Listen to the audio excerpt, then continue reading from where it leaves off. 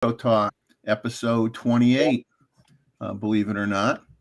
And I welcome those of you that have been patiently awaiting to come in and join the show.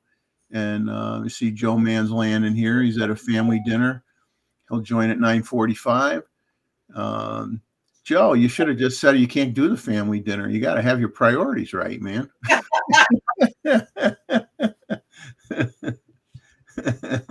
And Mookie MC wants to know what's for dinner. It better be something good, man. And Can I just give a small shout out? Uh, Diana, my wife, is down to the 10th finalist for the Smithsonian photo contest. Oh, wow. Wait a minute. Let's do it. Let's do it. Yeah. There we go. That's great. 30,000. Out of 30,000. 30,000? Yeah. Holy She moly. got a letter. I said, "Oh my God! I mean, you got up to, you're almost there at Mount Everest. So the finalists will be done on March." Oh, that's fantastic. That is like, well, that's beyond fantastic. You're in the top 10 out of that many people. It's like that's like what they call a pinch me moment. Wait a minute. Yeah. Wait a minute. Is this real? Is it really happening? That's crazy. She was jumping up and down and getting all excited. I said, this Smithsonian is a big deal. It's a huge deal. Well, you let her know from me. Congratulations. That is phenomenal. That's absolutely phenomenal. Yeah, David wants a link. So David needs a link. Yeah, David Stewart. Okay, link. It's going to take a second here because I'm slow, David. It's going to take a second, and we will. Wait a minute. We will send something to you. How would you find out if when she wins? When is there a certain time? They'll announce it. They'll tell her in March. March. Oh wow. So she had to get all the paperwork done. Had to send the raw file, had to get the model releases and all kinds of paperwork. And send it to Washington. So who knows? Maybe we'll make a trip out to DC. Well, you'll love it. Yeah, my old hometown. We'll say hi to a few people in the house here. Rakesh is in here, and Bob from Bob Our Photos is in here, and Ava, good to see you. Ava, you got to help me out, man. We want to have more female participants in the show, and I know I'm not anything great to look at, but I'm counting on you, man. You gotta try to get some women interested in participating and sharing their images, because like John's wife takes crazy phenomenal pictures, and there's a lot of great women photographers out there, and I'd love to have them share their work on our our photo of the month that we do. And speaking of that, I'm going to remind everybody now that next Saturday is our photo of the month.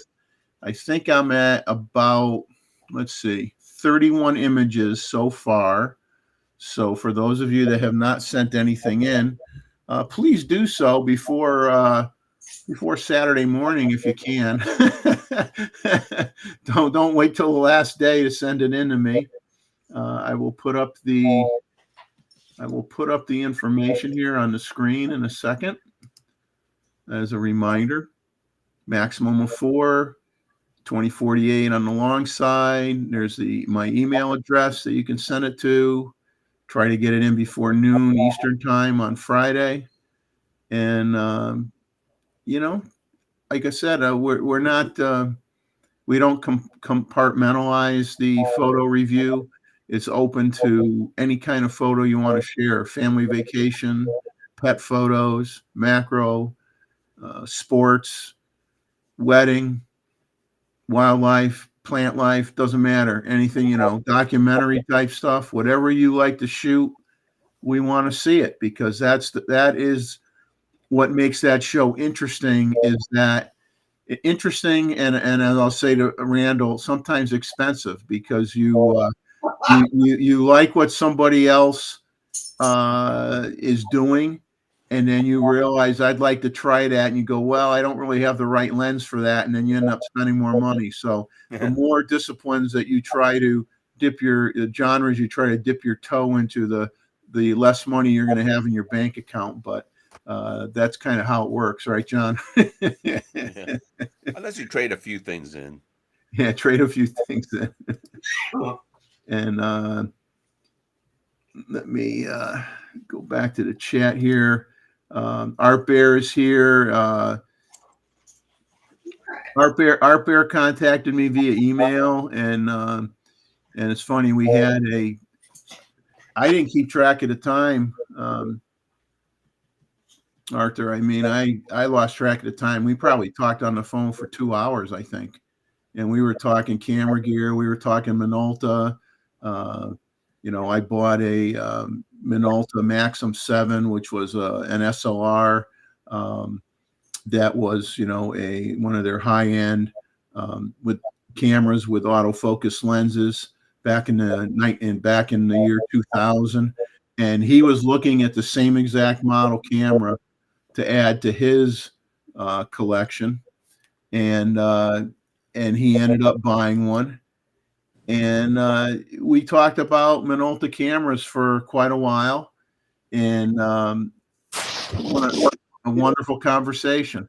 I'll say hi to Mr. Stewart quick before I continue on blabbing here. Hi, David. Hi. Good to see you. Yeah, Are you home, or are you on site somewhere? well, I'm in the hotel room at the moment. Okay. And good evening, everyone. And it's that the sky is clearing, which is positive.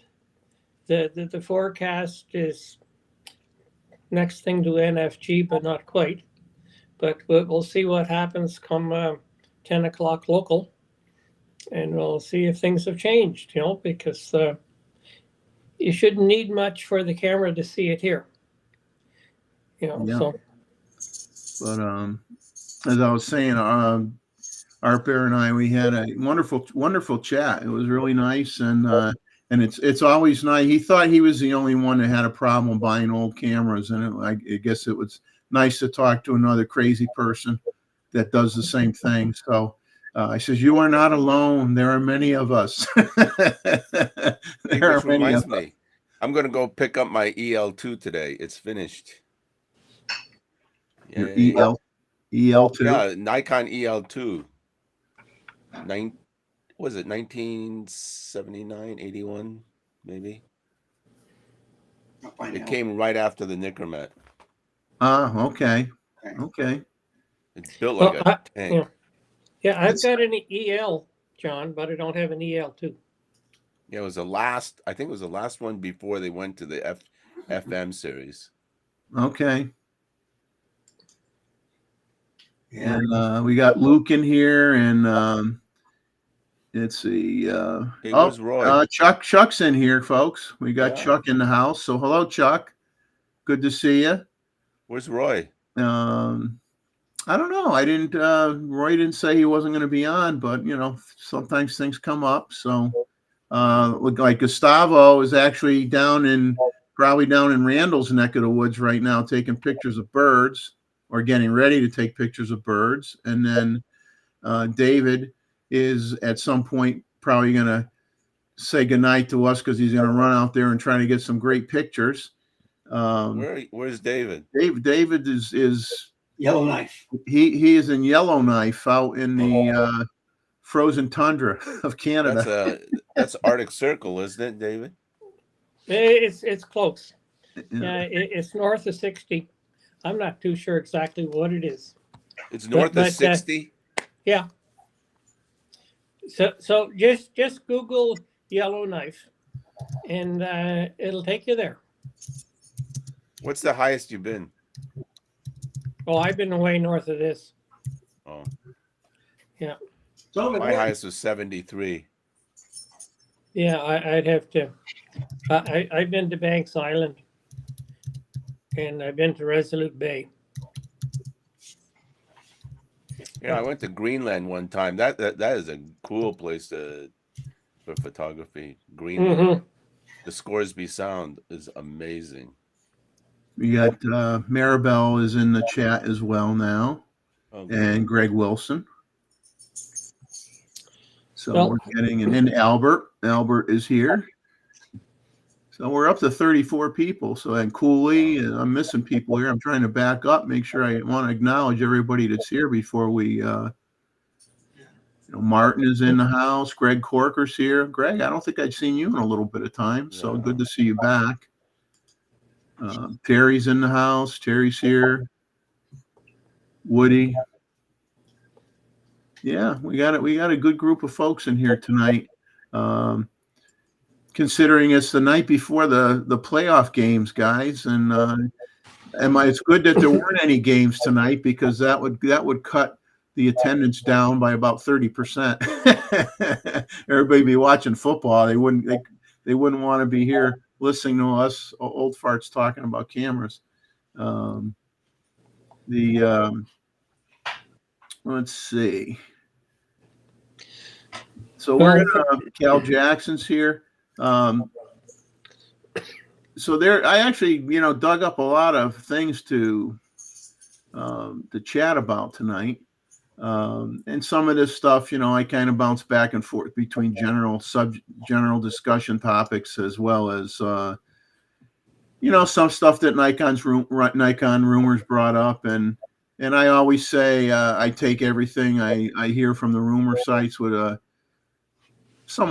grain of salt. And I know some people don't like that. They want everything to be gospel, and it's not, because you can watch some rumor sites, not necessarily his, but you can watch some rumor sites where there's a daily discussion about a certain topic, and every day the information is changing. So you have to realize that it is what it is. It's fun to talk about what might be coming out or what's due to come out. But at the same time, the reality is we don't know what any of it from any brand, what it's going to be, until the manufacturer decides to really share information with us. So it's just rumors is just a money making thing. Yes, yes, it is. I mean, that's all it is. I could start a Jeff Rumors channel and just make stuff up, and if people like what I'm talking about, they'll watch it. I'm not going to do that. So a few things on Nikon rumors. We'll go through some of that. They're stating that there's no stock on the Nikon 180 to 600. So some people are starting to look at gray market lenses. I don't recommend that personally. I remember, and I won't mention them by name, but I remember even when I was in my 20s or late teens, there were certain still existing camera companies or camera stores that would sell predominantly gray market goods. And now they're a lot trickier than they used to be, because let me tell you, they do everything they can to make it appear that they're not gray market. If you could find the 4-point font somewhere in their ad that says it's a gray market camera, good for you, because they really, really try to not disclose that. But for those of you who may not know, one quick way to validate whether it's gray market or not is, before you put your money down, the first thing you say is, does it have a USA warranty from the manufacturer? And as soon as they say, oh no, but we have a warranty that you can buy, then bingo, the light bulb the alarm bell should be going off, and you know that it's a gray market. And some say, well, it's the same thing. Well, it doesn't matter if it's the same thing or not, because the problem is, if you buy a gray market camera and then you want to get it serviced in the US, they're not going to service it. Nope. So if you have a problem, as they say, you're blanky blank out of luck. So yeah, you may save $100 or couple $100 on something, but it doesn't do you any good if it breaks. Then you got to send it back to somebody you don't even know if they know how to fix it. So be very, very careful with that. So, people are looking at the gray market versions of that zoom lens right now, and they're asking $250 more. And it's like, you should never be paying more for a gray market lens. I don't care how bad you want it. Just wait. Mikey came out with a 50 millimeter f1.8 full frame autofocus lens for a Z mount for a whopping $159.95. Some of those lenses are so cheap that it's definitely, hey, it's worth a shot. I mean, you try it out, and if it doesn't perform the way you want, I mean, you're gonna have some kind of warranty or money back guarantee on it. 30 days or what have you. Put it through its paces as soon as you get it. If it doesn't work out, send it back. There's no harm in doing that. A new MB-N14 battery pack got registered in Asia. It's assumed that that's for the upcoming Z6 III. And a new camera was registered in Asia on January 8th with a code N2214, which people are obviously assuming that's the code word for the Z6 III. Nikon rumors, this was interesting. They had a picture of it, the Lanzarote gathering that they've been talking about for the last month. Apparently, is a Nikon wedding photography summit. Someone sent a screenshot of the invitation shared by a reader that's on Nikon rumors and sent it to them, and they posted it. And so that was kind of interesting. And we'll let Wayne come in here. Wayne, good to see you. Morning. But what country are you in today? Malaysia. Okay. Cut that noise here. Yeah, John, that's right. John said you're going to go shooting tomorrow. Yes. That I hear you got some new toys that you're going to play with. Yes, I do. You want to share what those toys are? Well, a couple of Zeiss lenses. Where are they right now? I don't know. Well, one's on the camera. I thought I'd fix the Nikon thing, but it's not. So hang on. I got a Sony version and a Nikon version. So this is the Sony version. Wow. The Batis. Yeah. Okay. So this one is autofocus. Unplug this because it's not working. And I got the Otis 5514. Boy, that's a monster. Wow, that's pretty big.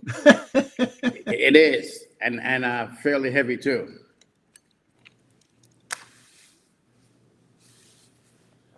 It looks brand new. It does. It's like 95% new. Yeah. Can't complain about that. Nope. You got a good price, right? Oh yeah, the price is good too.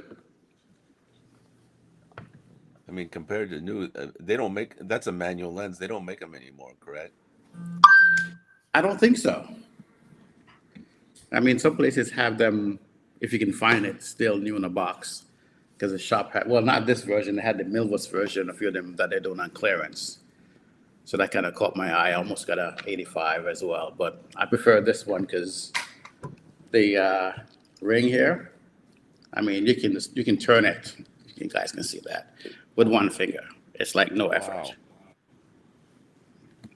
So it just makes it really easy to focus. So you just got to make sure that you don't sneeze when you're focusing. Exactly. But once you get this, take your finger off of it, because yeah. Sanja Paul is in here. So I'm throwing this up because Mookie, I didn't know how did you find out I was going to do whittling? I didn't tell anybody. I think I only told one person I was going to do that. I figured that would probably be more successful than my show. My channel is kind of like, I don't know. But Anyway, yeah, I might have to resort to, maybe I'll get into doing pottery. I can try to reenact, a certain movie scene. I can sell you a couple of whittling knives. Whittling knives. uh, the what else have we got here? Oh, for those of you who may have Capture One, their Pro version 16.3.4 is released to support the ZF, some other camera and lenses and bug fixes and AI mask and style improvements. And I'm not going to say who it was because I'm just not going there. Nikon Rumors had a listing of the voting on the worst camera of 2023.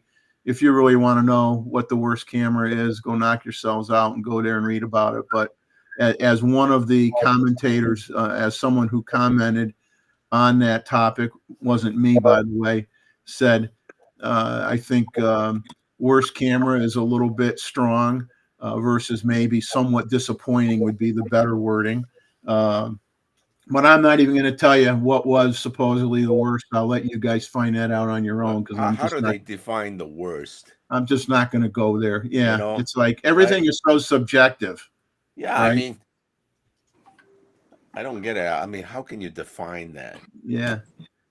I mean, the only way, to me, the only way something would fall into that category is if it has a horrible record in terms of failure rate, or it breaks all the time, or it doesn't do what they said it was going to do, or, and it would have to be something really, really, really horrific for me to think it would belong on a worst list. But David, you and John, there was a really cool article on Nikon Rumors regarding the Plena. As someone wrote an article for DP Review using a Plena as a lens for astrophotography, and the author said, quote unquote, it was one of the best, if not the best, lens used on a system or reflex camera for astrophotography. He claimed it was 99% perfect. But of course, David, you're not so much doing astrophotography because you're trying to capture the aurora borealis, and you got the land in your pictures. You're not trying to isolate a certain part of the Milky Way or what have you. But I mean, obviously that's what he's trying to do. But it's a really had some interesting shots that had people in them. It wasn't just the sky. Hey, you want to see some neat pictures, go there and check it out. It was pretty neat. I was surprised, but when you think about it, 135 for astrophotography, why not? People are looking at the stars with telescopes that have a lot more focal length range than that, and nobody has a problem using a telescope, right? So there's now the Monster Adapter LA-FE2, which will adapt your F-mount lenses, Nikon F-mount lenses, to go on Sony E-mount. The adapter is $329. Although I'm sure probably Albert probably made up his own adapter already to do that anyway. If I know Albert, he didn't wait for anybody to make one. He made one. And there's a whole new list. Probably, I'm guessing, maybe 3 weeks ago or so, Nikon Rumors, they put in some supposed leaked specs from a social media account in China about what the Z6 III was going to be like, and now they have a new updated leaked set of specifications from the Chinese source. Of course, I remember one thing that stood out from the initial leak spec was the comment that there was going to be 2 Speed 7 processors in it, and I know I commented like, "There's no way," and that's going to happen for a $2,500 if you're talking a $2,500 price point, camera. You're not going to have 2 Speed 7 processors in it. It's just not going to happen. And so now the latest rumor, China, is and some of it, obviously feasible. I don't know what they mean by an accelerated FX frame 24.5 megapixel BSI CMOS sensor. I don't know what an accelerated sensor means. They ran off the shelf quicker. I don't know. I don't know what that supposedly means. A singular Speed 7 processor inherited from the Z8 style body. That makes perfect sense. If everybody should expect that there's going to be an Speed 7 processor in any of the new Nikon releases that are going to come out. Easy to use, some generalization talk, easy to use multi-angle LCD screen, high brightness EVF, optimized body feel, 7-level IBIS, better than the ZF. It has optimized video stabilization, pixel shift, and high resolution photography. Dual data stream autofocus system. I don't really get that one. Updated focus algorithm and process are stronger than the ZF and the Z8. Like I said, it's all rumors. FX frame from electronic shutter, continuous shooting up to 40 frames per second. That's not a shocker. If you're talking a 24.5 megapixel sensor, then you should be able to do 40 frames a second with a smaller megapixel chip. DX frame, electronic shutter, continuous shooting 120 frames per second. Supposedly shoot 6K 60p, 4K 120, 12-bit NRAW, and record 4K H.265 10-bit MOV video, oversampled from 6K to 4K in full frame or 120p DX frame. 4K ProRes 422, HQ 10-bit MOV video up to 4K 60. And Wayne, maybe you can clarify or explain this. I tried to look it up to see what it meant, and I didn't read anything that I thought explained it well enough to me where I said, okay, I know what you're talking about. They're talking about these fine shutter angle options, and I know that's something that's in some cinema cameras. Can you have a good explanation of what a fine shutter angle option would be, what that means? Well, normally when we're shooting on our regular cameras, we're doing like 120 photos per second, 25 to 30, and so on. Yeah. And the cinema cameras or video cameras, usually they're doing like 60, 180, 360. It's like you like a doubling the shutter speed. You're doubling the shutter speed against your frames per second. Yeah, so they usually talk in shutter angles as opposed to shutter speed. Does it mean the same thing or is it different? Pretty much. But cinema people or video people usually, because they think in camera angles, shutter angles as opposed to shutter speed. So the terminology is different, but it's basically the same thing. But then you go to school for photography and you go to school for video, the terminology are different. It's like Mac and PC. But okay, so I'll be stupid and say, why should it be different? Because, I think Nikon is trying to go more towards the video people. And a lot of people who on the video side, they understand it in that respect more than they do for shutter, because shutter is usually for photo side. So video people are, if you want to school for that, you're not taught about shutter. You're taught about shutter angles as opposed to shutter speeds. Now I was thinking maybe if now correct me if I'm full of, what? Typically your shutter speed is double your frame rate. So if you're shooting 4K 60, you're going to shoot at 120, frames. You're going to shoot at 1/125th of a second. If you're shooting 4K 120, you're going to shoot at 1/250th of a second. So do you think any of this stuff that they're kind of talking about would have anything to do with if you switch your frame rate, it would automatically bump up your shutter speed or lower your shutter speed to follow along with that change? If you're in program mode, the camera's going to take care of all of that for you. Because if you are shooting like ZA, for example, I could be set for 24 frames per second. And I'm set that usually I want at 48. but it's really bright outside. If you put it in program mode, it's going to bump it up. You could be at 1,000th of a second because the camera is basically managing everything for you. So usually, if you're working and you want to keep that 148, you're putting on a filter to darken the image so you can, keep an that. ND filter. Yeah. Right. Yeah. And then if you're in a darker situation, the camera will jump down to all the way to 1/24th of a second. Well, 1/25th of a second on Nikon, 1/24 on the Sony, to keep that what it is. So you'll still get a good image, even though it's recommended that you have double it. It will still do because the camera is doing its magic on the inside of doing it. But for most people, they're filming video, they want to have that static setting on it.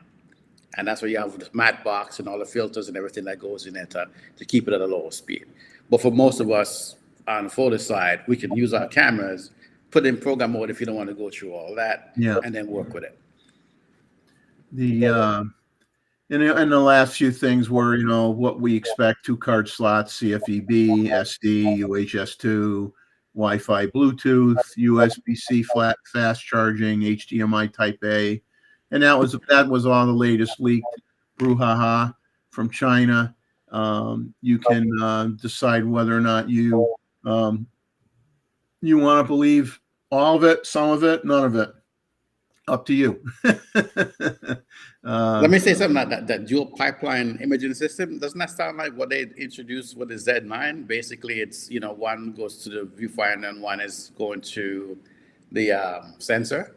Yeah, but the way they word it, dual data stream autofocus system, there's not a dual data stream autofocus system. Sometimes these translations don't come out that well. I think that got misconstrued. Yeah. Well, of course, we don't know for sure if it's an actual fact, but it's just maybe somebody using the Z9 system talk about it. They also said it would be coming out in September of this year. September. Wow. Well, I guess they're talking. I don't know. I would think that would be. I don't think that would be too smart. I think if they want to keep their momentum going, I think they want to have that be able to have that come out at the beginning of their fiscal year, which is going to be April 1st. So I would think that they're going to announce it at the next show. That's what I would think that's my opinion of what they should do. What they do is could be totally different, but you would think they would announce it at the next show and then start releasing little teaser trailers, little, that kind of stuff that they like to do on that they did with the Z9, and, leak it out a little here and there, and then, come out with something, in April, May timeframe. Because everybody assumes, correct or incorrectly, that, you're going to get at least two.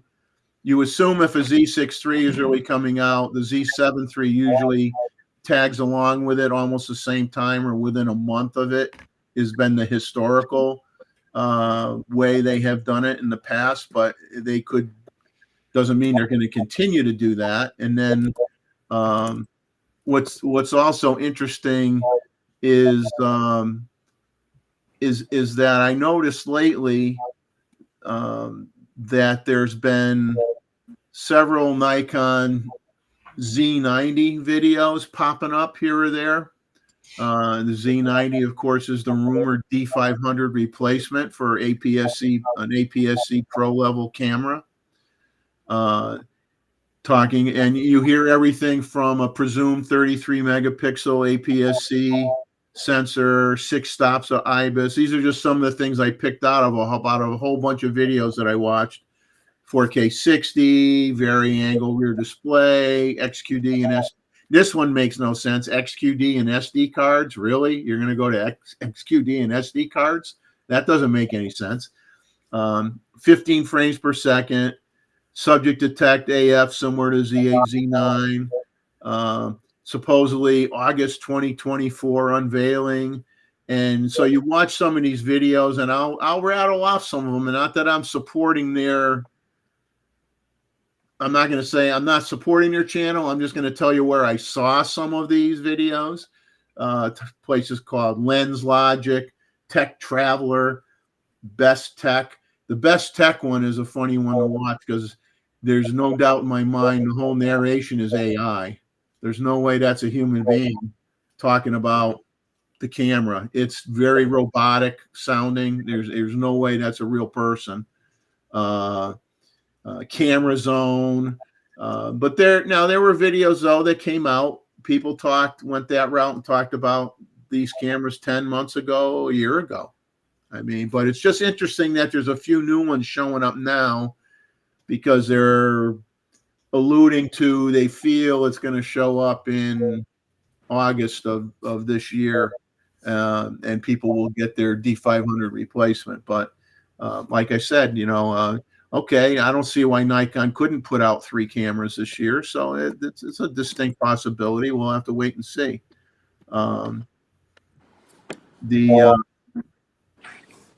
I'll throw a question out to everybody in the chat so you could type this in and we can see what you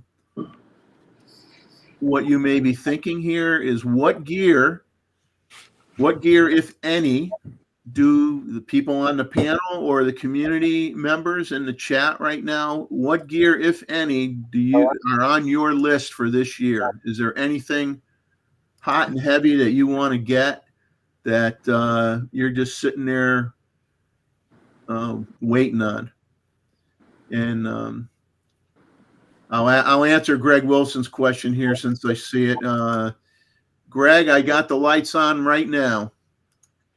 If I turn on the lights that I talked about last week, I'll turn them off here.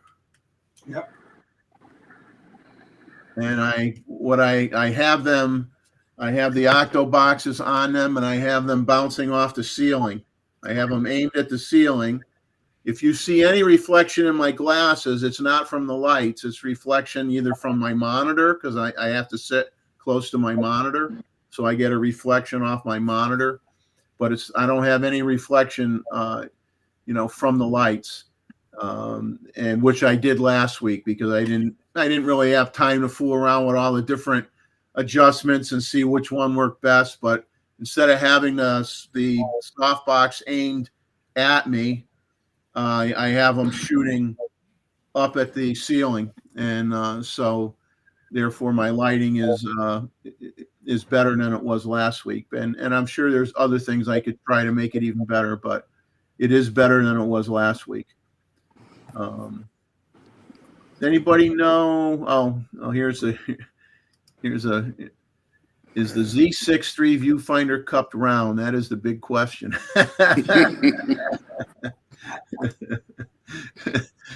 I don't know. Maybe that's something we should we should place bets on, right? Like a horse race. Put your money down now. Is it going to be round? Is it going to be, I think it'll be square. Going to be square. I think it'll be square. Rod is usually for the more expensive cameras. Hey, can I make just a short announcement and my little 2 bits worth on this new Hasselblad 907-100C? Absolutely. That was on my list to talk about anyway. Oh, okay. But I'll let you go right ahead, John, because you own Hasselblad. I don't. So you go right ahead. Because I got the 907X50C, right? And I noticed that the internet, the usual gang from the peanut gallery just going nuts. Oh, gotta get this, gotta have it, right? Ding dong, ding dong. And then the price is $8,200, and you go, right? And I go, I have the 50, and it's like, my God, this camera is not easy to use. I'm telling you. You want to talk about troublesome? It's with the capital T, right? The shutter, the everything, it's just not easy.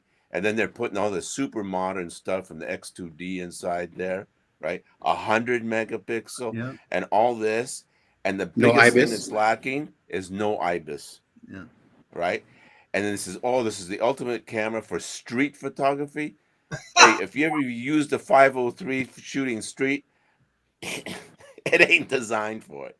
And at 100 megapixel without IBIS, 50 was difficult. I can't imagine 100. Maybe megapixel. they were confused between shooting street photography and shooting Meryl Streep. Yeah, exactly. Maybe they got it confused. I mean, this camera has got to be on a pod. There has to be, right, to get a clean shot. But I can't imagine, even when I have my 907 walking around, it is a pain. It is not easy. It focuses slow, and if you put it on manual, the button and the dial are on the same stem. So you gotta your forefinger and your thumb has got to have this dexterity, of a magician. Otherwise, you lose the shot. So it's got to be on a tripod to do it. What But was for interesting? $8,200, Yeah. the caveat is the biggest downfall is the no IBIS, no what do you call it? Vibration reduction system, which the X2D has, and they're the same price. Well, that is you just nailed you just swung the hammer on the nail. Matt Granger did a 16-minute video like as soon as this camera combination came out. What did he say? And well, he was on, it seems like Matt's doing a lot more photography tour type stuff, taking people to Iceland, going to different locations. Right, So he took that 907X on a trip, and he got stunning images. He got really, really stunning images, but he owns the X2D. He has the Hasselblad X2D, which is the 100 megapixel camera. And so at the end of after I watched this video, and I recommend you watch it, and whether you even if you have no idea or no desire to buy a Hasselblad anything, watch his video, because it was kind of like almost watching a special on National Geographic. I thought it was very good. I mean, what images he captured, where he was, it was really, really worth watching. But anyway, I emailed him and I said, what I'm getting out of this is you wouldn't buy this unless you were going to put it on an old Hasselblad body and you had a lot of old Hasselblad lenses, because otherwise you would just go buy an X2D. And he agreed with me. He says, yes, you're absolutely right. If you don't have something old and you want to put that sensor on the digital sensor on the back of it, you're better off getting an X2D. And that's just what John's saying. So let me just explain to you. I'm going to drag you over to the big side here, John. Okay. Give me a second. Just to give you an insight. Let me drag you over. There you go. Okay. You see this? This is the shutter dial or the aperture, and this is the shutter release button. Okay. This is the actual body, by the way. Yeah, that's your camera. Yeah. That's like what, about maybe 1 inch thick, if that, half, three quarters? If that. So the problem is this. So when you change, when you're on manual, you have to use this finger here, or actually your middle finger and your forefinger together to adjust the shutter speed, right? And you go, what the, what the heck? What's going on here? And then this is the 50 megapixel. That's what you're paying the money for right there. Yeah, this is 50. So so imagine 100, right? On a body that you can hardly hold. And by the way, putting this thing back on, and then you got the whole thing here. So then you hold this and you're trying to screw this and hit that button at the same time. And then you're holding it like this. And then you're trying to look through the viewfinder this way. They should have just put a raised dial that stuck out, like you'd have like your front dial on a digital SLR. Well, so what they did is they decided to put a handle, a grip. Yeah. All right. Hey, which is fine and dandy. oh, you got to have the grip. Then you're right back where you started from. Then you just got yourself a normal camera. But that grip is almost $2,000. Yeah. Oh, Lord. Yeah. Right? And that is attached to the bottom here on these four little contacts. Small rig You to see lift. that? I'll You tell see? you. All right. Okay, So you're really just trying to scare us, John. You're Hey, doing a man, good job. You're doing a good job. so then, because I got two of these things, right? So this is the lens, and it weighs. This is a 45, so it's equivalent to about 35. So it weighs like 1.5 pounds, right? So then you're trying to hold this stupid thing, and then you got to have Arca Swiss style plate, right? Because they don't make an L plate for this thing. I don't think you go to Really Right Stuff, and at least I never seen one. No. So you put this doohickey on here, and then you try to hold it, and now the whole ergonomics is upside down.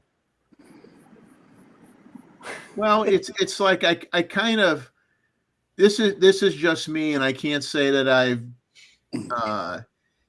held a cinema camera, but obviously some of them are shaped rectangular, boxy, or rectangular shaped, and I'm like, do those really feel comfortable in your hands? You No, know, they I'm don't. always thinking that And because that doesn't look very comfortable.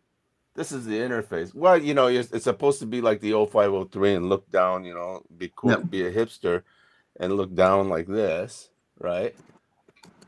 But, it depends on how bad you want to look like a hipster. So you're going to be into this almost $9,000 with the grip. Well, for the money I would spend on that, John, I could get a hip replacement.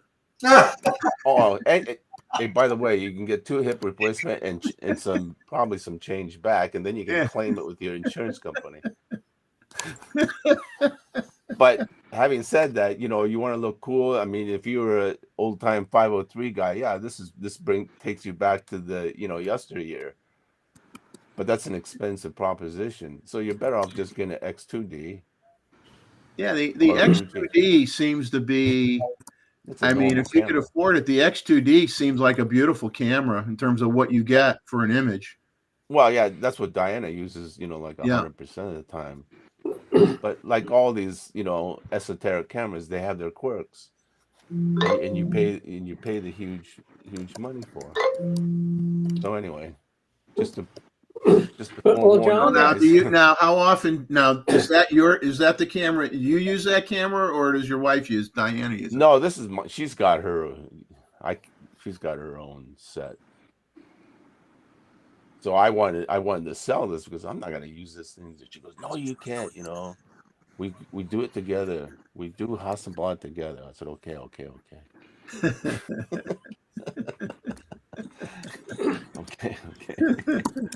But the lenses are, they're expensive because they're what leaf shutter. Is that right? I just want to say, Jeff and Leslie, Jeff's not doing well. He's sick. He's not going to hang around long. He may have already taken off. So if you're still in, Jeff, thanks for even stopping in, and I hope you feel better. It's no fun to be trapped in the house. I'll tell you that. You want to be out. You want to be out shooting. I know that. So anyway, just to give you a heads up. Yeah, so the form factor, it's really exactly the same look, right? It's just a bigger sensor. Well, it's identical. It's identical, right? The software and the sensor is different. And they maybe, you have to put a more powerful processor in there if you're going to do phase detect and all the other whatnot. But does it take beautiful pictures? Yeah, of course. For that kind of money, it better. Anyway, like you said, don't you have the X2D, John? Anyway, or does the wife have that? The wife has it. Okay. I'm not buying an X2D. Guy, that thing's it's like $9,000. Yeah. I mean, I trade all this stuff in. I still got to top up $5,000. I'm not doing that. Plus the lens. I got that Plana, which kills it all. Yeah. For $2,500, come on. And I can attach that to any Nikon body, Z body, right? Right, Randall? That's right. And get killer shots. Well, John, if all Let's you throw want to this do up. is Let look you guys cool, answer this question. okay. From Terry, what's your preferred picture control? Neutral. Well, NL. surpassed the neutral. So NL. I I've tried been shooting black and white. a sepia. I tried them all. The Vivid and what was it? What was the other one? Oh, the Pop. I tried that too. If you like the reds and blues to come out, you try those. But I mean, I think I have mine on Vivid, but it's irrelevant because I shoot RAW all the time anyway, and I change it up in post. Yeah, So yeah, that it's all that's exactly. doing is changing how I see it when I look at it on the back of the camera. It's not. It's that's about it. So I do everything in RAW. I don't do much. I don't have anything against JPEG, and I'm just in that habit of I think I shoot RAW mostly because lots of times I'm dealing with difficult lighting situations when I go out and shoot and stuff like that, and I have to I want to be able to change certain things. You can change better in RAW than you can in JPEG. Has some limitations as to how much you could change the image in post anyway. So I'd rather have more control. Yeah. That's just me. Absolutely. I just been using auto on mine. I was talking to Terry in the chat.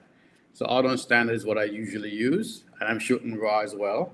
And I'm utilizing an X Studio for my edits. So I stopped like Russell and John because usually when I import them, the colors just don't look right. With that X Studio, the colors look the way it's supposed to look. And if I need to do any slight editing, I can do that. So I usually try to tweak things to get it right out of camera, so I don't have to do too much. And lately, I've been trying like neutral and portrait. This is what it looks like, and because the Zeiss lens are very contrasty, I still like the look of it, but just still trying to work something that I like the look of. Here's Z63 better have Bigfoot focusing. Yeah, I mean, no one ever seems to get a sharp image of Bigfoot. I don't care how many pictures are out there, right? They're all blurry. That's the standard. Excuse. I just saw a video saying that it was the Neanderthal. They were living with us, Homo sapiens, and they were supposed to go extinct, but not all of them died out, and they're in the Northwest. That was the other rumor. Let's see. I'm going to throw up a comment from Chuck here.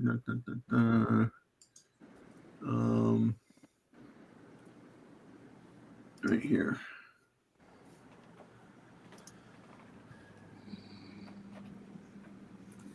So Chuck and I did talk this week a little bit, and he's throwing out this comment here. I know that he's working his darndest to get to where he's going to get back in the swing of things on his show, and I think he's going to attack Wednesday at noon. Always had two shows a week. You had the Wednesday at noon for people that lived, in England and Europe and other parts of the world, where the Saturday night show at 9:00. All those folks are asleep. They're not. They may show up if we're on at 1:30 in the morning, and they get up early in the morning. A few may creep in and say hello, but it's not atypical. And so that part of the community has been lost. I hate to say forgotten. You have not been forgotten, but it just was not feasible for me to try to do 2 live streams a week like Chuck did. I just and not maintain my existing channel and do content and get out and shoot like I like to do. So I just tried to keep it going on Saturday nights, but Chuck, I think is when he feels ready, he's gonna like he says, chomp down on Wednesday show and get going on that. So hopefully that will be sometime soon. And when that time comes, we'll be talking with Chuck, and we'll announce it on a Saturday night live stream and let everybody know when that's going to happen, so everybody here can do their best to try to be there in support for those of us who are retired and not working. Hopefully we can support Chuck in his efforts. And I told him whatever he plans on doing, that I will support him. And I know David will as well. We'll support him. All of us will. We'll support him as best we can. And can't wait for him to get back into the swing of things. So Chuck, keep on working, man. Keep on doing what you're doing. And we will talk about when you're ready to get up and running, and we will broadcast that all over the airwaves here and make sure that you have a good group of people that are going to be there when you come back on. Let's see.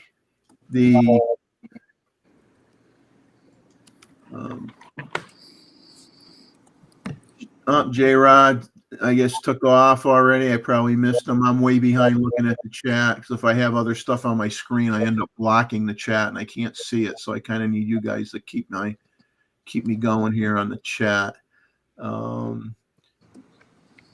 Let's see here.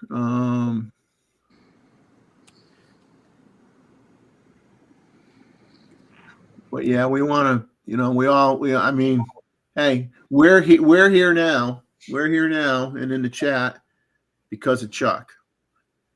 Nobody, my first exposure to YouTube, as strange as it may be, was on Vahagan's channel. Chuck had been co-hosting on Vahagan's channel, and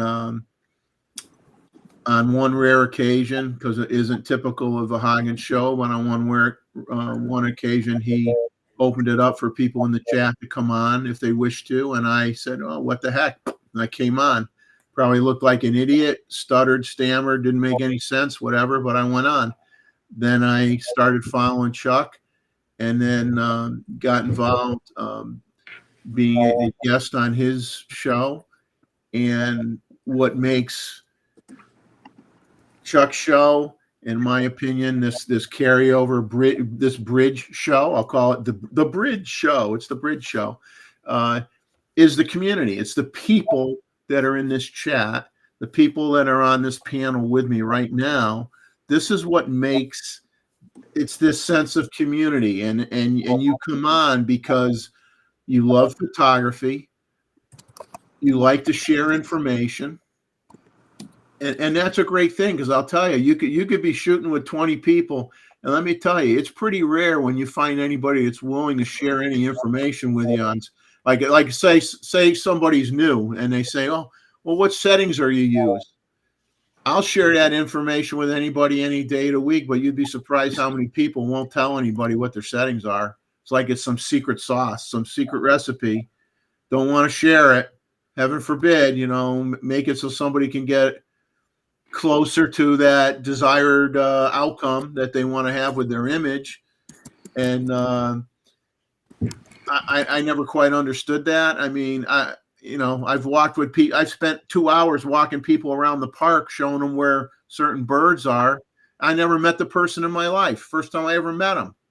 That's who I am. That's what I do, because I saw like an 8-year-old kid with a camera one day. I almost ran up and hugged the kid. I'm like, this is so great. There's an 8-year-old kid with a camera. Oh my God, this is so unusual. We see old people like me with cameras. I never see an 8-year-old kid with a 35 millimeter camera. I was like freaking out. I'm like, hey buddy, what are you shooting? And we're talking, and oh, I had a great time. It's like you got to promote. If you love photography, you want to promote it to everybody, and just get people excited about it. And that's what's great about this community. That's what makes me continue to do this week after week after week. It's everybody that's in the chat. It's everybody that's kind enough to share their time and help out on the panel, because collectively, that's what makes the show special. And it culminates with the photo review that we'll have next month. Next week will be the photo review. And that's the culmination of everybody's love of what they do. And that's what I love. And that's my favorite show, because the images you see are reflective of that person's personality, how they are behind their camera, what they like to take, what gets to them right here, what's important to them. And they get to share that with everybody. And no criticism unless you ask for it. No criticism. It's all about sharing and having a good time. And for me, that's my favorite show of the month. I don't know about everybody else, but I'd like to think that we could agree on that.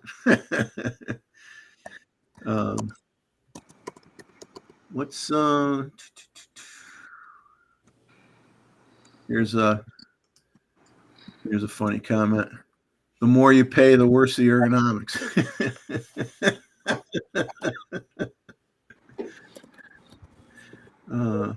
Yeah, it's like John said. Oh, they sell the grip, and they showed that grip, with the new Hasselblad, and when you see it, you go, yeah, I probably wouldn't buy it without that grip. But it's nice though. It's nice that you buy the grip, not because you have to, but because you want to, But then you have some cameras that you look at them, and it's like, I would never use that without the grip. I have to buy that with the grip. So you have to be willing to shell out. And then John says $2,000. Oh my God, that's a root canal times 2, right? Literally. Those who like it will buy it. Yeah. Greg, what a Hasselblad.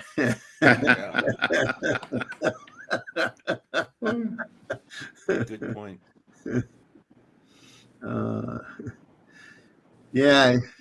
Yeah, Roy, if you're out there, pop in the chat, man. Is he here? He's in the chat. Is he in the chat? There he is. Okay, I see him. Good day, Chuck at AP Studios.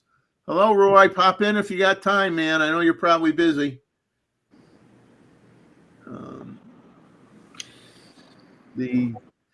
Now, I think truck is do you taking guys off. think, honestly, do you honestly think that, let's say, we'll throw out a hypothetical. Do you think that Nikon will come out with a medium format camera within the next 5 years?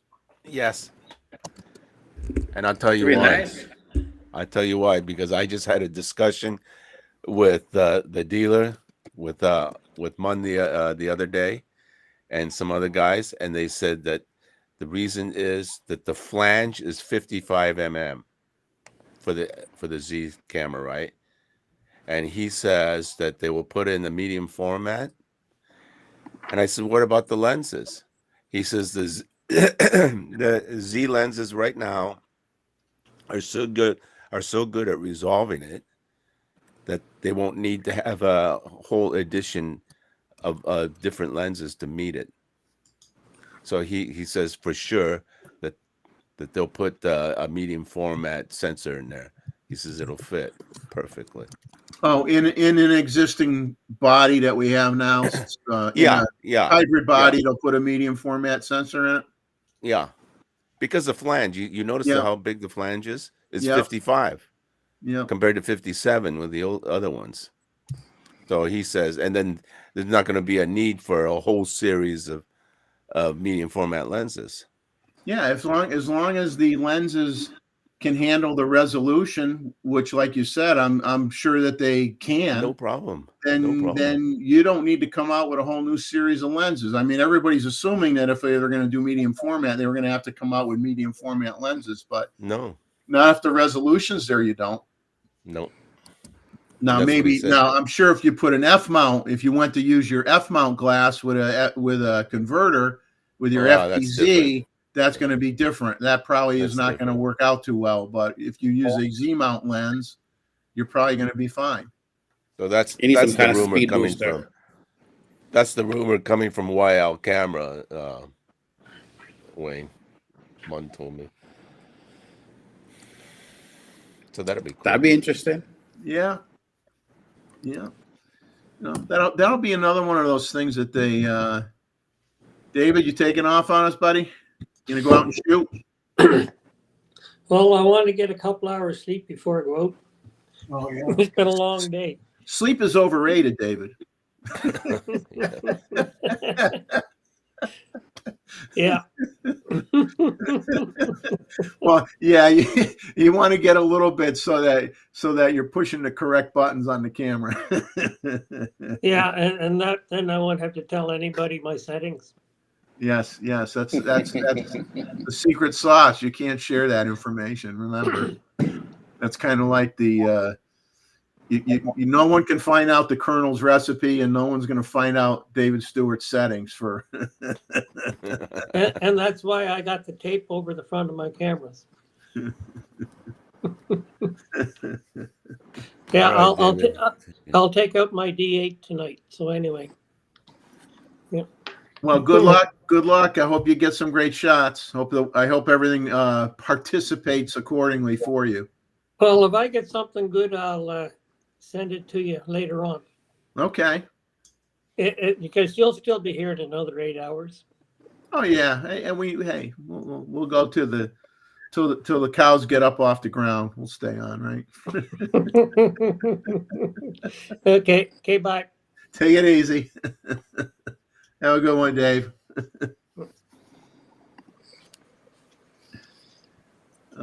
So, John, do you want to comment on this statement? I don't know if you did or not. Let me throw this up. What's it say?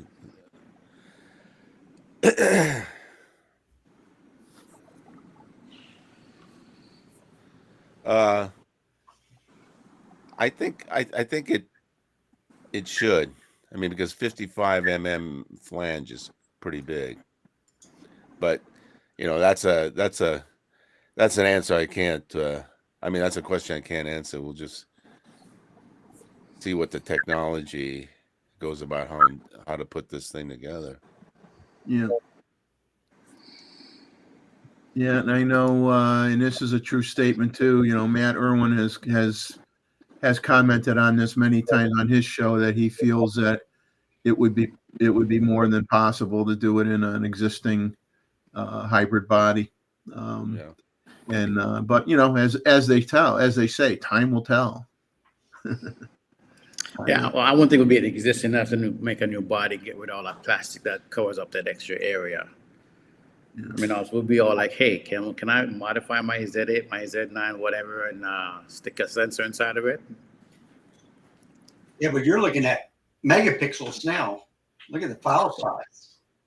Well, yeah. Yeah. And it'd probably be picture only. Well, that's the scary thing is like even like the Leica that's out now, that's 60 megapixel sensor, roughly around 60 megapixel sensor.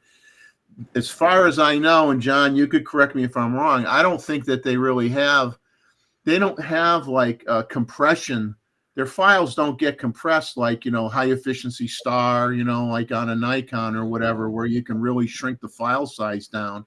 As far as I know, if you're using that Leica 60 megapixel sensor, you got like gigantic files. There's nothing you can do to make them smaller. Well, is that true? Yeah, well, yeah, because Diana's M11 uses that 60 megapixel.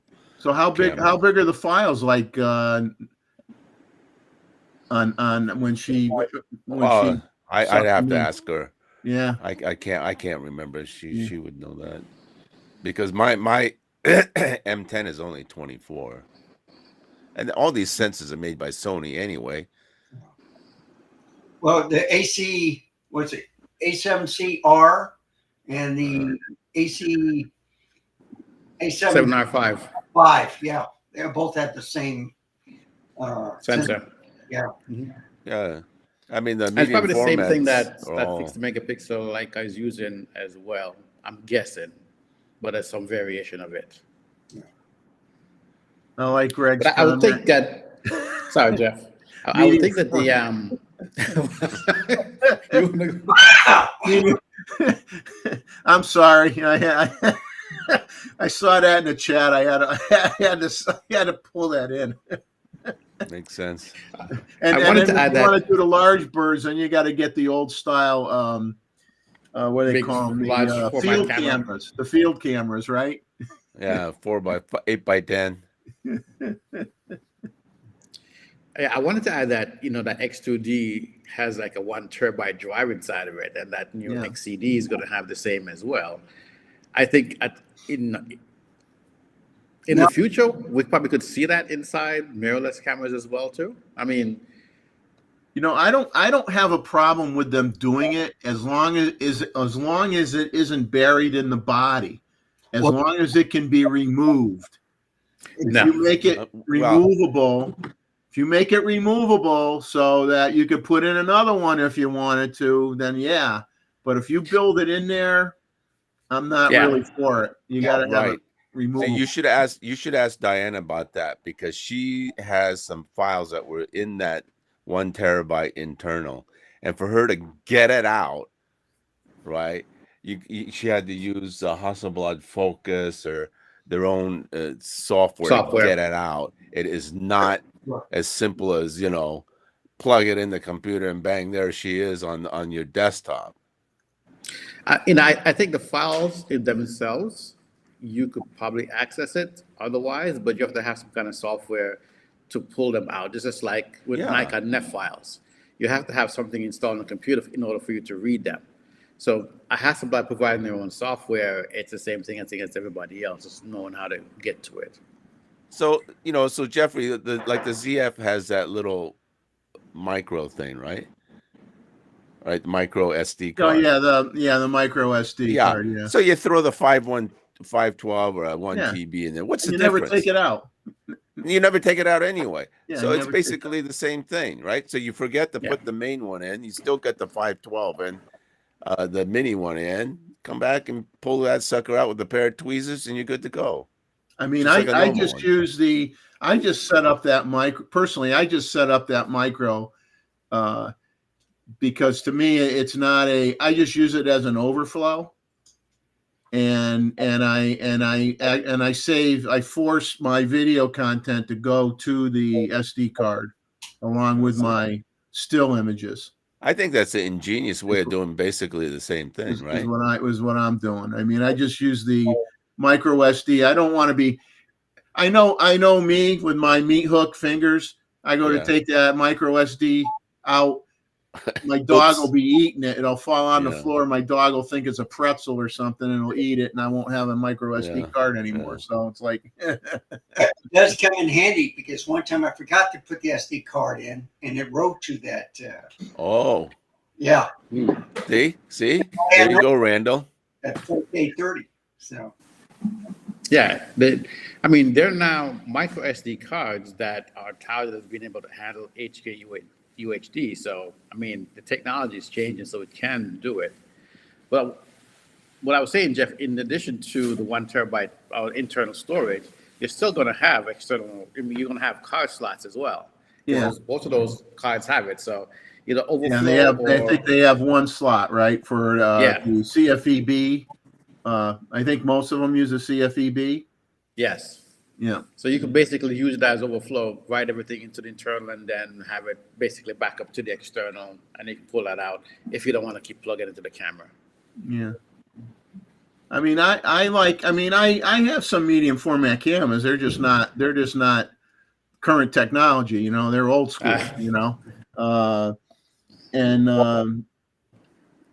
it's yeah, I used to do a lot of landscape stuff. I mean, not so much down where I am now, because what am I going to take a landscape of? All the hotels on Ocean Boulevard, it's not nothing I really want to use a medium format for. But it's just, if I was in an area where I live closer to the mountains, I mean, I could go to North Carolina and be in the mountains. I'd love to have a medium format for those kind of shots. Oh, I'm going to share something since we're talking about micro SD here a little bit. My neighbor was a professional photographer. He was a commercial photographer, and he did a lot. He lived in Pennsylvania during a good part of his career, and he had another guy, him and I believe one other, they formed a business. And some of the things that he did in his career was, I don't know, those of you that remember the Pontiac Fiero sports car from way back when. Don't remind me. So he did the photo shoot. His company, him and his friend, their company, they did the photo shoot for the Pontiac Fiero, and everything was done with slides. And they had a computer program, and they had 10 slide projectors, and they were all being controlled by a program that was written on the computer that would show images of the Fiero campaign, okay, when it was first announced, to like Motor Trend and Car and Driver and stuff. They had all the media there. They had the stage, and they rolled the car out, and they did all that normal stuff. Well, him and his friend were the ones that were responsible for putting together the video and the stills and everything to introduce the car. So he was involved with that, and he did a lot of advertising campaigns for the steel industry because he lived in Pennsylvania. So a lot of those steel companies were divested into a lot of other businesses that, let's just say, you would never think would have anything to do with a steel company. They might have. I'll just make some. He did a photo shoot where they set up a deli counter, and they brought in all the refrigeration and all the stuff that you would see if you went into your local deli. And they got a guy that looked like someone that you'd see behind the deli counter, and they had all the meats and all the cheeses in there and everything. And they were shooting that for an advertising campaign. And I think it was for like packaging products or something that the steel company had invested in. So it was still work for the steel company, but the product had nothing to do with steel. And he did an advertising campaign for that. But anyway, he sent me an email just yesterday, and I guess he occasionally watches the show. And he commented to say that he sees that I'm branching out into the lighting arena. So then he sent me a link, which I'm going to share to you guys on the screen. Give me a second. Of a product that he thought might interest people. So I'm going to share that with you. You have to give me a minute to get it on the screen here. And it's kind of an interesting device. I'm going to see if I wrote any notes about it. It's kind of self-explanatory, so I'm not sure if I really wrote anything down or not. I can wing it. It's not really complicated. I'll just throw it up on the screen here. So he wanted me to share this with you because it's a 4-in-1 card reader, and it's really small, and it's not expensive, and it could do SD cards. And you're probably saying, what's a TF card? Well, a TF card is basically, it's a micro SD card. It's the same thing. A TF card is what they used to call the cards that went into your phones, your camera phones. So basically you could read an SD card, or you could read a TF card or a micro SD card, and it'll connect. You have all these different connectors on this device, so you can hook it up to an Apple computer with the Lightning connector, You got USB Type C. You got the old style USB, micro USB. And so he commented that, this would be a great gadget for people that want to have a quick way to download files either onto their phone, which they can then attach to an email and send out to people or whatever.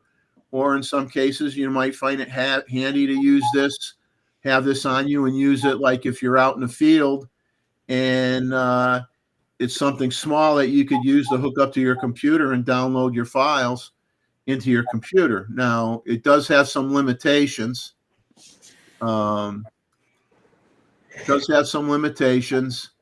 Regarding the file types.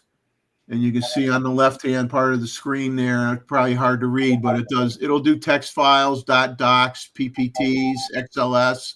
So it'll do spreadsheets, it'll do PDF files. It'll do JPEGs and PNGs and GIFs and BMPs and TIFFs.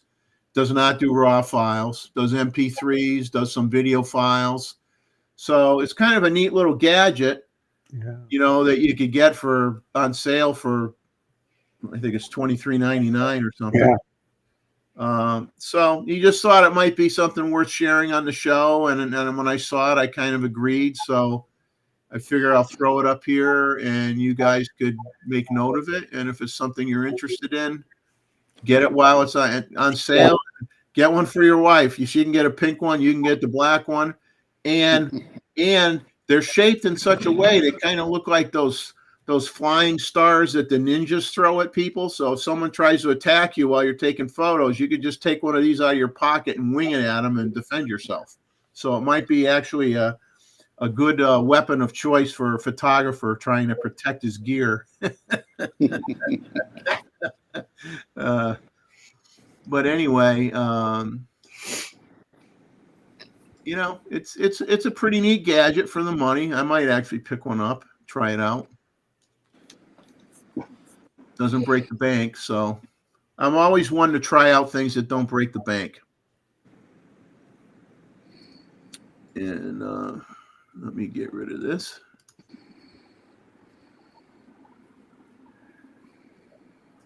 No, it does not read CF Express Type B, just SD cards. So,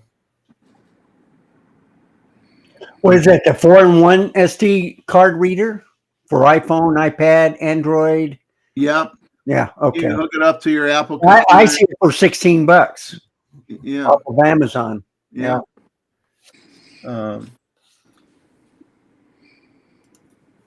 So I can. I'll share something else with you that I bought personally, and it came up in the discussion. Let me get rid of clear up my desktop here a little bit.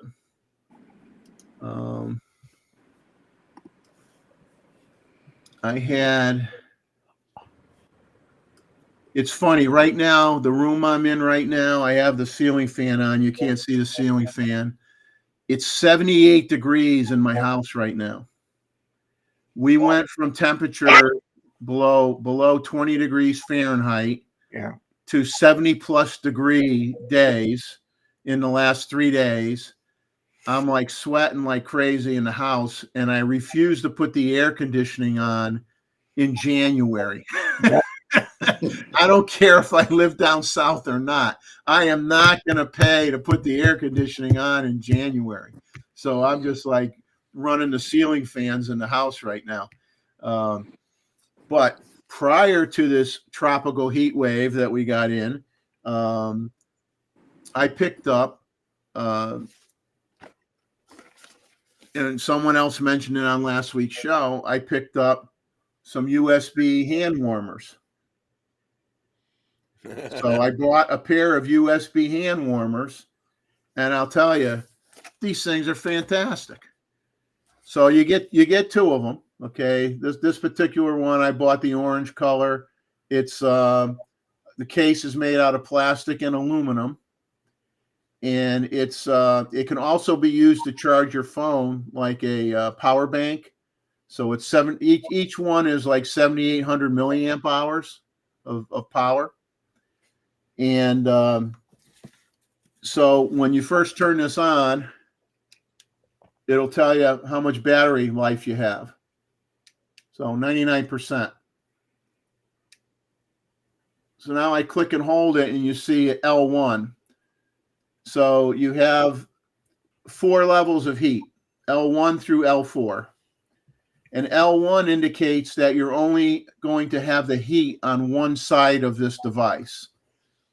So the L1, the low, which is single-sided, is 100.4 degrees F to 107 degrees F. If I push the button on the other side, I can go to L2, L3, L4. L4 is 123.8 degrees to 131 degrees F.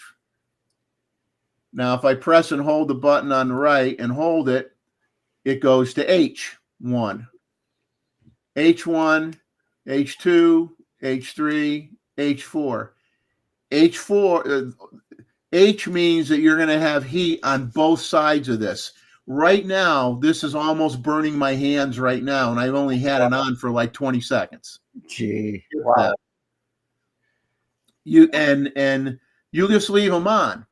So if you have it so both sides are hot and you're at 123 to 131 F, and you put this in your coat pocket, you have one in each coat pocket, your hands are not going to you're not going to freeze. I'm telling you right now, you're not going to freeze. And believe it or not, if you have both sides on at the same time, it'll last you 8 hours. Oh, wow. So most of us are not out shooting in the real cold weather for 8 hours. Now, if you went down one level to H3, which is 116 to 122, you'd get 10 hours out of it. H2 would be 12 hours, and H1 would be 14 hours. And it recharges in 4.5 hours. And like I said, you could charge your phone with it. So we're supposed to get colder again sometime next week. So I'll be able to try them out real time. But I'll tell you right now at H4, if I grab this thing, Hot. it's stinking hot. Yes. Did you get 2 of them or just one? No, you get 2. Okay. You get 2, and then they has a little lanyard on it. Yeah. And if you click the left button twice quick, you have a flashlight Oh, wow. Okay. as well. Yeah. And so it's a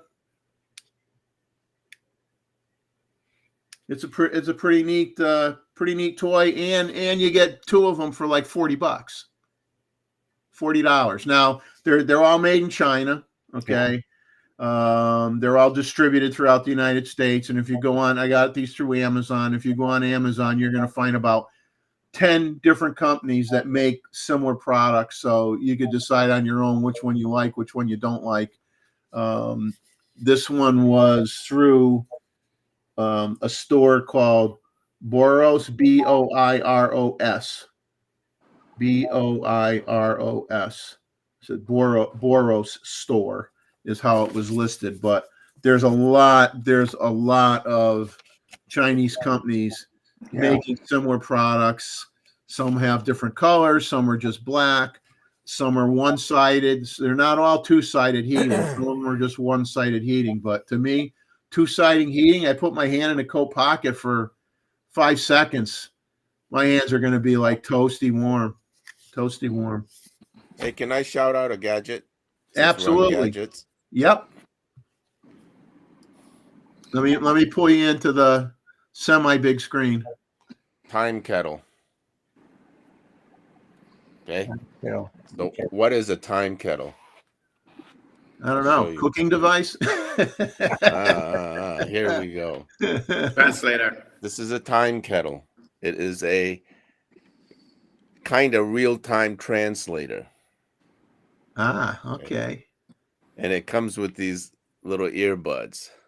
Just, like a, what do you call? iPod. Like for your phones, yeah. Yeah. What do you call those things? And then you stick them in your ear.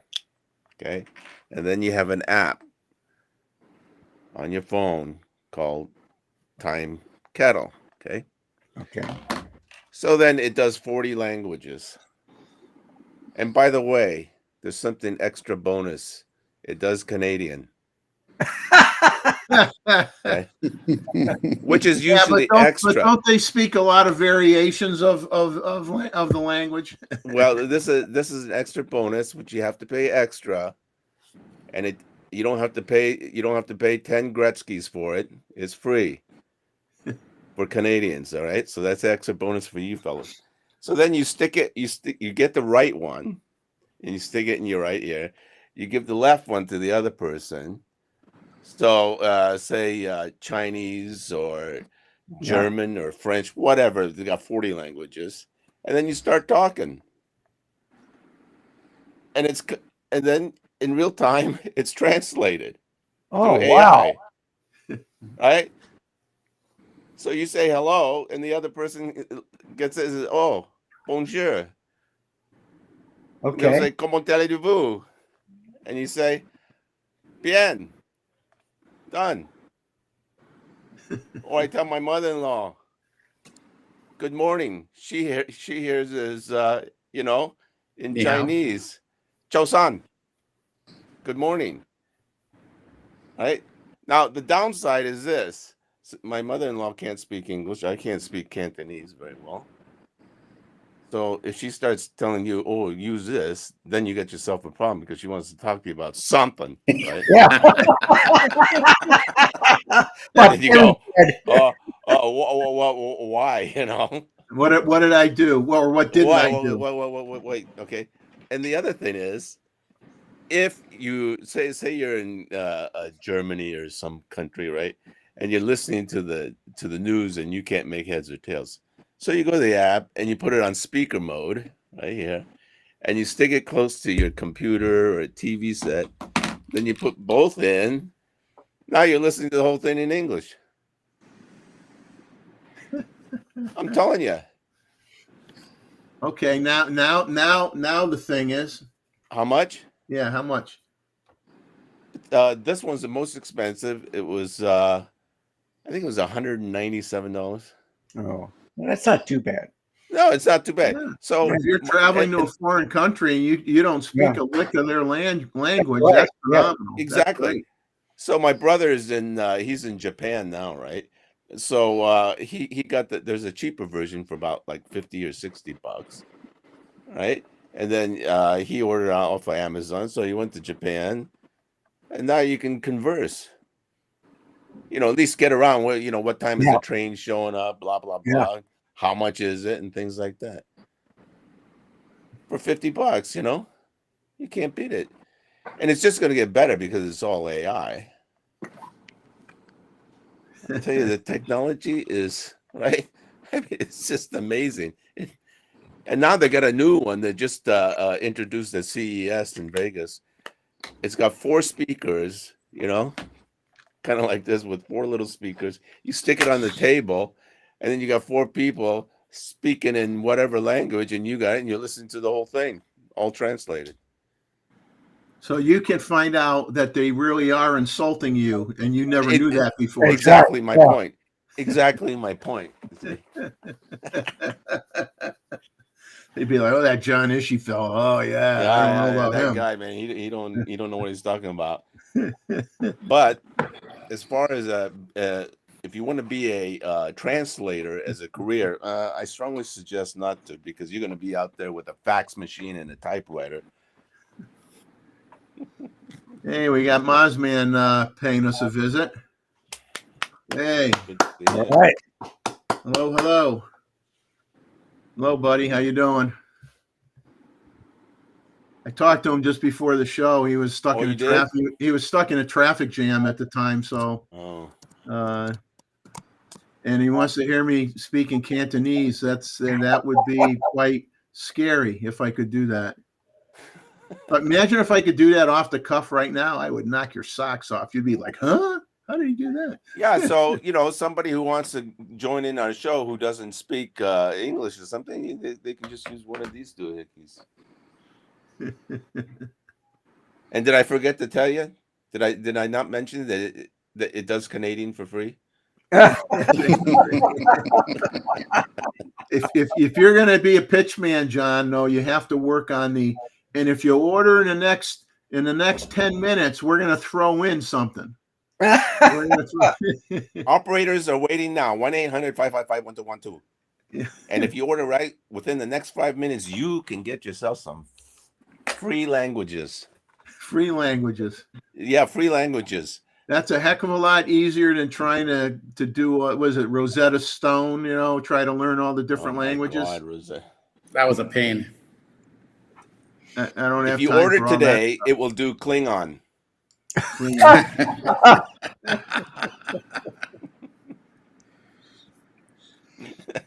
Anybody want to tackle this one? I personally don't use any apps for this. Yeah, I'm looking Yeah. at it right now. What app do you guys use for outside stuff like sun angle? Well, I don't know. I just look at the sun. Well, they got the Sun Seeker Tracker Surveyor. It's an app on Apple. It's called Sun Seeker. Mm. So Yeah, I think, see, like for me, I don't use something like this only because I frequent a handful of areas that I know like the back of my hand, and so I could see using something like this if you were planning a trip and you were not familiar with the area and you wanted to get there when the lighting theoretically was going to be just right. And I know some people that do use apps on their phone to find out that information. And if David Stewart was on right now, I guarantee you he probably has something like that on his phone, and he would probably tell you what he uses. But I see it as very advantageous for when you're trying to plan location shooting in areas that you've never been to before. Like I said, but in my case, I'm shooting 99.9% local. I go to a lot of the same places within I'd say within 100 miles or less of my house. So been there enough times where I kind of am comfortable where I don't need something like that. But Ava, yeah, okay. Thank you, Ava. I heard of this one before. Photo pills. yeah, Photo pills. Yes, I've heard of that. I think they used to talk about photo pills a lot on DP Review, right? DP Review. And I got the most beautiful Nikon T-shirt yesterday. It's just great. I put it on. Guess what? Too small. I thought you were going to be a smart, and say you put it on and the letters fell off. Too small. Oh man, that's depressing. Now, John, you don't look like you're 6'2", 255. So, It's an XL, and the thing's is like, oh my God, this ain't gonna work. See, it was 100% cotton, and it got pre-washed 55 times, so it shrunk down to like for a 10-year-old. Just says Nikon on it, beyond this and all this, and I put it on. Oh my God. Here, we'll put this up. Sunseeker app for Apple. Photo pills, as Ava brought up. yeah. And Terry says it's excellent for Astro too. Yeah. Yeah. That's the one thing, I admire people that can do it, but I'm definitely not someone that wants to be in a remote area by myself or with one other person in complete darkness and extreme cold like David's going to be in shortly. So I appreciate the efforts people have to go through to get their images for astrophotography and an aurora borealis, and or if you're a polar bear shooter or that type of thing where you're out there not feeling your hands or your feet in about an hour. But I'm just an early riser. I'm an early morning shooter and or late afternoon, typically early morning. But astrophotography is just one thing I said, I don't need to get into any more genres of photography because I can't afford it. Can't afford it. I already do wildlife, landscapes, macro, sports, seascapes, all that stuff, car races. I do enough. I'm not going to look. I did a few weddings. That's off my list. I don't do wedding. I'm not going to do any. Not going to pay me enough money to do a wedding ever again. Not doing weddings. So, and portrait photography, probably not that either. I'm not going to set up a studio. So, Wayne taught me astro. Pharaoh Man says. Now, when you were in the desert that time, Wayne? Yeah, he was out in Mongolia with me, and so we took some astro shots. Did you change any lenses while you were there, or you just kept the same lens on there? No, he had the 20 millimeter 1.8. Okay. I didn't really have anything more than f4. Actually, I tried the Sony 50 millimeter, but it didn't work out too well because, of course, there's a trap around the corner on the Nikon body. So Okay. I just stuck with the f4.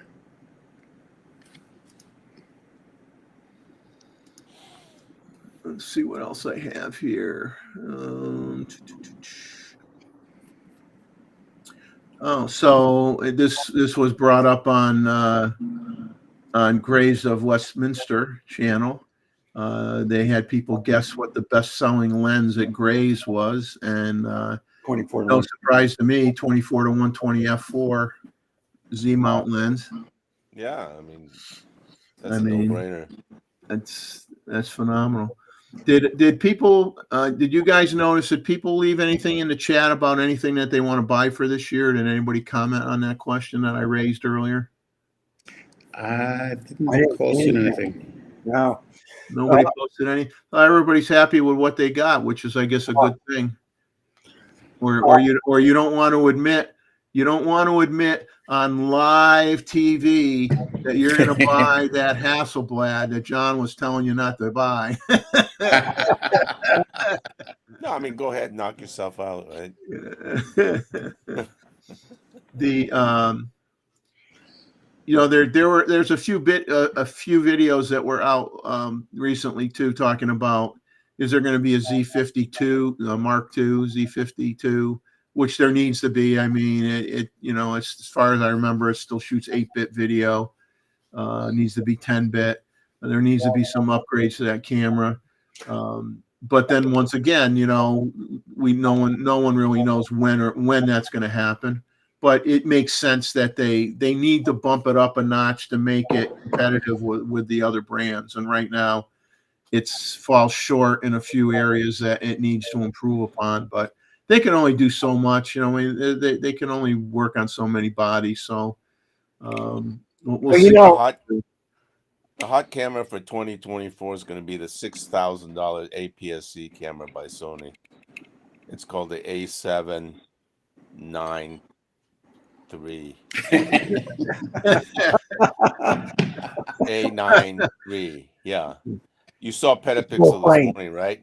I just watched Petapixel's review of it, yes, today. Yeah, they just had, Chris Nichols has a slight way of saying, it's junk. Well, very diplomatic. They're very careful to not be overly critical.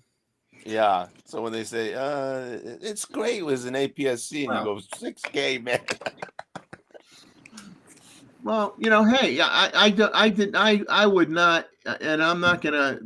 I think it's great that they did it, because somebody has to be first, right? Somebody has to do it. Somebody has to get the ball rolling. Okay, and it happened to be Sony. Good for them. I applaud them for doing it. But like anything else that's new, you find out that there are areas in which it excels. There are some other areas that are going to take a lot of practice to get the most out of it, and then there's another set of areas that aren't going to be so good.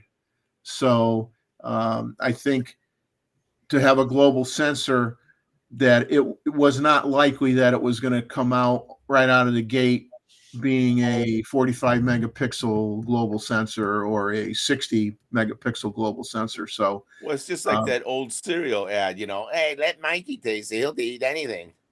yeah, but it's Right? like I tell everybody, and I don't care whether you're looking at a Z9, a Z8, an A1, A7R5, the A9 III, a Canon, awaiting the Canon R1, or you got an R5, or you're thinking about an R3 or an R5, is you when you're making what really is a major purchasing decision, because you may start off with one a body and one lens, okay, due to financial constraints or whatever, but eventually you want to do enough homework so that you buy into the system that's going to work best for you, that has the lenses that are going to interest you for the genre that you shoot, that have the support that you need, whether it be with accessories or flash compatibility, if you're going to get into doing a lot of flash photography. So you need to really do your homework on any camera you should before you buy it. I mean, it may be different if it's your first camera and you're going to buy a camera that costs $1,000. Okay, that's probably not going to be the only brand you ever own. Okay, you buy $1,000 camera. It's like me when I was a kid. I had Minolta, I had Olympus, I had Fujica, I even had a Canon. Okay, I had a lot of different cameras when I was younger, but I could never afford really more than a body and two lenses, and I would switch brands. Now I ended up with having 3 Minolta bodies. I really liked Minolta a lot, but I did not have the funds to buy a high-end Canon. I didn't have the funds to buy a Nikon. I just didn't make enough money to do it. So, everybody's got to start somewhere, right? So, no, I totally agree with that, Jeffrey. But what I didn't like, and what Chris Nichols brought up, is the fact that when Sony brought that 9.3 out in New York, that it was all JPEG, and you couldn't look at the raw files, and they did some smoke and mirrors on it. yeah, they have they apparently have a high amount of noise reduction that they apply even to the JPEG files. Right, even to the JPEG. Now, I see that as a bit kind of getting to the smoke and mirrors stuff. Yeah, that's kind of like being a medicine man trying to sell you that special elixir that's going to cure your back pain. Exactly. Now, you're inviting some of the top YouTubers, and you can't tell me that this type of stuff is not going to leak out. Yeah. Yeah.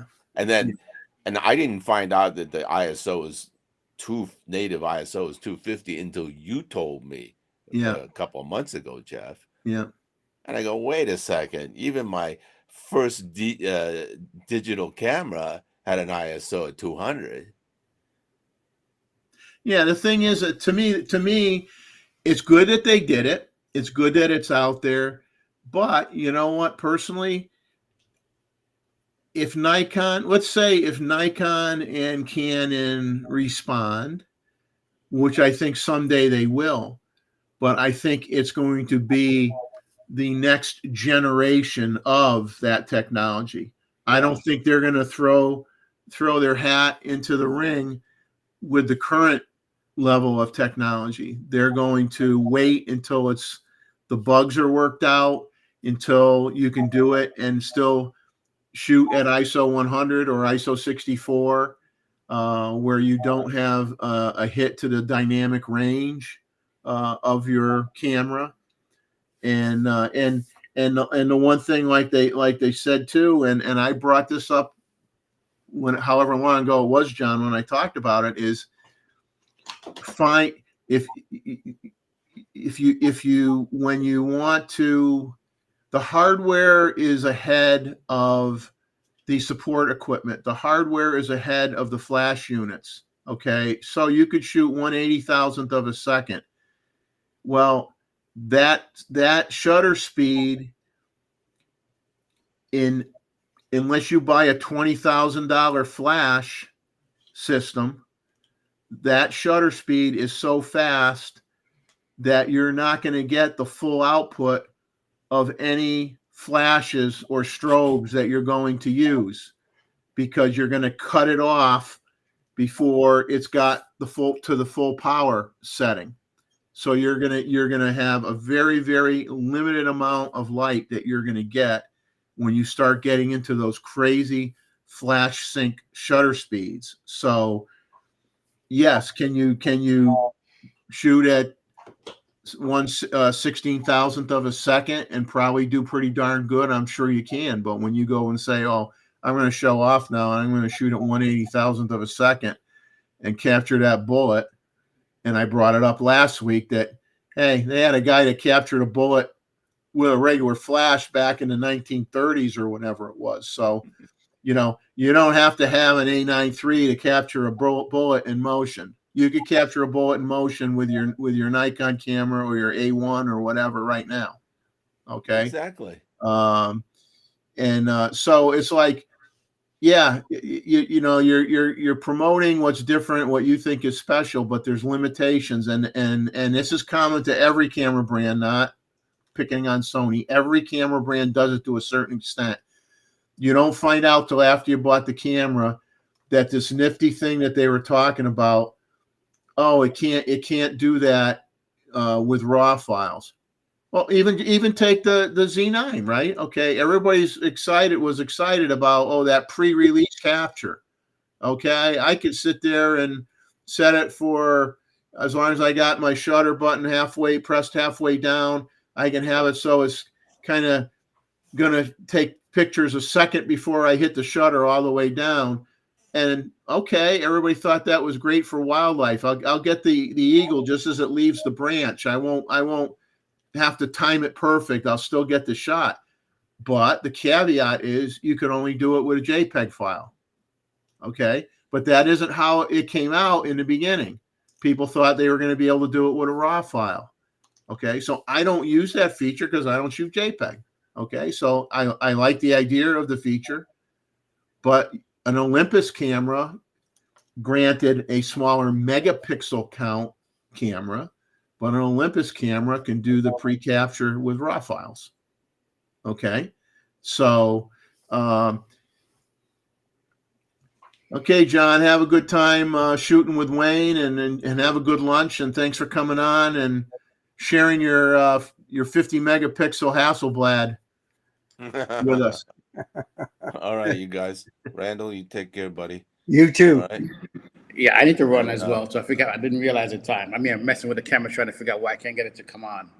Well, you guys have a good lunch, and hopefully you get out there and you try out those new lenses that you got, Wayne. And Yeah. I'm gonna go pick up. If you like how they come out, how they come out, send us a few pictures for the photo review next week using those lenses. Yeah, I already got some. That would be neat. Yeah, Wayne, listen to him. Okay. All right, I'll see you soon. All right, guys. See you. Okay, guys, take it easy. All right. Andre is in from Malta. Yeah. And that's cool. What time is it? Since I'm not a worldly person, as if you couldn't tell that. What time is it in Malta right now? What day is it in Malta right now? I think it's like an 8-hour difference. 8 hours ahead of us? Yeah. So it's 7 a.m. Yeah. So, okay. Or 6. I don't know. Yeah. If you're Eastern, I'm Central. So. I know. Yeah. Yeah. For the East Coast, like I think England, I think is 6 hours ahead. Okay. From the East Coast time. For England. And then you figure, well, maybe another hour, maybe 2 at the most, because Malta is at the south part of Spain. So. Oh, he's saying it's 5 a.m. Yeah. Sunday morning, 5 a.m. Okay. But yeah,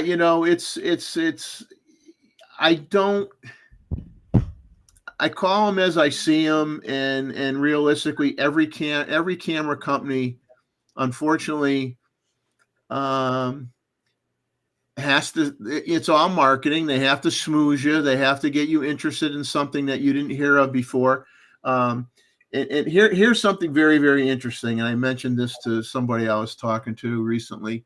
I saw some discussion about, what the R1 might be when it comes out. And somebody was saying, oh, it's going to have predictive autofocus. Okay. I got a Minolta from the year 2000 on my shelf right now, an SLR. Guess what? It has predictive autofocus. Yeah. Okay. That term has not been used in a very, very long time. And if you're 20 years old, you've probably never heard of predictive autofocus before. So if Canon's coming out, and I'm sure it's a much improved version, okay, don't get me wrong, but the term predictive autofocus is not anything new, okay? That's been around since before the year 2000, okay? Many Minolta cameras had predictive autofocus, and all that did was they had what they call the honeycomb pattern metering that was concentrated in the center of the viewfinder. You had individual elements, and what it would try to do is if you were tracking a moving subject, someone, track and field, a runner, someone riding a bicycle, that type of thing, and you're taking pictures of them, the cameras I'm not going to use the word AI because it's not AI. Let's just say the camera's programming was such where it tried to anticipate where that subject was going to be before you took the next shot to optimize your image being in focus. So that was technology from, 24 plus years ago. And if Canon's now going to have that in their R1, that's good. But I just find it interesting that a term that I haven't heard in decades is being used again. Very interesting. Yeah, I did the wrong location of the wrong Malta. He's correct. It's south of Sicily. Okay, south of Sicily. Yeah, I thought it was. What am I thinking about the one on the tip where England has with Spain? Is that Malta too, or? You're asking the wrong guy, man. Yeah. I'm not good with geography. All right. Oh, that's Gibraltar. Okay. I got those two mixed up. Yeah. What is it? Gibraltar. Oh, Gibraltar. Yeah. Yeah. But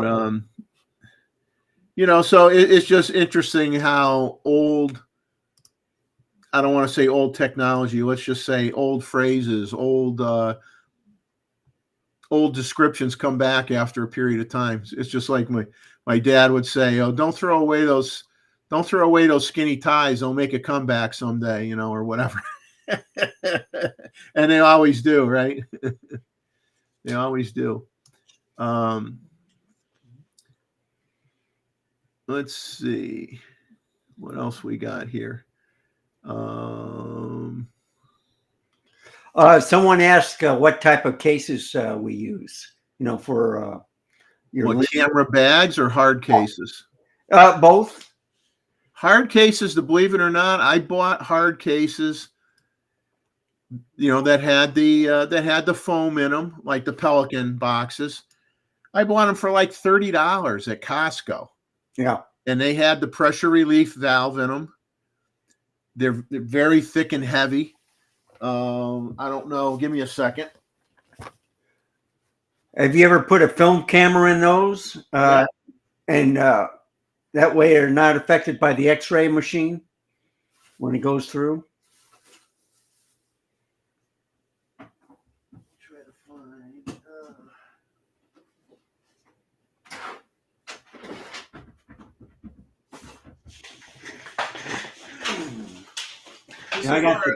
This is where I should have had. This is where I should have had sound effects going off.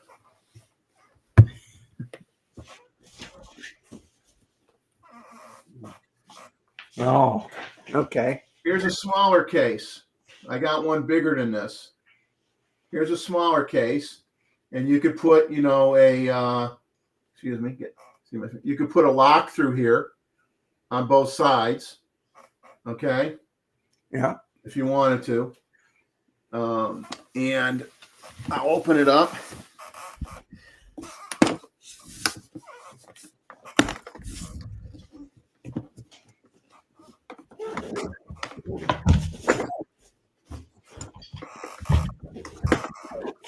It has two latches, one latch on each side, and two latches in the front.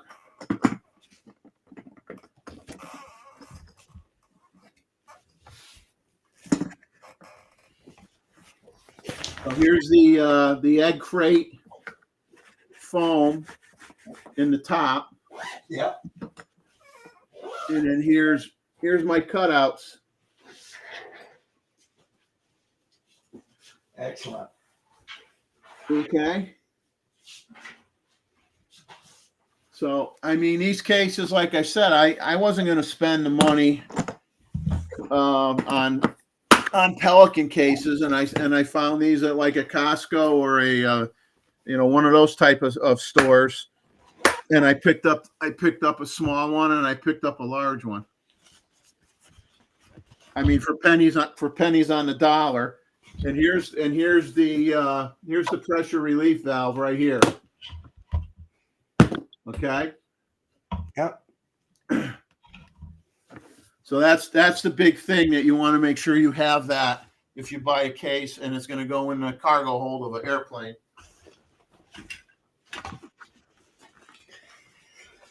See, some people use those for what is it? If they have film cameras or film, they put the film in there, and it's supposed to protect it from what is it? X-ray? Well, I think they used to sell X-ray film bags too. That people used to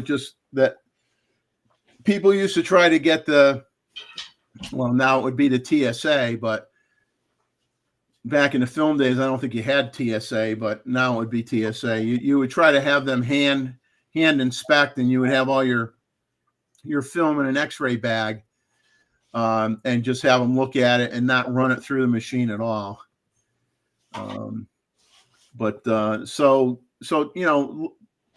check at your Costco's or Sam's Club or places like that, and you could find something that is very. I mean, those cases I could throw them out of the car and I wouldn't worry about the cameras getting damaged. I mean, they're that thick and that strong, and they were very, very affordable. Very, very affordable.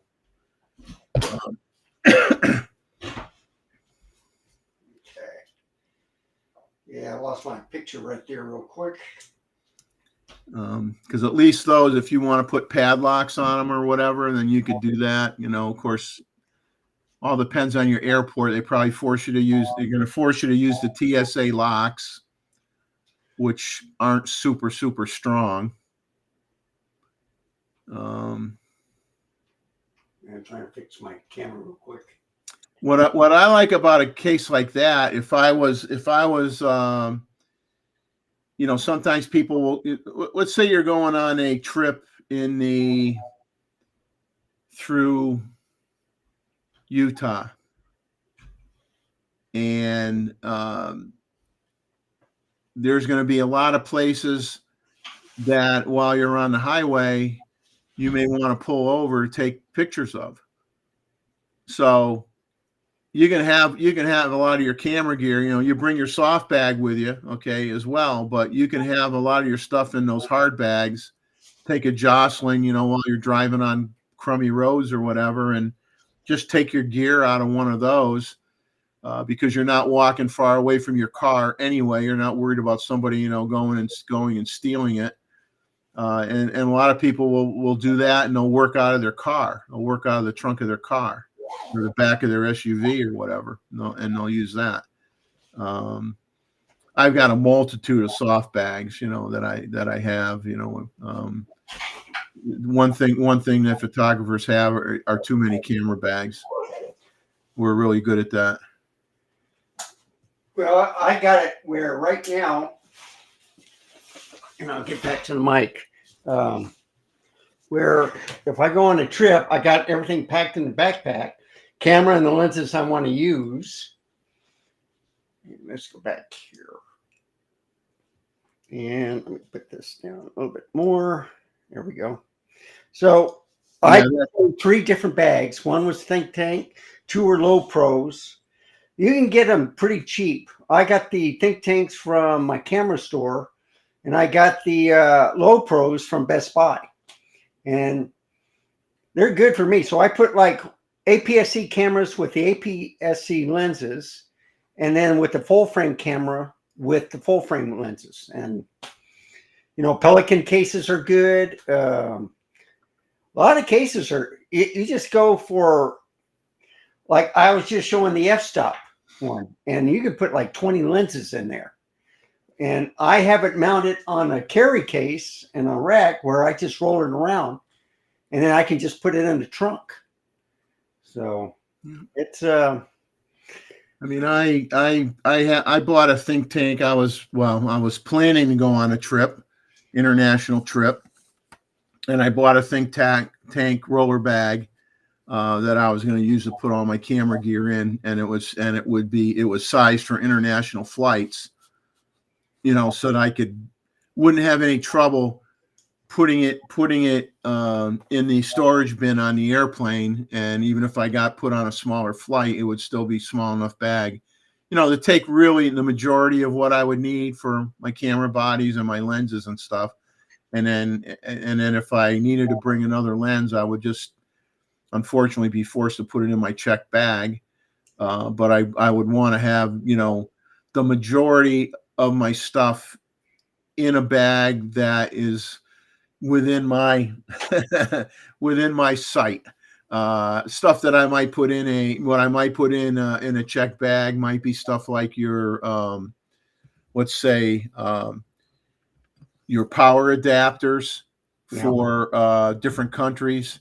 I could put that in my check bag, or you know, you could put raincoat covers for your lenses, put that, you know, you could try to minimize not having every single thing in your think tank bag. And you can say, well, if that gets lost, it's not thousands of dollars, it's $20 or it's $50 or what have you, you know? So it's, yeah, I bought the, recently, let me find it. There's another one, the Slinger Alpine 160. It's a nice one. 2 side pockets, a front one. But also, what I like about this, okay, I'll go to, which one am I on? So I have my Z8 in there. I have my lens and batteries. That's the other thing, is they don't want any batteries in the cargo hold. No, you got it, because if there's a fire, Yeah. if there's a fire in the plane, they have the stuff to put it out. If the fire happens in the cargo hold, by the time they get to it, I mean, they probably have some automated system to put out a fire, but let's say that thing didn't work quite well enough, you're in a lot of trouble. So they would rather have your battery catch on fire in the bag under your seat or the bag up on the top, because they could put the fire out quick. This is the airport bag I bought. Yeah, I was looking. That's about $370, right? Yeah, the airport takeoff version 2. It's excellent. I was looking. And, you know, but it's, you know, it's I can't really, I don't have the room here to really show it very well. A little bit. Yeah. But you know, you got pockets for your laptop. I bought a separate neoprene zippered cushion to put my laptop in, and then slide it in here. You've got plenty of extra zipper compartments in the bag on the outside.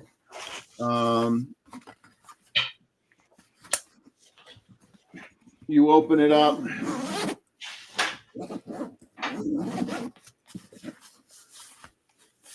front. Yep. You got a lot of room in there. You got a lot of extra partitions that I took out that I could reorganize this any way I want. If I flip it the other way around, you've got pouches. And what's nice about this particular bag that some of the say previous generation think tank bags didn't have is this actually has, well, it has it has the handle, Right. okay, that you zip closed. But what was cool with this particular bag is you have a harness system Right. Yeah. where you could carry it as a backpack when you want to. And when you don't, you shove all that stuff in and you zip it closed. So it, you know, you could take it in the field, you know, yeah, it's going to have wheels on it, but you could theoretically put it on your back like a backpack camera bag and only bring the one bag if you want. Or you could take your other type of camera bag that you like and just throw that in your checked luggage, you know, with nothing in it, and try to fit everything in here. And that's what my goal was to do. But, you know, take all the power adapter stuff and put that in the check bag. Your tripod, if it's a big tripod, you got to put it in your checked luggage. You're not going to fit it. You're not going to fit a full-size tripod in here. So, you know, you got to make compromises. It's a nightmare, you know, depending on where you're going. And if you're going on a much smaller plane, like on the second leg of the journey and the plane's smaller, then you got to make sure the bag's not too big for that particular plane. And so many people basically hardly bring any clothes with them. Yeah. They buy it when they get there. Yeah. Maybe they only bring 3 Well, days. the shaving gear and stuff. Yeah, they bring 3 days worth of clothes and constantly wash it while they're on their. Hopefully, they're in an area where they have laundry service, or at least have a place where they can wash their clothes. They bring very light with the clothing because of weight. You know, now if you're going to Africa, you're probably buying very breathable fabrics that are very lightweight anyway, so those clothes aren't going to be very heavy. But if you're going to Alaska, that's a whole different story. You're wearing heavy gear there. You got to worry about the weight. So it all depends on where you're going, and it's going to change how you pack to go to Africa is going to be totally different if you're going to Alaska. That's right. Yep. You know, and there's no one right answer that fits all. You know, it's a whole science all by itself.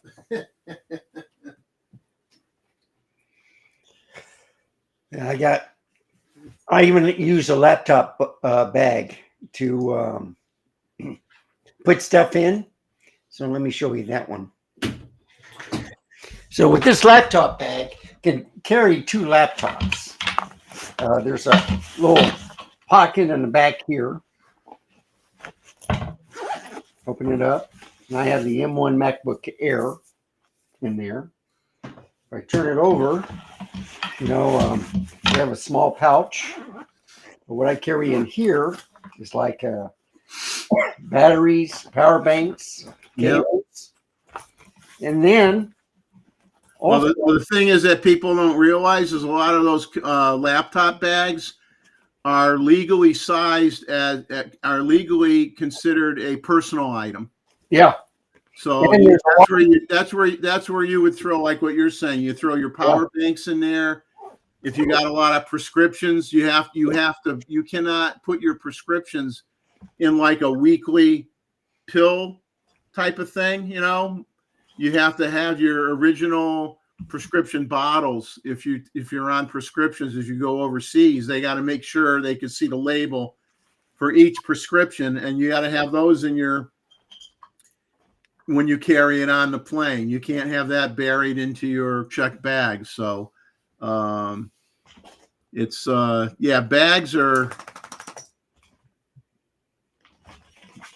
bags can be everybody has probably at least 3 of them. Right, Randall? That's right.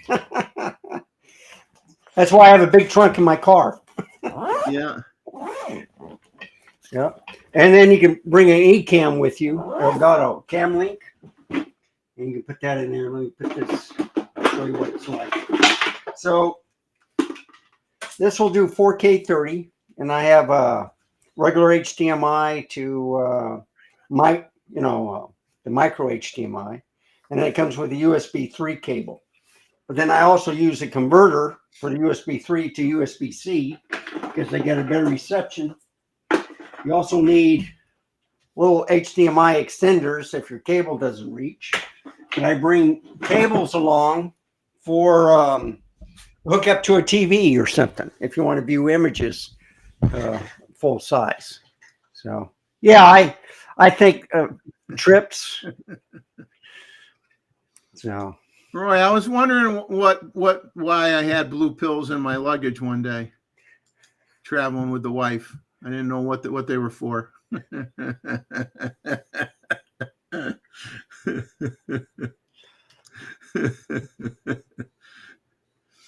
But yeah, the choices out there, guys, are crazy, and we've all watched airline employees. You may have the moving belt. yeah, Your luggage is flying in the air before it lands on the moving belt. yeah. That's Where you going, Patch? Where you going? You gonna lay down? My dog wandering on me.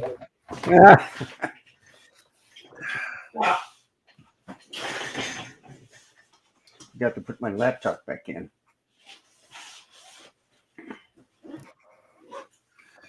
But yeah, we could have a whole show just talking about bags. That's for sure. Yeah. Yeah, that's where we need Roy. Yeah, Greg is saying right. This is so true. You know, every photographer I know has at least 4 bags. I know I have at least 4 bags. So And then I inherit bags sometimes because, believe it or not, sometimes when I buy an old camera from somebody, Oh yeah, they ship it to me in a bag. Then I have another bag, yeah. and it's like, okay, now I got 5. Now I got 6. You know.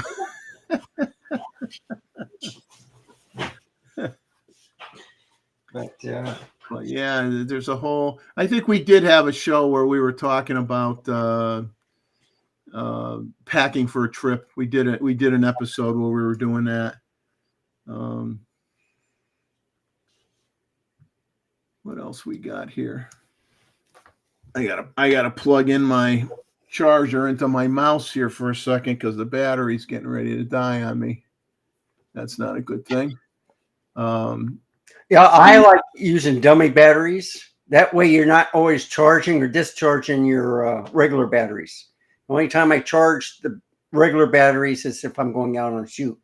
But I still bring a dummy battery with me because I can plug it into the car and do some shooting. And I can also, it's better that way. That way your camera battery lasts longer. And you're not paying like what, 60 to 80 bucks for a brand new battery.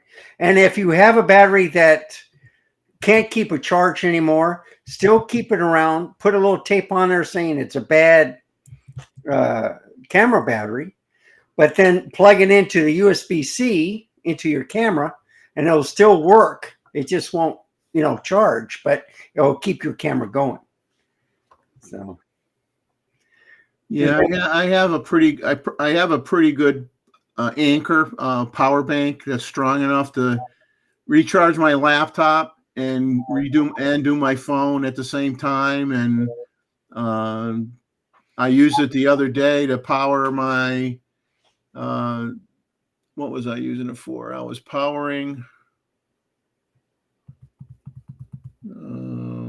Oh, I was powering a microphone that I didn't have charged that I had to put on my camera when I was doing a video in the house because the built-in microphone, I was 8 feet away from the camera and I didn't get enough volume from my voice trying to record a video. So I had to put my Rode mic on and it was dead. So I hooked up my power bank to it and I was able to, Yeah, charge it up for an hour or so and then get it working.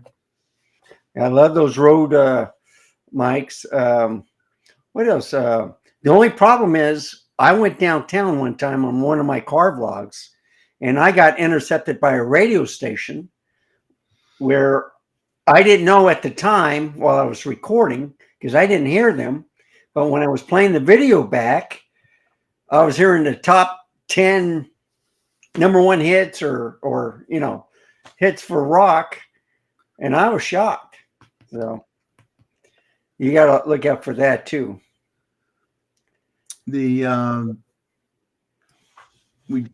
Just so people probably already know this, but supposedly, according to Sony rumors, the A9 III is going to ship out sooner than expected in the United States. At first, they said it was going to start shipping February 21st, but the new date is now February 8th. So if you're anticipating that camera, it will be in the U.S. Within the next basically next week and a half. And Sony's also going to announce a 16 to 25 millimeter f2.8 and a 24 to 50 millimeter f2.8 G lens. And supposedly that was supposed to happen this week. I did not. Well, Roy, I know the Sony A9 III is shipping in Europe and other places, but supposedly it's not yet shipped into the U.S., but I could be wrong. I'm just going by what Sony rumors said. I know it's been in Europe for probably a couple weeks at least, right? Probably in Australia too. Yeah. So I don't know if those two zoom lenses I just mentioned got released this week or not. They had a question mark next to whether or not they were going to get announced this week. Fuji, few rumors from Fuji was there were some reports of malfunctioning Viltrox lenses after their latest firmware update to their Fujifilm X-T5. Although the Fuji rumors people asked everybody that worked for them if they had any issues with their Viltrox lenses on the Fujis that they used, and they said no. So they're not sure if it's an isolated incident or if it's something they really got to worry about. Huh. And there's going to be a future Fuji X100 6. It's going to use the 40 megapixel X-Trans V sensor. Camera supposedly going to be announced on February 20th. Drunk wedding photographer. I'm kind of jumping back and forth here. A drunk wedding photographer says he has 3 Domke bags, small, medium, and large. Greg says he even has bags under his eyes.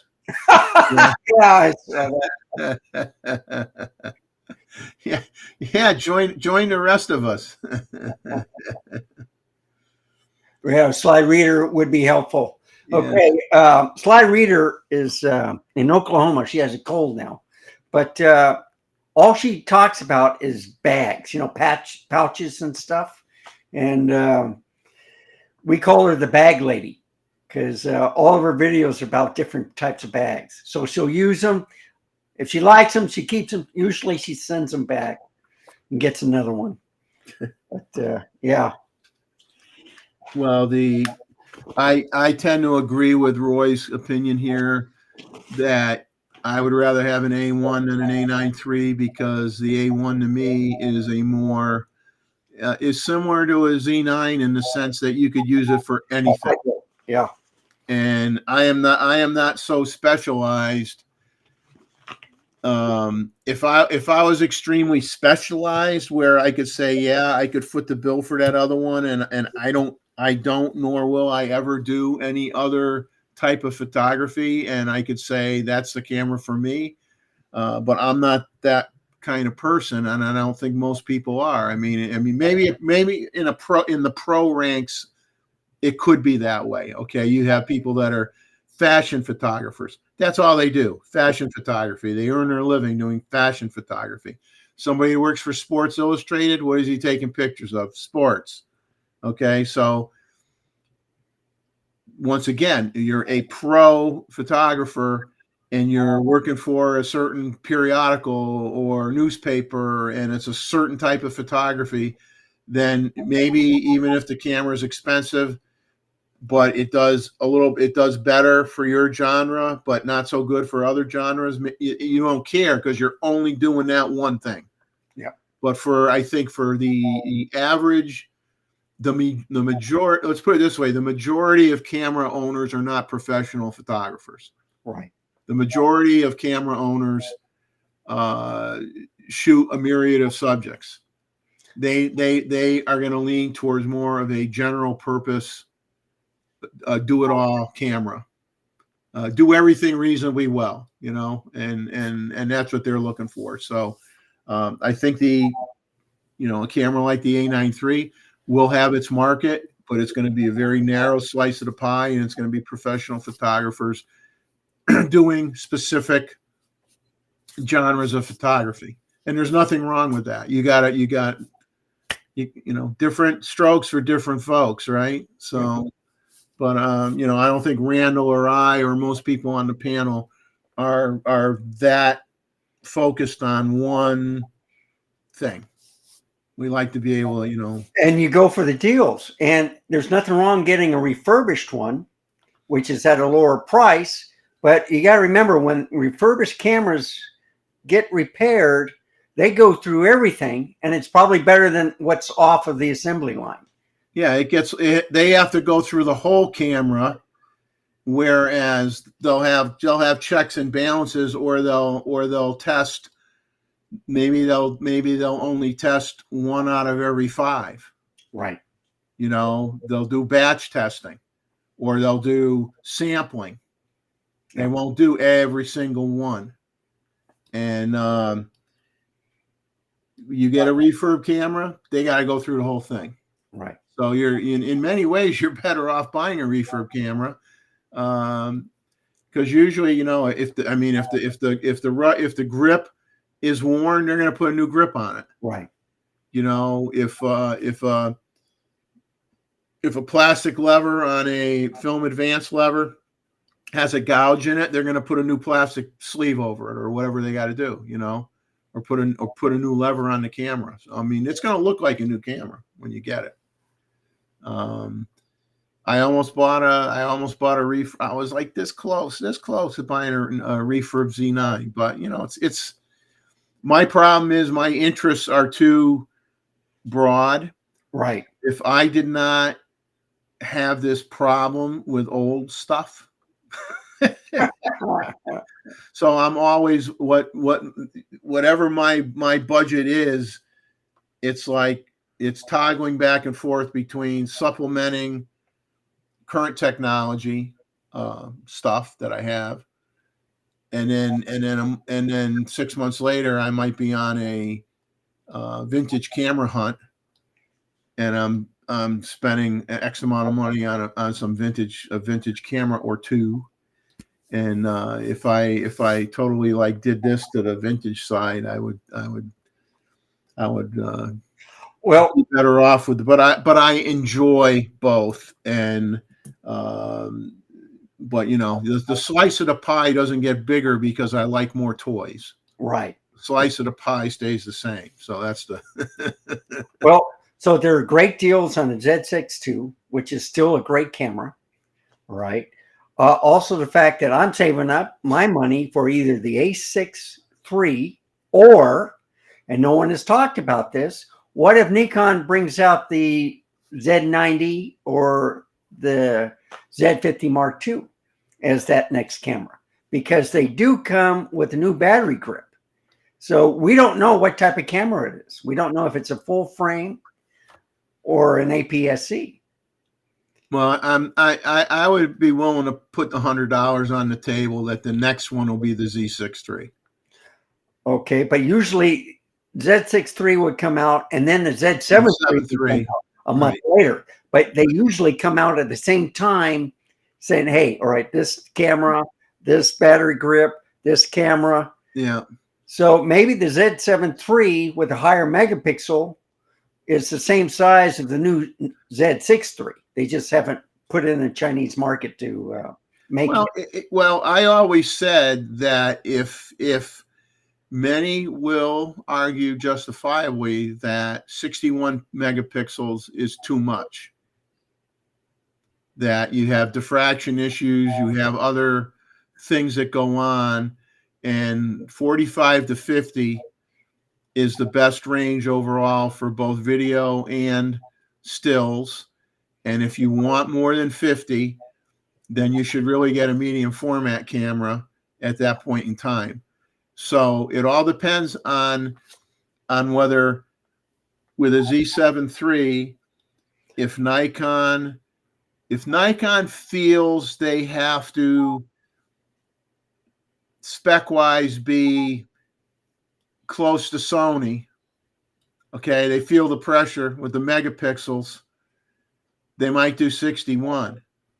But to me, if they don't do 61 and they say it's going to be another 45 megapixel camera, personally, I'd say, why even do a Z7 III? Right. Well, you see, that's the other thing is Why even do a Z7 III? So, you know, unless you go a whole different strategy and you say it's a 45 megapixel sensor, but it's 14-bit. Right. And it's got better dynamic range, and you make some improvements in some other areas that everybody's kind of ignoring because they're so hung up on megapixels, right, and too much hung up on megapixels, and start worrying about, you know, I would permanently forego ever getting a global shutter, right, to get a camera that has a similar performance from similar dynamic range performance of a medium format camera. You put that in my hybrid camera, I'll buy that way before I worry about whether I have a global sensor in my camera or not. I want the better dynamic range. I want to be able to recover the shadows better. I want to be able to have less noise in my images if I'm shooting at high ISOs.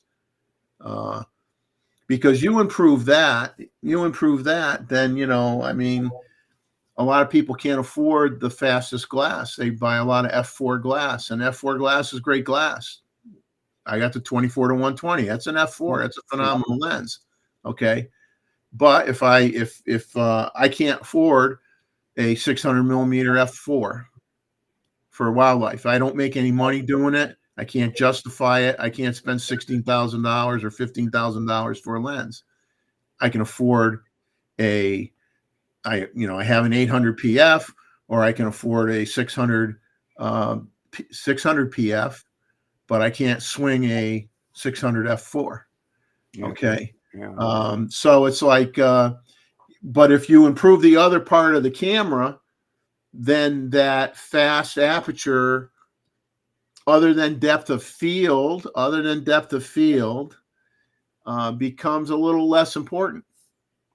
You know, if you improve other areas of the camera, and I wish that's what they would do.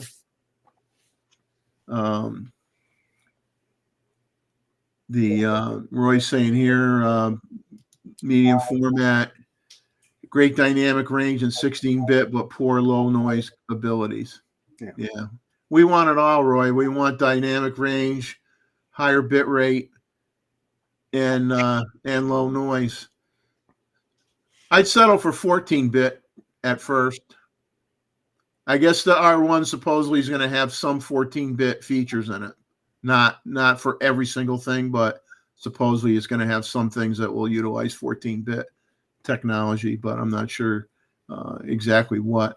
I've read different things, and like I said, the the R1 has changed for the. Remember the original marketing for the R1 was like the R1 was going to be the master of everything. I think that's how they advertised it, was going to be the master of everything.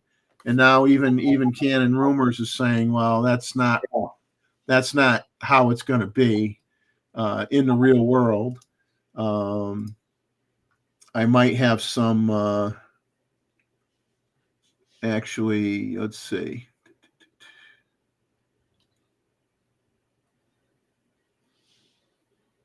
Yeah, I think I do have some R1 rumored specs actually. I just found here. And we got Joey coming in to say hi. Joey, Oh, Guys, dinner. how's it going? should we? Do I have to sing "Oh Canada" now? I'm in. Oh Let Canada. me say no to Da-da-da-da. our home and holy land. I don't know. Like, how you guys doing? How's your night been? It's a big. My screen is so big this time. I don't know what to do. It's like I feel like I've got a mess everywhere, but usually my thing is kind of small on the. Well, you want me to shrink you real small? Yeah, there we go. See, that's my comfort zone. That's your Underneath comfort your zone. proud We noggin. got to take you out of your comfort zone. That's part of being live from Myrtle Beach. It's Saturday Night Live. Dun, dun, dun. Oh yeah. Oh yeah. You're using the awesome. 18 millimeter, aren't you? Yeah, right. Yeah. Well, I'm using the webcam. Oh, okay. All right. I wish. No, I'm using a Logitech 1080p something C whatever. I don't know. I got Oh, it for yeah. free. It was the freebie, but it's not bad. How's the night been? What conversation topics have we been on? What is happening? We as usual. It's kind of like the hamster in the wheel. We go around and around and around. We never know where we're going to stop. You know, we go from hard case camera bags or containers to soft camera bags to travel bags to talking about the A9 III a little bit, talking about the Z6 III, the newest Chinese rumor specs that Nikon Rumors put out, which is round 2 of the presumed specs for a Z6 III. I was just going to go over the presumed specs for the Canon R1 from Canon Rumors. But before we do that, Joey, tell me what's going on with you in Canada. What are you working on next?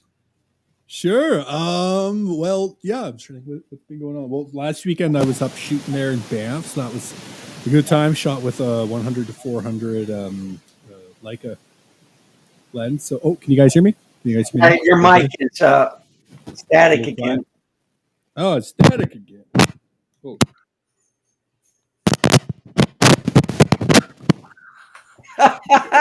How's that? Is that better? Is it much better? What was that? All right, What cool. was that movie where they went like this with Scanners? Was it Scanners? I don't know. But yeah, so anyways, so I was up in Banff last weekend shooting on Saturday, so that was fun. The camera store lent me the Leica 100 to 400, so that was fun. Went up super early and then went to the skijoring event. I met up with Dave and Neville from the camera store, so that was cool. We shot with them for a couple hours. And then actually I took the A9 III video that they just posted. I actually took their thumbnail for that one, so that was kind of cool to use my subpar kit lens to take their photos. So that was fun. And then this So you week took their A9 video thumbnail with your Panasonic. yes, sir. Did they reveal that? No, I did not. But it's They okay. They did not. They did not. They left that. They conveniently. No, but honestly, it was really cool shooting with them. Like I've met Dave at the camera store a few times, just when I've gone in to make purchases and stuff. And Evelyn, I've worked with her a couple times, like with some live stuff at the store.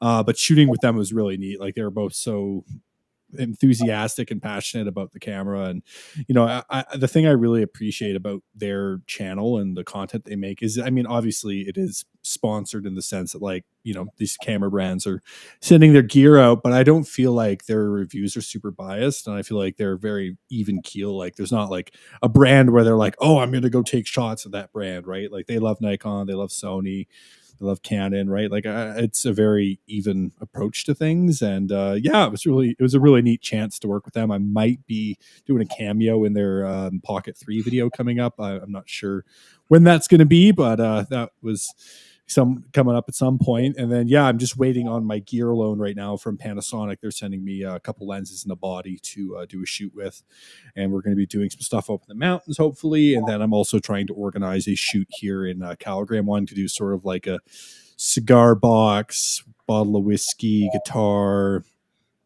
vibe. I think I found a really cool barbershop that might be willing to host it. And then I've got this old Scotch crate that I turned into a guitar amp. So we'll use that as the main prop.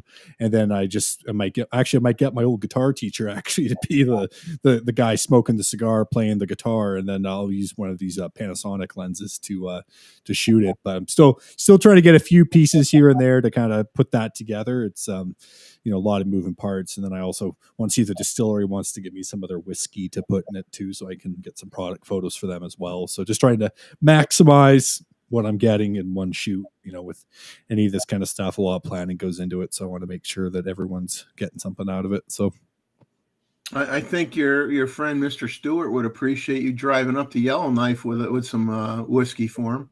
Oh, is he up there right now? Man, Yeah. it's cold up there. Yeah, He's a brave man. He was supposed to, yeah, because he said he's at a hotel. So I'm assuming he is there now. Yeah. What was it? He had gear for -40, and it was supposed to be -30 or something like that. And where Joe is, it's a -2 Celsius, but 36 degrees an hour Fahrenheit. Yeah, it's warm actually right now. It's Yeah. at one point it was warmer up in Yellowknife than it was here in Calgary. It was like -40, -50, like for a good 5 days, and now it's flipped. So now up north is super cold the way it's supposed to be, and like down here it's getting warm again. And then yeah, I'm actually flying out to Toronto this week, and I was gonna go to the Peter McKinnon coffee shop, but I don't think I'm gonna have time. It's like so far outside of Toronto. I was like, because he's always like, oh, it's not that far, and I was like looking at the map, and I'm like, that's like a good like hour and a half in traffic to get there. And like I really want to go, but I'm only there for like 48 hours, so it's probably not going to be worth it. But yeah, so David's there. He's trying to he left the show a little while ago to get a couple hours sleep before he goes out to set up and hopefully get some great images. And awesome. And I hope he does. When you pack everything up and you go out someplace like that, and if you have a stinker with the weather or whatever, and you get nothing, it's that's like somebody hit you in the head with a hammer. That's no fun. You don't plan all that out, and you can't make sure it's going to be perfect, but man, you sure as heck hope so. No, definitely. And it's so hard. Like, I mean, especially the Rocky Mountains as well. Like, it's so hard to predict what you're going to get. Like, even that shoot I did in Banff, like I went up super early for sunrise up at Lake Minnewanka, just outside of Banff there. And I was like, man, like I really hope I get a sunrise. And like, it was all cloudy. I got like a little bit of golden light, and there was a tourist group that pulled up right before sunrise, and they came over and said, hey, is this a good spot to take photos? And I was like, no, this is a terrible place to take photos. You should go somewhere else so you're not in my frame. But the guy was like, it's not a very good sunrise. And I said, no, like this is the fact we got anything this time of year.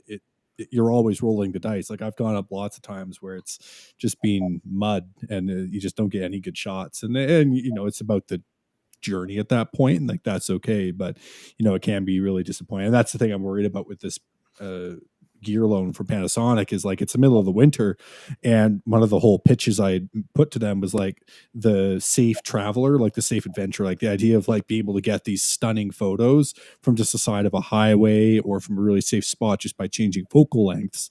But if the weather's going to be really bad, like I think we're going to have to pivot, because I don't want to drive up to the Columbia Icefields Parkway when it's like super cold, because like it's not safe, right? Like, and I don't really risk it too much for the biscuit. It's just you don't want to stand on the side of the road as the 18-wheelers are going sideways on the ice and they're ready to knock into you. Yeah, precisely. I just get married in August. I don't want to get decapitated. No glory. Everybody would remember you, Joe. We'd all remember you. and my photo would be in focus. That's right. We'd say that guy was a real trooper. It's too bad what happened.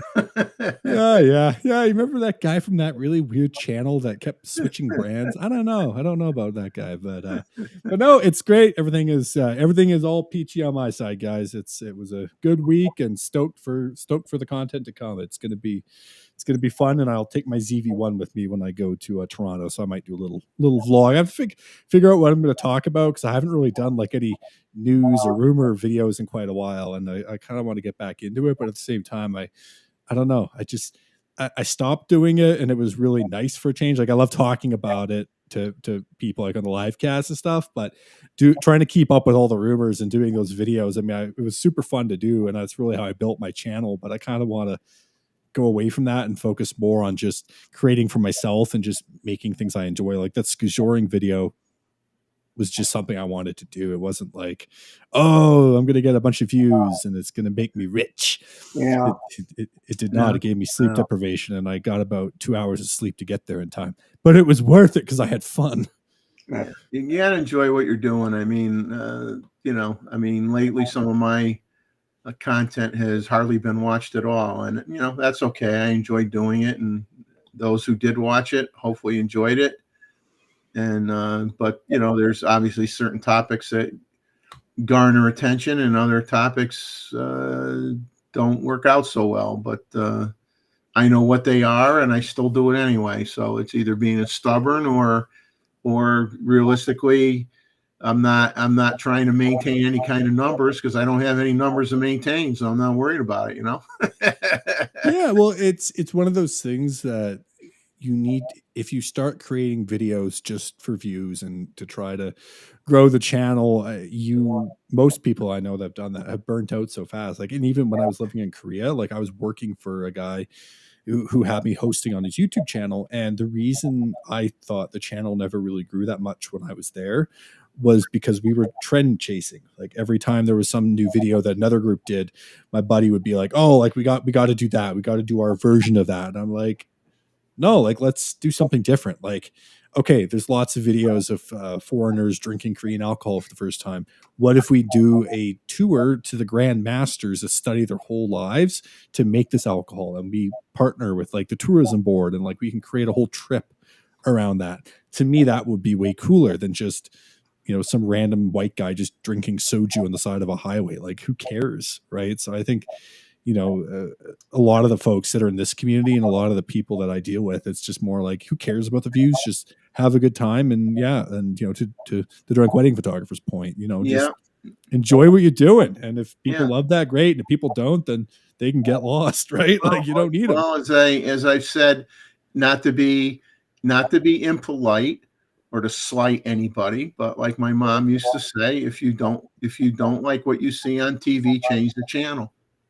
Yeah, exactly. And that's there's no way, just like in everyday life, there's no way that you can make everybody happy.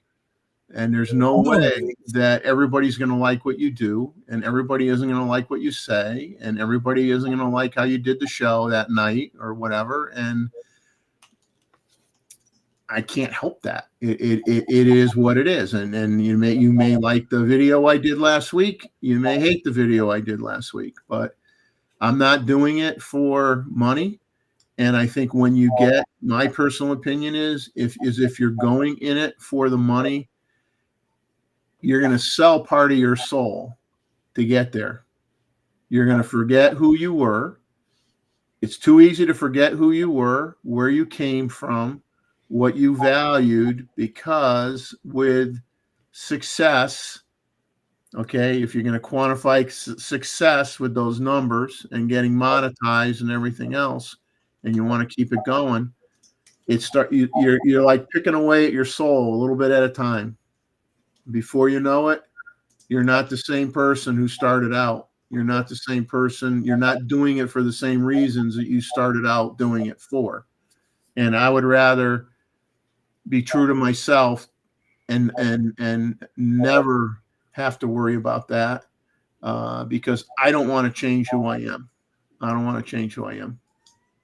Yeah, and I think it's one of those interesting things. Like, when you get an opportunity to, work with a different product or showcase something on your channel, if you're doing it with the intent of like wanting to share, it's one thing. But then if someone's bought your opinion and bought your perspective and you have to say something, that I think it's so tricky, because like even with this gear that's coming that I'm borrowing from Panasonic, I mean, obviously, yeah, like I've been talking more about Panasonic gear the last little bit, and like that's kind of been the world I'm in, but it's not like I had to sign something and say like, or I'm being paid or anything for this, right? Like they're loaning me the gear.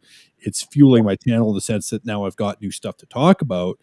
But if there's a lens that I'm thinking, man, like this is not good, I will say that, right? And I'm not going to just pitch something because I want to get more views. Yeah, obviously I want to foster that relationship with the brand, and I would love to work with them in different capacities moving forwards. But I think we have a good understanding each other on both sides there, and they also know I'm a small channel, right? So it's not like they're sending me this thinking, oh, we're gonna sell 9,000 more cameras, right?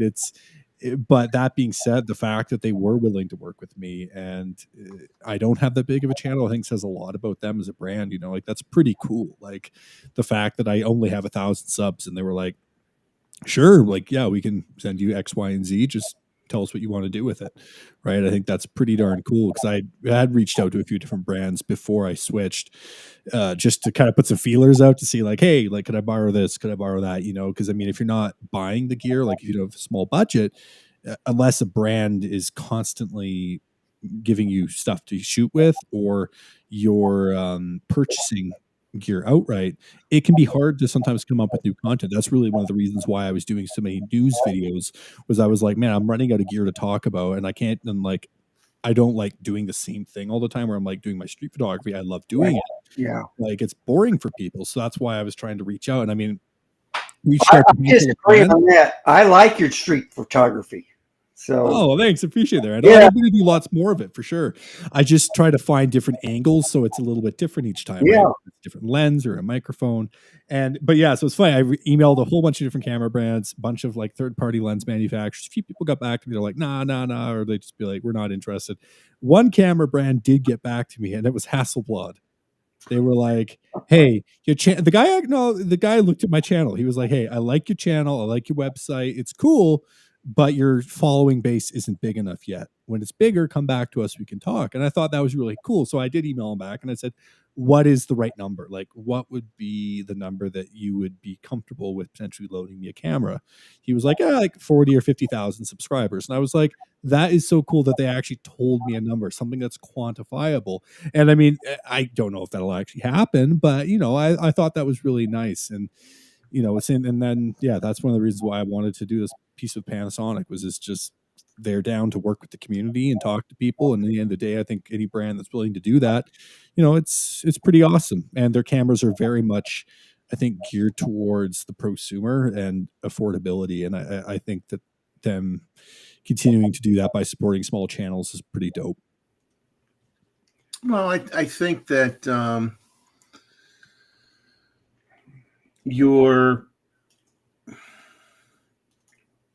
I don't know. I just think that the small channels represent kind of like it's kind of like when at Christmas time when almost every community nowadays will say support your local business, right? They go out and buy something on Main Street, USA. Buy something from your local businesses instead of buying everything from online retailers. Go and buy something handcrafted or something unique that you can get in one of your stores on your main street where you live. Support them. It's kind of the same way with the small content creators too. I mean, if I've been doing this now for, let's see,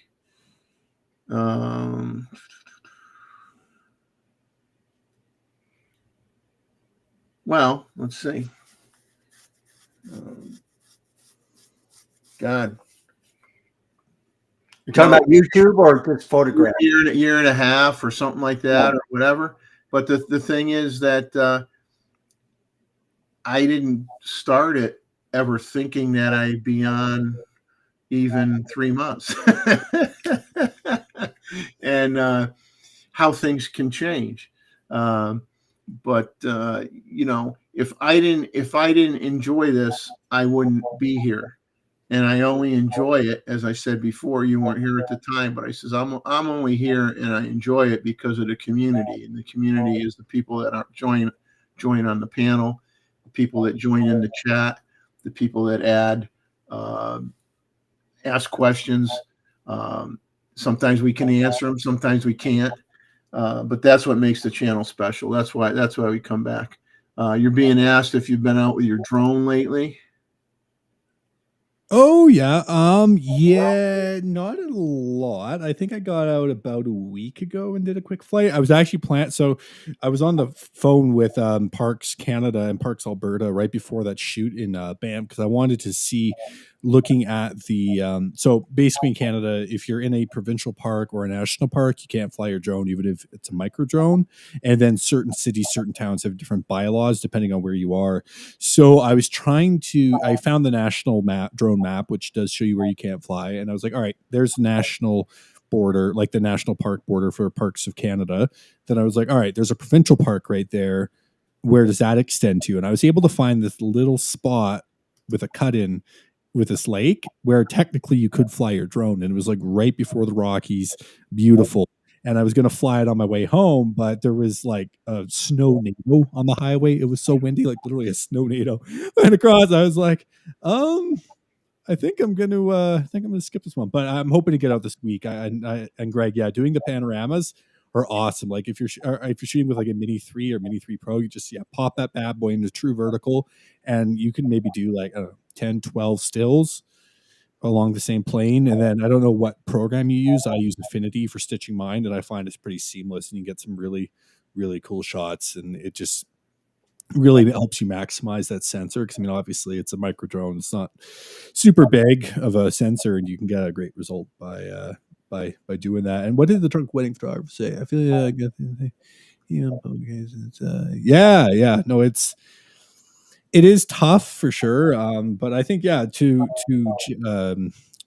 Jeff's point, when I first started my first ever channel, it wasn't with the intention of I'm gonna make millions and millions. That wasn't the vibe. I was living in Vietnam. I hadn't seen my family in ages, and I thought I want to show my mom and dad what I'm seeing in Vietnam. I really want to show them what I'm experiencing. And I bought a Zion crane gimbal. I had my D7100 with me, and I thought you had to use a gimbal for everything. That's how little I knew at that point. So I got this gimbal, put my giant DSLR on. I was running around downtown Hanoi just trying to get different videos and stuff. And they were terrible videos, but like it kind of helped me get my feet wet and kind of learn. And then I made a bunch of terrible videos on that channel where like I was being stupid and I was trying to find my voice, and I had to kind of figure out my personality. And then I did the same thing on my boss's channel. It's one of the reasons why he hired me. He wanted someone super energetic and going out there, but it took me a long time to like figure out what I was comfortable with and like how I was comfortable communicating. And I mean, I am still super positive and super energetic in my videos, and it's not for everyone. I sometimes get people say like, oh, like you need to tone it back or any of this stuff. And I'm like, no, like if you don't like it, go to someone else's channel. It's not for everyone. I love doing it the way I'm doing it. I'm comfortable doing it that way. And if you're looking for someone that's going to be really hard on the gear and like give it a really really in-depth, like commentary, that's not me. I'm a guy that uses a hybrid workflow for work. I like doing it for fun, and I like having beers with buddies and shooting, right? That's really what it comes down to. So that's my vibe. That's my channel, and I'm going to keep doing that. And looks like Greg said he's got a Mini 3 Pro. Yeah, just put that bad boy into vertical, and I usually shoot manual when I'm doing that. So that's a good thing to do as well, just because if you leave it in full auto, it'll adjust the shutter and the base ISO depending on what you're pointing at, and it can really screw the stitch up. So if you have an opportunity to pop it in manual, I highly recommend that. See, the way I figured, if somebody doesn't like how I'm coming across, I'll just blame my doctor and say it's the meds. There we go. Jeff, I wish I was old enough I could do that, man. I mean, that's a great excuse. You see, whenever someone gives me a hard time, like in person, I just say, no English, and I pretend I can't speak English. It's great. I ran I ran out of this pill. I ran out of this pill. That's what's going on. My Monday slot in my cartridge is just there's nothing left. I had to take my Wednesdays instead. But I think before I jump into the Canon R1 rumors, I'm going to do talk about a few other things. I don't know if I haven't seen him here in the last few minutes. I don't know if Roy is still around, because I wanted to ask him something that popped in my head today when I was looking at vintage cameras earlier, which is part of my disease that I have. There's no cure for it, just so you know. But I was curious, with all the cameras that we know Roy has, all the lenses that we know Roy has, we obviously know he has a lot, predominantly, he has a lot of Nikon stuff, but he also has medium format cameras. He has Hasselblads. He has other types of medium format cameras. But I wanted to ask him if he ever owned a Canon. And if he's never owned a Canon camera, is there a reason why? So if you're still out there, Roy, have you ever owned a Canon camera? And if so, which one was it? And is there some reason why, I don't know, you don't have a handful of those too? You have everything else.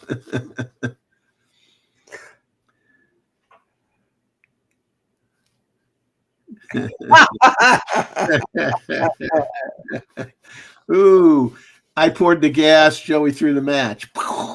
That's it. Always. I mean, they do put their Christmas trees upside down in the land down under, so anything's possible. You can start shooting cannon. Just kidding.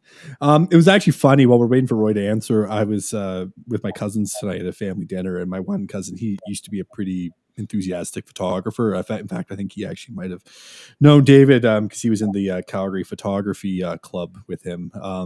But he was talking about his Canon Rebel, and the only reason why he never had pledged allegiance to Canon was just because he had the lenses and stuff from his old system and they carried over to his Rebel. But now that the RF glass is a thing, that's the thing that's stopping him from staying with Canon. He's like, if I was to get back into photography and go mirrorless, I wouldn't go Canon because the RF glass is just too expensive for what he's wanting to spend. Roy cuts to the chase here. Well, John Ishii says the same thing. He says he chose an Icon because it works. It didn't let him down. Yeah. You know, he had to make a living shooting, and it didn't let him down. Doesn't mean other brands don't do that, but you know, he had something that worked for him and he stuck with it. And you know, it's funny because if someone tells you why, maybe in some cases, you know, if someone walked up to you and said, well, why do you shoot an Olympus, or why do you know, someone might say, well, my dad had an OM1 and I used it when I was a kid and I liked it. And so when it was time for me to buy a camera, I bought an Olympus camera. And sometimes it's just as simple as your mom or your dad or brother or somebody in the family shot a certain camera and they let you use it when you were young and it felt good in your hand and you liked it. And then you migrated and used it as well.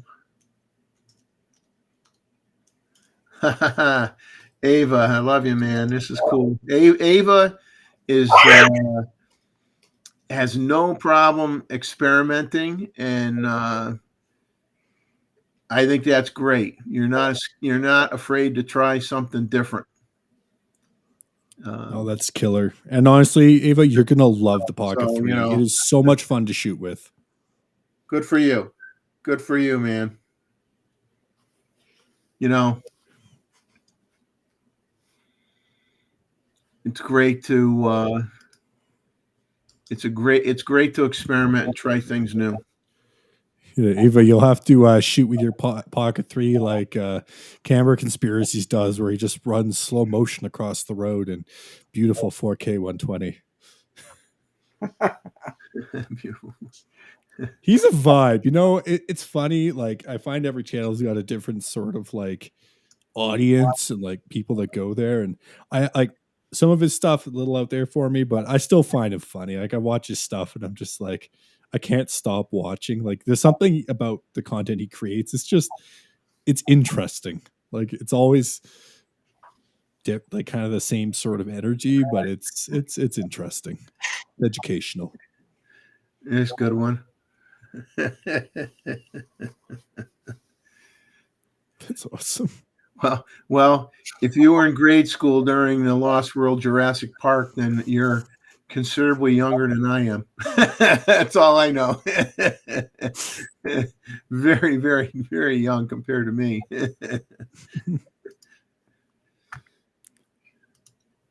Which means you have I've had many more years to screw up than you have. That's how I look at it. I've had many more years to screw up and learn from my screw ups. I'm going to do a few did you knows. Okay. I had to dig up a few did you knows. I don't know why I like doing this, but I don't know. It's just me. So did you know the 127 roll film was introduced by Kodak in 1912 for use with their vest pocket model cameras. And a 127 film is shorter than 120 film. Okay, it's 4.6 centimeters wide versus 6 centimeters wide. So it was originally designed to store 8 pictures in a 4 by 6.5 centimeter format. So that's what was what with 127 roll film back in the day. Now sticking with Kodak, because you can't talk history without tripping over the name Kodak like crazy, because they were really stormers in that era. You know, I mean, there's just no doubt about it. In 1900, they came out with the Kodak Brownie. Okay, so the Kodak Brownie was really the first camera that was priced where the average Joe can afford to buy it. And I didn't say average Joe to pick on Joe by any means, but the average Joe could afford to buy it. The camera cost $1. Okay, this was 1900. Camera cost $1, and film was 15 cents a roll.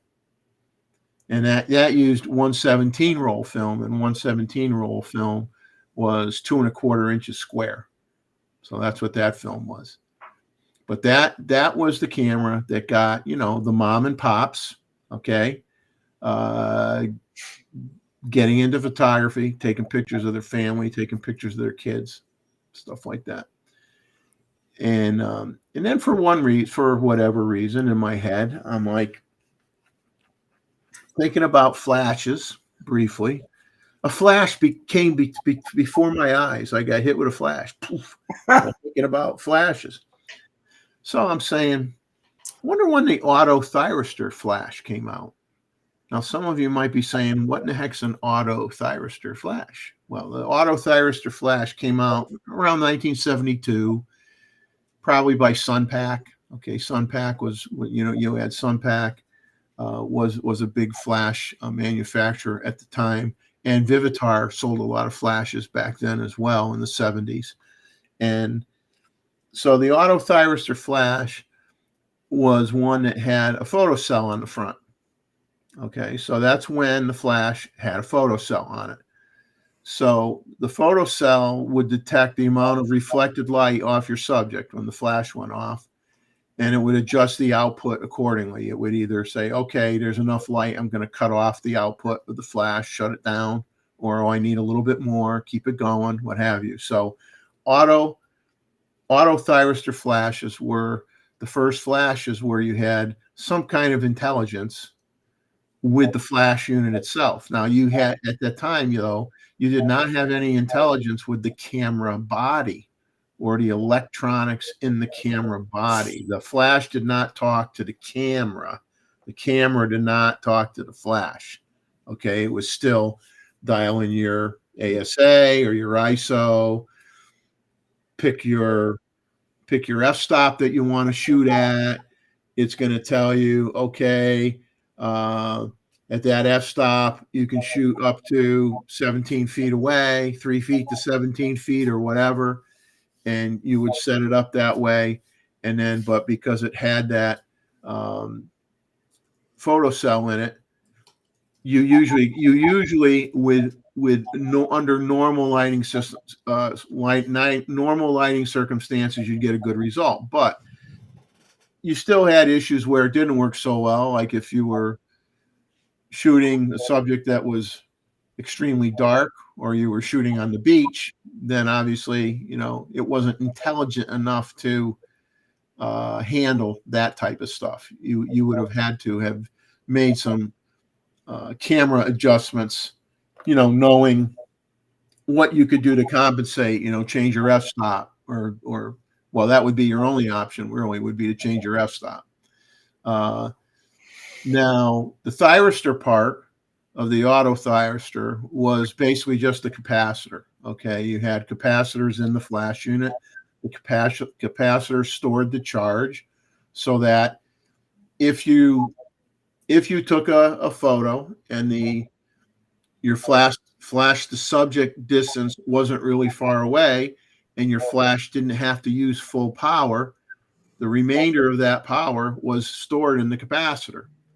So what that would do is it would allow you to have shorter recycle times, because if you weren't always shooting full power output, that capacitor still had a charge into it. Next time you went to use the flash, the ready light would come on quicker because you had energy still stored in that capacitor. So you didn't really have any communications with the flashes and the cameras until you had TTL, which was through the lens metering. So at that point in time, your camera was tied in with your flash. We talked about the Joey. We did talk about the $8,000 plus Hasselblad camera with the 100 megapixel sensor. That's from the from your other camera that they have. We did talk about that. John Ishii actually has the 50 megapixel version of that. Two of them. Two of the backs he has. He is not impressed with it. It's basically when you have to turn a dial around your shutter release button, you turn the dial to adjust your f-stop, and then you got the shutter release button that's right in the middle of it. It's kind of hard to do it.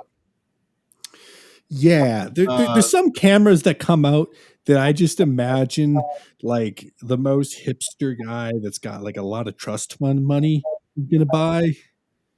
And then I saw that camera and I was like, hey, there's a market.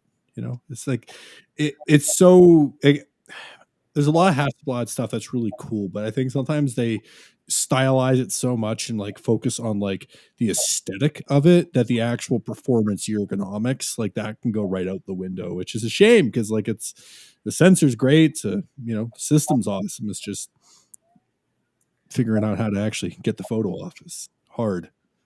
Well, I think go ahead. Oh, I was gonna say I gotta jump here in a couple minutes. Sorry, I just got a pizza coming. I think the X2D is a marvelous camera ergonomically and everything. It is probably it's extremely ergonomic, and it's actually a very beautiful camera to look at. It is. They did that camera justice. They did that camera right. So if I had to choose between what they just announced, which to me is only good if you have old bodies and you want to still have the old vintage, the vintage camera body with the modern back on it, you'd go that way. But if you're starting from scratch, just get, and you can afford it, it's going to cost you about the same amount of money. You get the X2D, you'll be much happier. And you got IBIS in the X2D, and you don't have IBIS in the other one. So it's another reason not to get the other one. Yeah. Now let's see. I got to run, Jeff. I'm just gonna leave you guys here. Sorry, but if I can leave you guys with one gem. Why was Cinderella so helpful and so hopeful she would get her photos? Any guesses? I'm almost afraid to ask. I'm afraid she knew her prince would come one day. Oh. Yeah? Yeah, that's the wit you can expect to see in my next video, Jeffrey. It's going to be amazing. I'm just kidding. All right, guys. Have a great night, everyone. Nice seeing y'all. And I now have to change the rating of the show to A++, Platinum Edition, brought to you by Canon. Oh yeah, I'm just kidding. Our Hey, guys, viewership just dropped by 20. Only kidding. we're at minus 7 viewers. I'm just Minus kidding. All 7 right. viewers. We're in the negative. Have a good night, guys. Take it easy. Enjoy your You pizza. guys next. Have a Oh, good I will. It will be subpar. It's coming from Pizza 73. All right, bye, guys. Have a good one. Bye. We talked about Hasselblads. So I said I'm going to look up, and I want to look at what was the model of the Hasselblad camera that actually shot pictures on the moon, and that was the 500 EL data camera that had a Zeiss Biogon 60 millimeter f5.6 lens, and it was mounted on the chest of Neil Armstrong's spacesuit. And it was black and white, right? Yes. Yeah.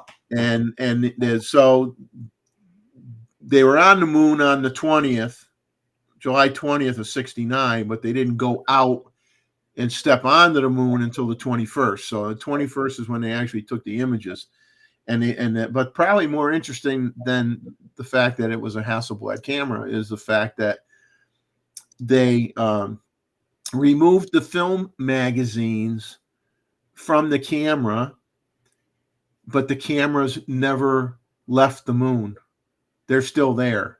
So if you ever get to pay to go to the moon and you can find one of those Hasselblad cameras and bring it back with you, you're going to be so filthy rich. You talk about a collectible. Yeah. Yeah. If you could find a Hasselblad on the moon, you're going to be set for life, buddy. You're going to get tens of millions of dollars for that sucker. So, and that's not the only one that's on the moon. There are reportedly 12 Hasselblad cameras that are on the surface of the moon that were left behind due to they had obviously, remember when they bring the space rocks back home? Yeah. It's for weight to get up. It was a weight issue. Yeah. We're gonna put rocks on this thing. We gotta leave something behind. Hasselblads all got left behind. All the pet rocks got sent back home. And so there are at least 12 Hasselblads sitting up there on the moon, on the lunar surface right now. So if you ever have the money to go on one of those trips and go in a suit and jump around, go look for a Hassie while you're out there. It will pay for your trip plus some. Well, what was one? I keep hearing about the Hoga medium format camera. They're about $30 now. I was linking. It's film, but it's a medium format. Wasn't that from China or something like that? Hoga, or is that Russian? I don't know unless it's Russian. Yeah. So it was the cheap one, and then they made something different where you can have an eyepiece to it. But yeah. So it was, I like to just ask myself crazy questions and see if I can get an answer and share it with you on the show, because it makes you may have been around when that happened and you remember, or it may be, as they say, news to you and you find it interesting. So I like to kind of find some weird stuff to talk about. Let me see if we got any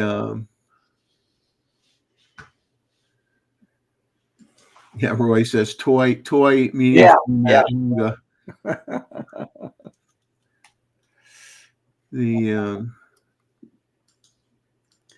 I'm trying to think. I was looking at a medium format camera, the Plaubel.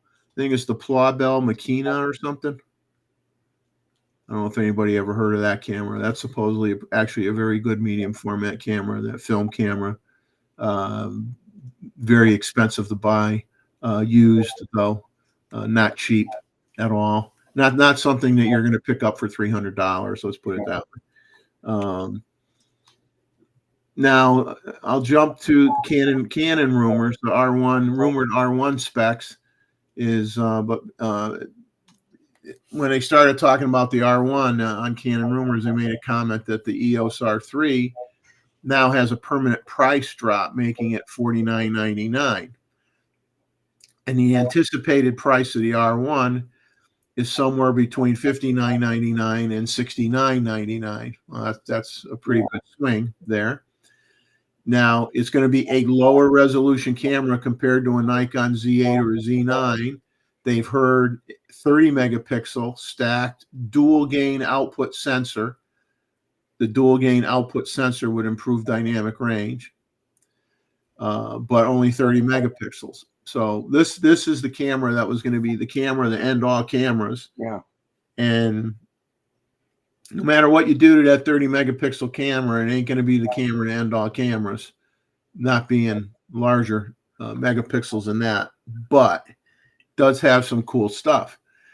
Now they're saying it's going to have, and this is all, sometimes the words are worded very generically. You can't really get a lot out of it because it's not like data specific. It's not really, dotting your I's and crossing your T's. They just say stuff like, we'll be like an announcer here, Yeah. High speed autofocus and exposure enhanced by AI recognition. Does that sound impressive? Maybe, maybe not.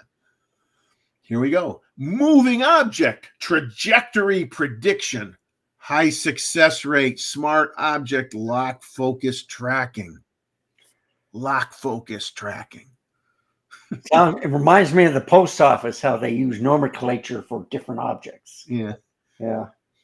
30 megapixel full frame stack dual gain sensor, which we already mentioned.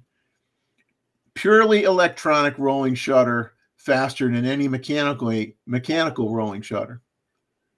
That doesn't make sense because you don't want rolling shutter. Yeah. So it's like, I don't think you want to be advertising that you have a great electronic rolling shutter feature, faster than any of the mechanical rolling shutters, but that's how they worded it. So I think that's obviously they meant to say that it's fast enough where they have no rolling shutter. So it's going to be like a Z9. Okay.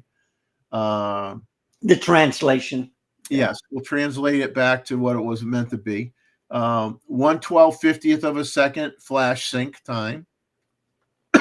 So it's higher than basically all cameras except for the A9 III, which can flash sync at 1/80,000th of a second, which we've beaten that horse to death already. Less than 0.8 microsecond read time. So it's a very fast camera.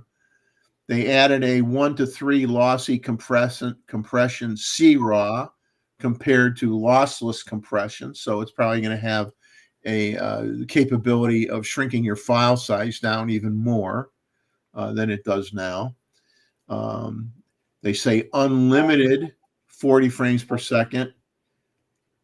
That's not mind-blowing when you're at a lower megapixel camera. It's just like, they're saying so they said nothing about the buffer, it just keeps going. Yeah, it just keeps going. Okay. That's still a lot of shots for 1 second. Yeah. So that's when you're at 1 to 2 compression CRAW, 60 frames per second. 1 to 3 ratio CRAW. You can get 60 frames per second when you're using 1 to 3 CRAW continuous shooting, up to 120 frames per second full. Now, this is what I don't know what this means. 120 up to 120 frames per second. Remember the word up to 120 frames per second, full featured continuous shooting. I write down, what does this mean? And realistically, if they're talking 120 frames per second, full resolution, full resolution image, there is no card, there is no storage card currently fast enough that could write 120 30 megabyte images to a card right now. So if you say it can do it, your hardware, your memory card hardware cannot support it. If your camera can do it, it doesn't matter. If you can't find a card that lets you do it, it doesn't matter that the camera can, because you can't use it. supports 240 frame per second burst continuous shooting mode. Now, if you're going to do a 240 frame per second burst, it's probably going to be like a 1 second burst or a 2 second burst, and that's it. It's not going to be anything long. Yeah. It's going to have 1 second pre-shooting, okay, which you have in cameras nowadays. They don't say whether that's RAW or JPEG. It says enhanced dynamic range better than the EOS R3 and the EOS R5. It says supports 2 benchmarks. And this is, once again, you can't read into this. It says supports 2 benchmarks of 16-bit DGO RAW photo shooting. Okay, what are those two? External or internal? What are the 2 benchmarks? I don't know. In-camera depth of field stacking, RAW. Okay. The 6.7K 60p, 4.2K 120p in the APS-C mode. 12-bit cinema RAW light recording. Full frame APS-C, DCI, UHD, 4K 120p, C-Log 2 and C-Log 3 video recording.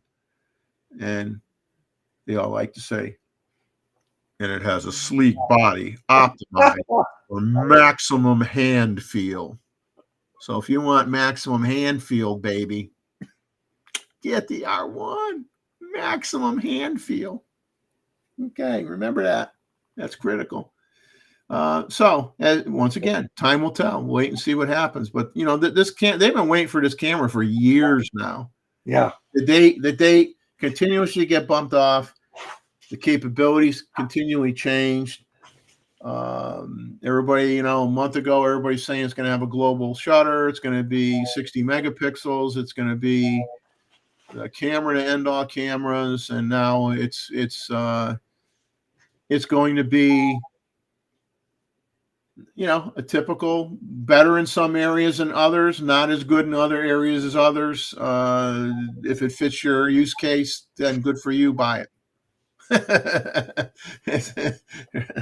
You know, and that's so true with the cameras, and that's what people forget. If it works for you, buy it. But you know, most business, It doesn't matter if Frono uses it, or Matt Irwin uses it, or you know, any you know, if any well-known content creator uses it. It only matters that it works for you. And that and why do you think Fuji sells so many APS-C cameras? They never did full frame. right? Okay, they got medium format, but they continue to focus on the APS-C style camera, and they sell a pretty good amount of them because that camera is good enough for a lot of people. You know, we're so into, but it's not as good as this, and it's not as good as that, or it's not as good as my camera, or it's not as good as Randall's camera, or it's not as good as Roy's camera. Doesn't matter. Is it good enough for the customer that bought that camera? Yep. If it is, they're happy. Fuji's happy. They bought the camera. Buying lenses, they're even more happy. You're the only person that has to be happy is you, not what other people are telling you should buy. Make your own decisions. Don't let other people make it for you. Don't let people shame you. I'll tell you, when I started with the bird photography, I was shooting my DA50. I was a late entry into the serious mirrorless camp. I liked my optical viewfinder a lot in the D850. It was phenomenal. I didn't shoot video. If I did, I would have been sorely disappointed. I never used the video modes on the D850. It wasn't very good. Okay. Because it didn't have, you know, it just wasn't quick to focus. It wasn't good, period. That, you know, with video. For stills, it was outstanding. Okay. So for a long period of time, I'm shooting wildlife with the D850. And, you know, that could do a pretty good rat-a-tat-tat, you know, shooting at the higher frame rate. I had the, you know, the grip on it, so I could, you know, shoot at an even faster frame rate for wildlife. And so that, you know, I'd be next to somebody with at the time, I think it was the first Sony A9. Okay, he had an A9. So obviously he's shooting in total silence. You don't hear his camera going off. I'm next to him. There were so many wildlife guys that would get irritated and say, "You're scaring off the birds with your camera. When are you going to get a mirrorless camera?"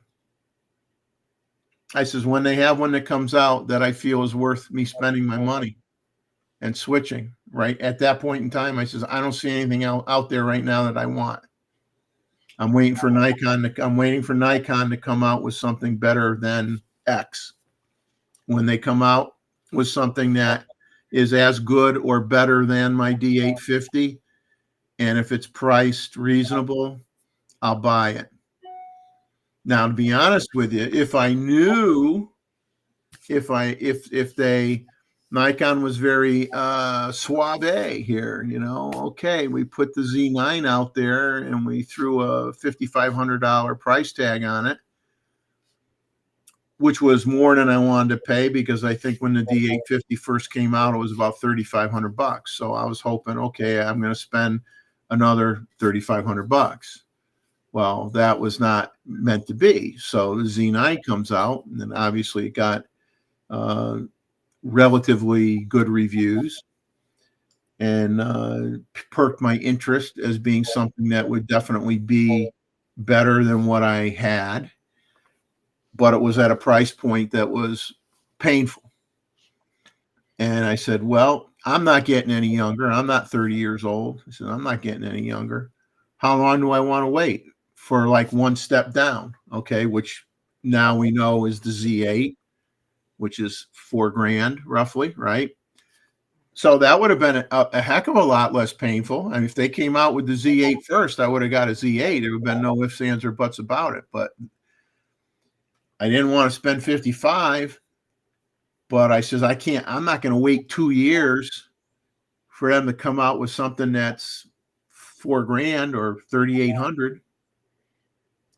I bit the bullet. I spent the 55. So then you kind of get a little PO'd, because then the Z8 comes out. You know, like, yeah, well, of course you weren't going to come out with that first. Right. Yeah. You were gonna grab you were gonna kind of put the squeeze on people that had the D850, and they're like itching. They, you know, they're ready to make the jump. Oh, gee, 5,500. I don't know. You know, wait, procrastinate, wait. Then you do it. Then the Z8 comes out, and you go, well, of course. Now the Z8 comes out. They are not marketing fools, as we all sometimes like to make them out to be, because they got a lot of people to buy a Z9. That if the Z8 and the Z9, let's say, came out at the same time, like a Z6 II and a Z7 II, right? The Z8 and the Z9 came out at the same time, guarantee you they wouldn't have sold very many Z9s. That's right. Yep. They would have sold even more Z8s, but they would not have sold as many Z9s. So they weren't idiots. They were smart from a business standpoint, but for those of us that aren't walking around, as they say, with bags of cash, it was a bit painful. It was a bit painful. Yeah, I bought my Z9 $1,000 cheap because it was used. Guy shot about 1,000 shots or whatever, but I bought it. So it was $1,000 off, and I bought the Z8 $400 off. So they had a sale. That was nice.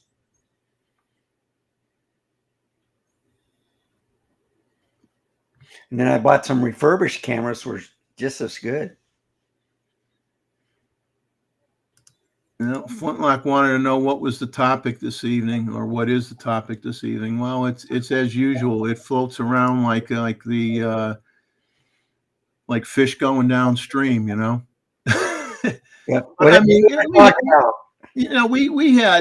we had a substantive discussion about a lot of things. We talked about camera bags, and we talked about the Hasselblad cameras that came out. We talked about the R1. We talked about the A9 III. We talked about the Z6 III. We talked a little bit about my lighting that I set up last week and did a few tweaks, and it looks a little better this week than it did last week. I think I'm very happy with how it is right at the moment. I don't think I'm going to change it. And it's not hot either. No, I have, be honest with you, I have a ring light that's about this big. That's right up here. I got the 2 octaboxes within, let's say, I'd say probably maybe 4 feet away on either side of me, angled up to the ceiling. And if I just to show people the difference, I did this earlier. If I turn them off, Yeah. okay. So and I think that in terms of the power output, and this is where one person had an interesting comment, and they said, "Well, how's that going to work? Like if you're doing it for portraits, like obviously this lighting kit was sold under the pretense of being good for stills as well as video." Right. I think for video, it's a no-brainer. I've already used it for numerous videos. Very happy with it. I got no complaints. Stills, I don't know yet. Okay, my wife doesn't let me take pictures of her. My dog is too low to the ground for the lights to do me any good. Mine always looks away.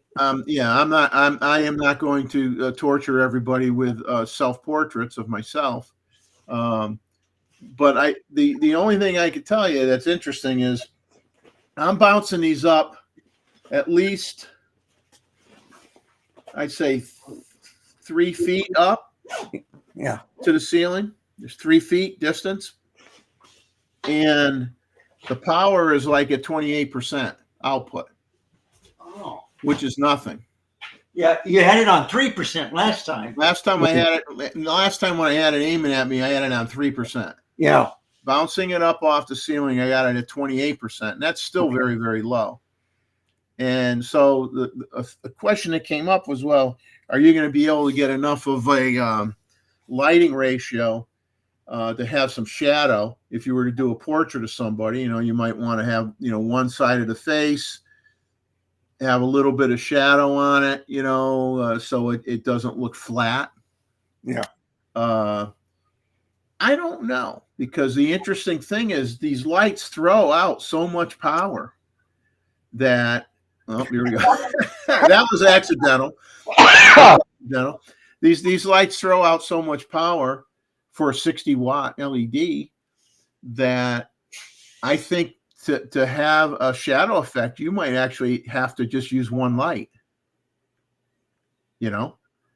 and use whatever light you got in the room, or use whatever light you have coming in through a window.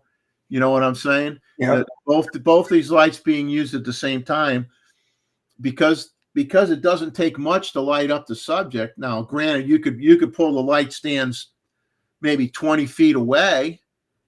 That's what you could do. You could pull the light stands really far away. You can have one that's close, one that's closer, one that's really farther away, so that you could get some shadow detail. That might be how you have to do it, because if you have them both equidistant away from the subject, I don't see you being able to dial down the power low enough on one of them. Well, I would think you would just turn one off. You have to turn one off. Yeah. Yeah, you'd have to turn one off. But they're amazing amount of light that comes out of these 60-watt. I'm shocked. I mean, amazing amount of light that can come out of these suckers. So if you haven't watched my review on these, where I actually sit there and I crank one up from 0 to 100%, and you can see how bright it gets, go to my normal content, and from last week, I think it was, I did it. Yeah, I think it was last week. Watch the video from last week. And he did it on the live stream last week too. And live stream last week. It's a 30-minute video. The first 15 minutes is kind of a little humorous as I'm trying to unbox everything, but not super serious. But for those that like to see someone have struggles opening up stuff, then you might watch the first 15 minutes. But last week's live stream, I showed the second 15 minutes, which was the meat and potatoes part of it. So you can go to the video. You don't want to watch the unboxing part, just go to about 14 minutes in, and then you can see the meat and potatoes stuff. Well, I got upset with Hype. So they put it in a box. So I took out that, and then there was in another box, and I had to take that out. You know what I'm saying? What's going on here? It's like Christmas all over again. You go down to the last box, and then you got a treasure map to find out where you're going to get. Well, then it's in a very tight case. Yeah. 2. So it's like three layers. So let's see. I got mine right here. And it's 2 tripods in one, and I bought an extra ball head just for that. So I love it.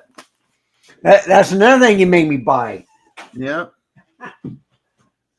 But I love it. Very portable, very light.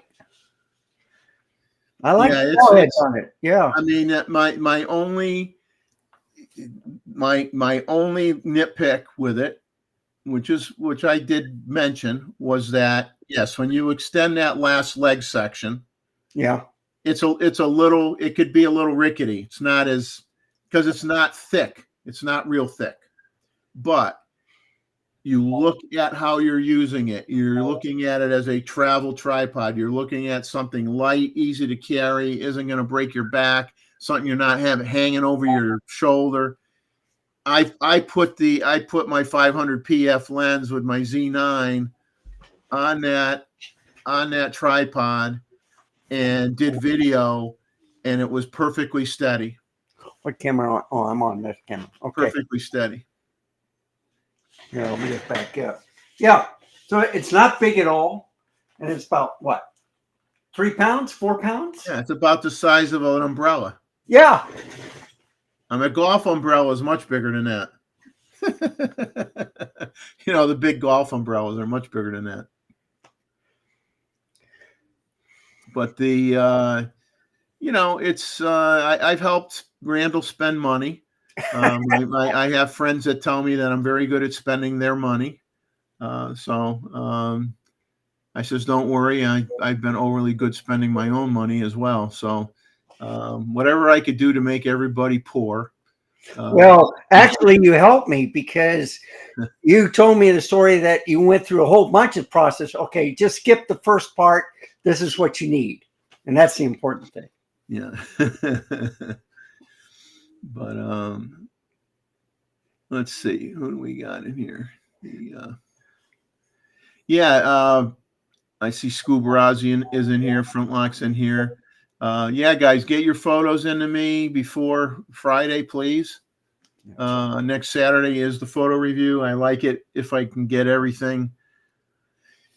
If I get it early, it makes my week audio problems okay. Easier. Okay.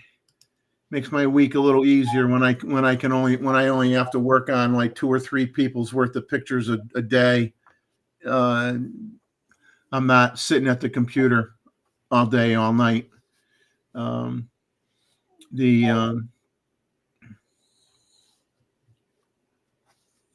Yeah, Mookie, there was enough packing peanuts in the first box to feed a styrofoam elephant. Yeah.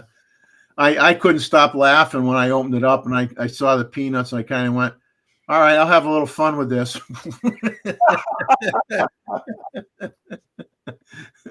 Snow in South Carolina, as I said, that's the closest thing to snow I was going to get. So I think I'll share what I want to get for this year, because nobody really said what they wanted to buy this year. The only thing that I have on my wish list in terms of new gear, I can't really predict what I would buy for old gear. That depends on what's available, and if I see something I think is really worth buying. And believe me, I'll look at 4,000 to 6,000 cameras over a weekend, and I'll find 3 that I think about. Oh, wow. And then half the time I don't even get any of those 3. Wow. But I mean, I'm very, very picky about what I buy. I know what it's worth. I know I won't overpay for it. I want it to be a fully working camera with that needs nothing other than maybe a little bit of exterior cleaning. So I'm very picky about what I buy for a used camera, more so than when I first started collecting cameras. When I lived in Connecticut, I had over 300 cameras. Wow. I sold all those cameras before I moved because I was moving into a much smaller house in South Carolina with my first house. Much smaller house, and you have no basements here. So in Connecticut, I had a finished basement. I had plenty of places to store stuff. I had all the room in the world. Down here, there's no basements. So the only difference between when I first moved down here and now is I did move into a much larger house eventually, but I still don't have my storage is basically all the closets in the extra bedrooms that I don't use. Right. Yeah. Because I still don't have and shelving in the garage. I like Scuba Rozzy's last comment. Yeah.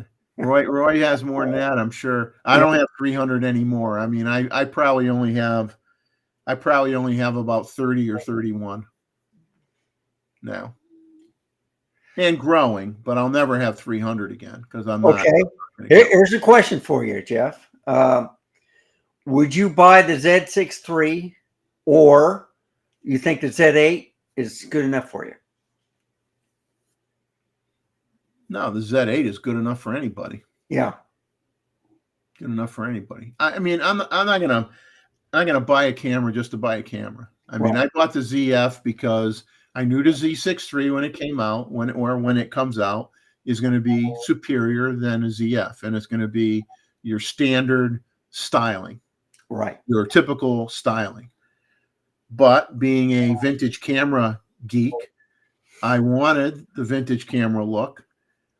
I got a Xpeed 7 processor in it that I never thought I'd have. I got autofocus capabilities similar to, not obviously as fast as a Z8 or a Z9, but I got a camera that performs exceptionally well for that $2,000 price point, and I'm very happy with it. I have no regrets buying that camera. But will I buy a Z6 III? No. If be honest with you, if I was earning money, revenue with my camera, it was like a part-time business, and I was earning revenue with my camera, I would honestly buy a refurb Z9, or I'd wait for the Z9 II to come out. I would not, and the reason being is because I'm a big guy. I don't have a problem with the weight. Size of the body does not matter to me whatsoever. I have no issues with it. I like the extended battery life I get with the larger battery that's in the Z9 versus the Z8. I like having 2 CFEB cards. Having 2 of the same cards matters to me. I don't have to have SD and a CFEB. So there are a number of things to me that make it worth that price difference. But I would buy a refurb when they have the deals, and you get the refurb for $4,000.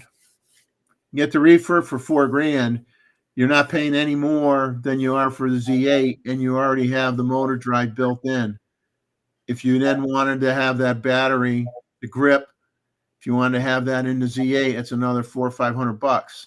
Now you're paying more for a Z8 than you are for a refurb Z9. I would buy the refurb Z9. Yeah. Z8 really, to me, is if you absolutely can't stand the weight or the size of a Z9, then your Z8 is your next best Right. scenario. And obviously, the thing is, it's lighter. The body may be lighter and smaller for travel, but the lens sizes don't change. That's right. Okay, so if you got a 100 to 400 zoom, doesn't matter if it's on a Z9 or a Z8. That you still got the same. It still weighs the same. It's still the same size. So the only thing you're changing is a small amount of weight and the size of the body. But you go and you add that battery. You add that battery on the Z8, then it's not so light or small anymore, either. And we got Roy. He All does exist. He does exist.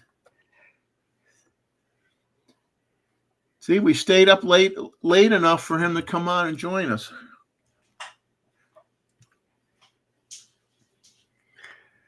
I hope he fixes audio problems, right? Yeah, I know. Hey, go into the settings for Restream. It might be there. Oh, okay. So Flintlock asks a pointed question. So what's the deal with Nikon autofocus versus Sony autofocus? Well, I don't know what you mean by what's the deal, because there is no deal. They're basically equivalent to each other. Any impartial reviewer that isn't a Nikon fanboy Or a or a Sony. Sony fanboy. Steve Perry is a perfect example. He owns a Sony A1. He has a Nikon Z9, and he'll say that he would give the Z9 a slight edge in the autofocus department once firmware version 4.0 came out. Okay, but it's still slight. So I would just say they are so close to each other, it doesn't matter. Now, Petapixels is implying that the autofocus of the A9 III that's going to be the best of them all. Well, I'll never own an A9 III. No one's ever going to give me one to try out, so I can't comment on that one way or the other. And there will be plenty of commentary on that camera once it is in more people's hands and more people do reviews on it, and you will get to hear the good, the bad, the ugly, because there is no perfect camera. But to me, if you are a reasonably skilled, I get the bird and eye focused all the time with my Z9. I don't have a problem with that. Okay, you're saying you got that with the Sony? You should. I have that with my Nikon. I don't have a problem with that. Now there's certain circumstances where both cameras will have a problem. Okay, mirrorless cameras still have a problem if your subject is too close to the background, to a busy background. Right. Doesn't matter what brand it is. It is a fact. It is a inherent issue with mirrorless cameras. They have that problem.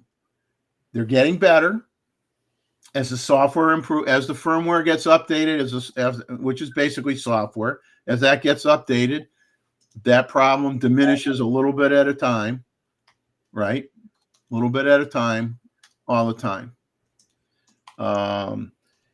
But to me, if you buy the higher end cameras, whether it be Panasonic, Sony, Nikon, Canon, and you learn the camera, you are going to be happy with any of those brands. I mean, there is no point in arguing my brand's better, your brand's better, whatever. You know, I mean, they're too close. They're too close to each other.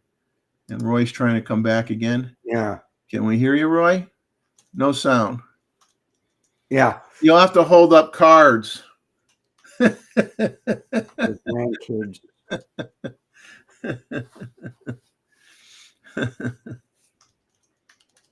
Okay, I just sent you a message. So it's a funny story. Well, I won't say only Sony, Nikon, or Canon, because I did mention Panasonic.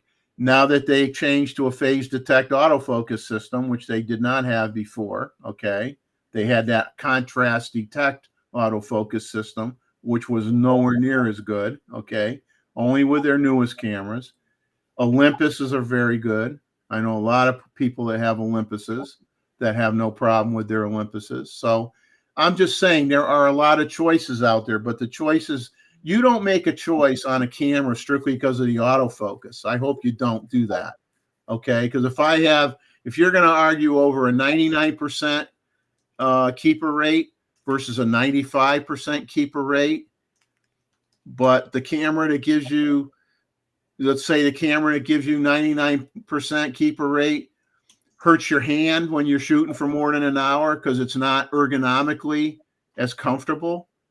I'd rather have the 95% keeper rate and be able to shoot for 5 hours and not have my hands get sore. Okay, so there's a lot of things when you pick a camera. It shouldn't be for any one thing. It should be a combination of what you're comfortable with size, weight, ergonomics, layout of the controls, how intuitive is the menu system that you have to use? Does it have any special features that the other camera doesn't have? What do they offer in lenses? And I will argue that Nikon glass bows to no one. It just doesn't. I mean, the larger mount allows them, if they invest the money, and I'm not saying they always do, if they invest the money to take advantage of the larger mount, their lens will always be just that fraction better than the cameras that have these smaller mount. I mean, it's just engineering principles. It's just they have the capability if they do it. And I'll argue my image quality, I'll put it against any Sony camera. And most people will say they like Nikon's colors better than Sony. And I know a lot of people that have Sony, and I don't beat up on them because you know what? It almost doesn't matter. If I get better colors out of a Nikon, let's just say that's true. Let's say I get better colors out of my Nikon than somebody gets out of their Sony. It doesn't matter. You go and you create a preset in your software. You apply a preset to your images, and you can make it look the way you want it to look time and time and time and time again. So it's not critical what your out of camera color science is, unless you have to take the pictures like a sports photographer. You got to take the pictures and you got to send them out right away, and they're going to publish whatever you send them, and they're not going to get edited. They're just going to get used. Then it becomes more important. But if for your own use, or was that? I thought I heard some sound. Was that you, Roy? It was me closing curtains. Well, it's working. I was Ah, strangling okay. someone. I So heard some squeaking. Yeah. That was me. I need to be oiled. Okay. but the ergonomics is an important thing because I'm not going to mention a guy's name. There was a YouTube content creator, much larger channel than me. He shot all the brands. He shot Canon. He shot Nikon. He shot Sony. I'm not going to say what brand. Let's just say he used a brand, and he liked what it did. And he admitted that his fingers hurt. His fingers were sore. He bought the camera anyway because he liked how the camera performed. Right. I would never do that. If it doesn't feel good, Yeah, if it don't feel good, if it doesn't feel good in my hand, and everything else is within a percentage or two of the other guy, I'm not gonna buy an uncomfortable camera. I'm sorry. I shoot too many out. I mean, I shoot typically 4 hours plus every time I go out. And it's got to be comfortable. Got to be comfortable. Well, that's why I like Nikon in the first place. If you're using them for more than 10, 12, 15 hours a day, it has to be comfortable in your hands. Right. You know, I mean, now the new A9, the A1 was the A1. If we talk Sony, the A1 was a hell of a lot better, excuse my language, than any body they had ever made before. And what I find interesting and confusing, and it all comes down to the body size. Okay, let's face it, the ergonomics all comes down to the small form factor of the body size. Because I'll show you something quick.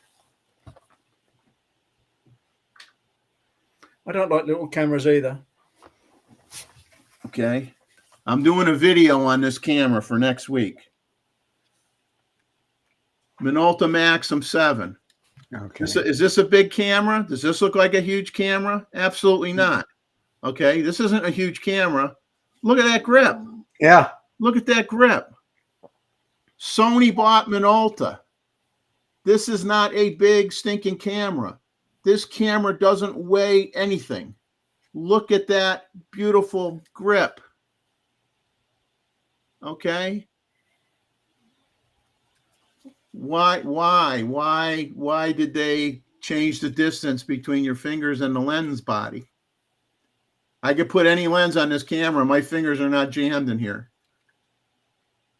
They bought Minolta. Okay, Minolta showed them how to do it. Minolta did it. A good AF system too. Right? Beautiful camera. Weighs nothing. Weighs nothing. But I'll be doing a video. I got a video in the works on talking about this camera. Year 2000. One of their best autofocus SLRs ever made.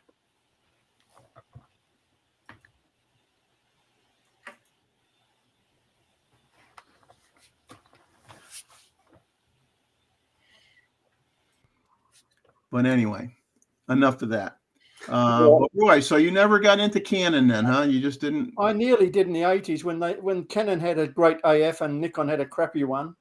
But then again, I don't really use AF much anymore, so I stuck with Nikon. But Canon and Nikon have always been very close, very similar until recent years. Yeah, I think, but I think, you know, whether you own an A1, a Z9, you know, if you want to compare A1 to Z9, you're splitting atoms. Other than ergonomically, you're splitting atoms. I like Nikon because of the lenses more than anything else. Yeah, I mean, the Not Nikon glass to me is a big deal. I mean, the Sony has more buttons that you could program different functions to. That's a given. There's no doubt about that. But you know what? I can't remember what I program on my Z9, and that has nowhere near the amount of places I could program stuff, because you tend to use 3 or 4 things a lot. The rest you don't use a lot, and then after a while you go, "What in the heck did I program that for?" And you got to go back. The problem is when you go from, say, the Z8 to the Z9 to the Z6, and all the buttons are programmed differently. Right. Yeah. That's The my video, problem. the trash can. Yeah. Yeah, they'll move 1 or 2 buttons around. Yeah. They'll move your playback button, or they'll move your trash can button. Yeah, but if you reprogram your own buttons and you program them differently on different cameras, it gets very confusing. Yeah. I mean, I really like the layout of the D850 buttons. They're still my favorite, I think, Yeah. or the D5. Yeah. But you know, you know, these cameras are all so great. You know, we're all picking out a one-liner out of a marketing catalog. Well, yeah, this does better, and that guy's that does better, and it's just take what you got and use it, because everybody, all these people that are pointing out all these things, guarantee you, the people in the chat take more pictures than those people that are talking about those things. All of you Sometimes it's a folks in the little thing. chat use your camera more than those people that are pointing out those one or two little things that are getting you all riled up. Right. Sometimes it's the little things like lit buttons. Seeing the buttons in the dark studios are absolute godsend. Yeah. I go back to other cameras now, and I can't stand it. Never find the right button. Yeah, you gotta have your headlight lamp on. So the new Sony cameras have the menu button on a slant, and it's very hard to get. So on the A7C, you had to reach over there. So they did move it closer to the right.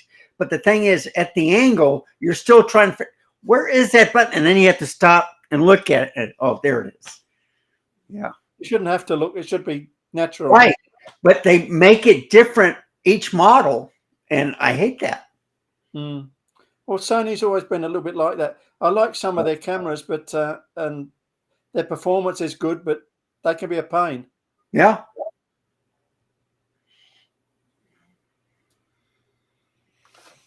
Got some nice lenses now, though. Yeah, they're G lenses have got a lot better. G Master lenses are very good. And they also have third-party support. So like Sigma, they're now branching out to everybody. Besides their L Alliance, they got it now for Nikon. February is supposed to be where Canon's going to let them in. So we'll find out if that happens. The thing is, you got to realize with Sony is they had no choice but to embrace third-party lens manufacturers, because when they started off, they didn't have any lenses to speak of. The Minolta lenses worked on the early Sonys. Yeah, they had the Minolta lenses, but same mount. X cameras, yeah. Yeah, but I like those. I like the first Sony X cameras. Yeah. If they'd stuck that way, I probably would have gone that way. Yeah, it's just they wanted to expand their portfolio quickly.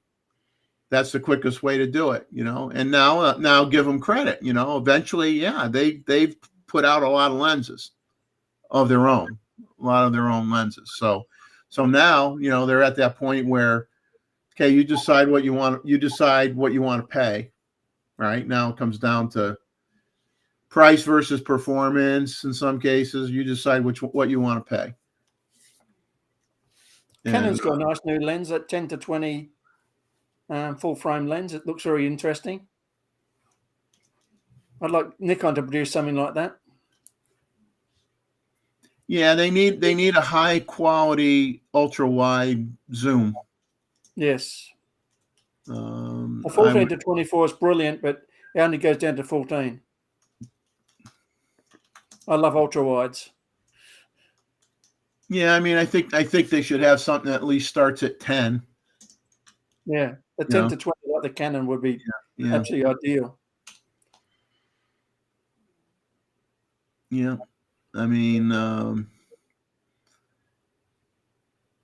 it's I don't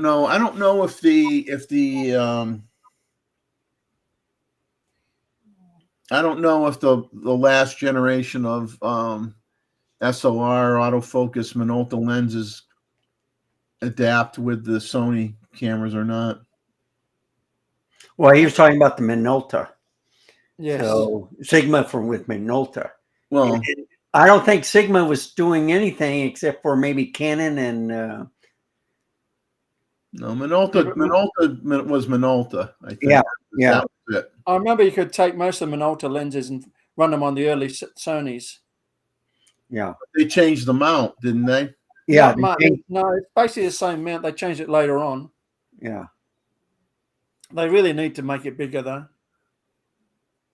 Basically, the Sony mount is a APS-C mount with every lens has a little adapter built in to compensate, which is a real compromise. they're doing themselves an injustice. by sticking to Well, that. they forced themselves into that situation because they wanted to have a small camera body, Yeah, you know, that's right up with the and for those that, so obviously that camera body size and weight appealed to a lot of people, but you know, I mean, I mean, and I don't want to sound sexist here, but I'll be honest with you, most of the people I see shooting the Sony cameras happen to be female. I mean, their fingers are thinner, you know, their fingers are thinner. The fingers don't get pinched. They want a small light camera anyway, and they love them, and that's great. It works great for them. People with you know, meat hook hands are going to have a heck of a time with it. I you got the know. same problem. So it all depends, you know. And the thing is, the Nikon, I don't think there's any comparable. The Z mount lenses, so many other brands' lenses now can be adapted to work on the Z mount camera bodies, and it's not the other way around. Flange distance shorter. You know what I'm saying? So a lot of the other camera companies don't have anywhere near as much the capability of using other brands' lenses on their bodies, whereas the Nikon can take advantage of pretty much. If somebody invents an adapter, everybody's lenses would work on a Z mount camera. You probably could, but it would need a speed booster or something inside it to compensate. Piece of glass to adapt. It wouldn't be practical. Nikon were very smart using that very short flange distance. Yeah, I mean it's irritated. I think the thing that's irritated the people that had a lot of the Nikon glass with the screw drive autofocus are not happy that there's no FTZ adapter that can facilitate those lenses. And I think a third party company will probably come up with something. It's possible, but I've gone back to AIS lenses now. Found the joy of them again. They're lovely to use. Manual focus, but very nice. Viltrox. Yeah. Now you haven't had any issues with any of those working with the FTZ? None at all. They work perfectly, all of them, even the fish eyes. Yeah, because I'd like to put that 135 f2 on the you know, FTZ. That Try should it out. work. You'll lose autofocus, but it should work. You know. At least you still got the aperture dial. Yeah. If you didn't have the aperture dial, you'd be stuffed. Yeah. Yeah. Now that I wish they never ever got rid of. Period. Yeah, I was upset when the G lenses came out and they dropped that. Yeah. I could see the cutting cost, and it sounds like a good idea, but I could see one day we're going to rue this, and this is going to come back on us. Yeah, I tell you, it's just nice to have an aperture ring, I think. Well, you know, the Viltrox lenses, the new ones, they're coming out. They have the aperture ring, but then you can reprogram it too. So a lot of these lenses now focus and aperture ring by wire as well, which is a bit strange.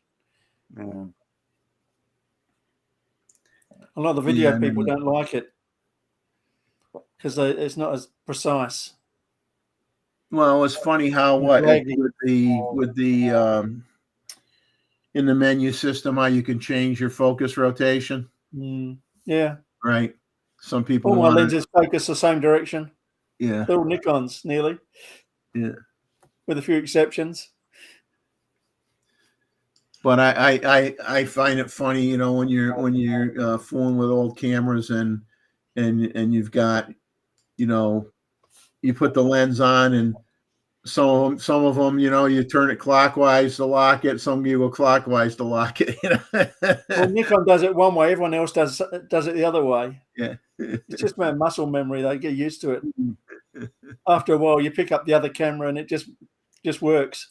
It all comes back.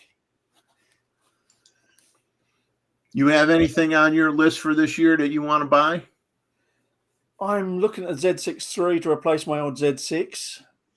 If it's got 2 USB ports, I'll get it. If it doesn't, I'll get a ZF. Yeah. Shoot, So I'm now, waiting to well, see. now if you get a Z6 III, if you like it and you get a Z6 III, you're gonna keep the Z6? Or you're I gonna might sell, convert it to IR, convert it to IR? full spectrum. You're gonna do a David. Well, I've only got one camera that does it so far, and it's not enough. We'll I'm very jealous of, yeah, we'll have to come up with that and call that you're doing a David. And everybody said, "What are you talking Yeah. about? You're doing a David." I'm very jealous of his 810A. I love that camera. Pharaoh Man wants to know: Is there a way to tell what focal range you took a picture of when it's still in the camera? It should be in the EXIF data. Yeah, I don't. Well, he's saying while it's still in the camera. Usually I take it out Mm. and put it in Nikon software. Then they tell me, but yeah, Well, if you manual focus, it'll tell you. Well, no, that's just going to tell you the feet. right. Well, Oh, he wait a does- minute. Yes, you can. When you hit the display, it'll tell you different things. So if you go into playback and then you hit the display, it'll tell you the focal range. I believe it. Let me do one. It'll show you a focal point and everything, Yeah. hopefully. Yeah. You just have to hit the display. Let me check it out real quick. Okay. Z8. That. Take a picture. Okay. Make another picture. Okay. So if I hit play, and then just hit display or the. Well, I'm wondering if he's asking, like, would you be able to tell? I'm wondering if he's. I'm trying to understand how he's asking. If he asking this, would you be able to see it before you take a picture, the focal length. Well, he's saying you took a picture of. So to me, that's saying after you took the picture. Focus. I think he's after focus distance. Yeah. Okay. I Well- don't worry about it. Now I do have. When you're too close to an object, your camera will not take a picture until you back up a little bit to get in focus. Yeah. You have that setting on, if that's what he's talking about. No, No, don't I expect think he wants to be able to tell that if I had if I was zooming on that object, I take the picture. I want to be able to see if I was at.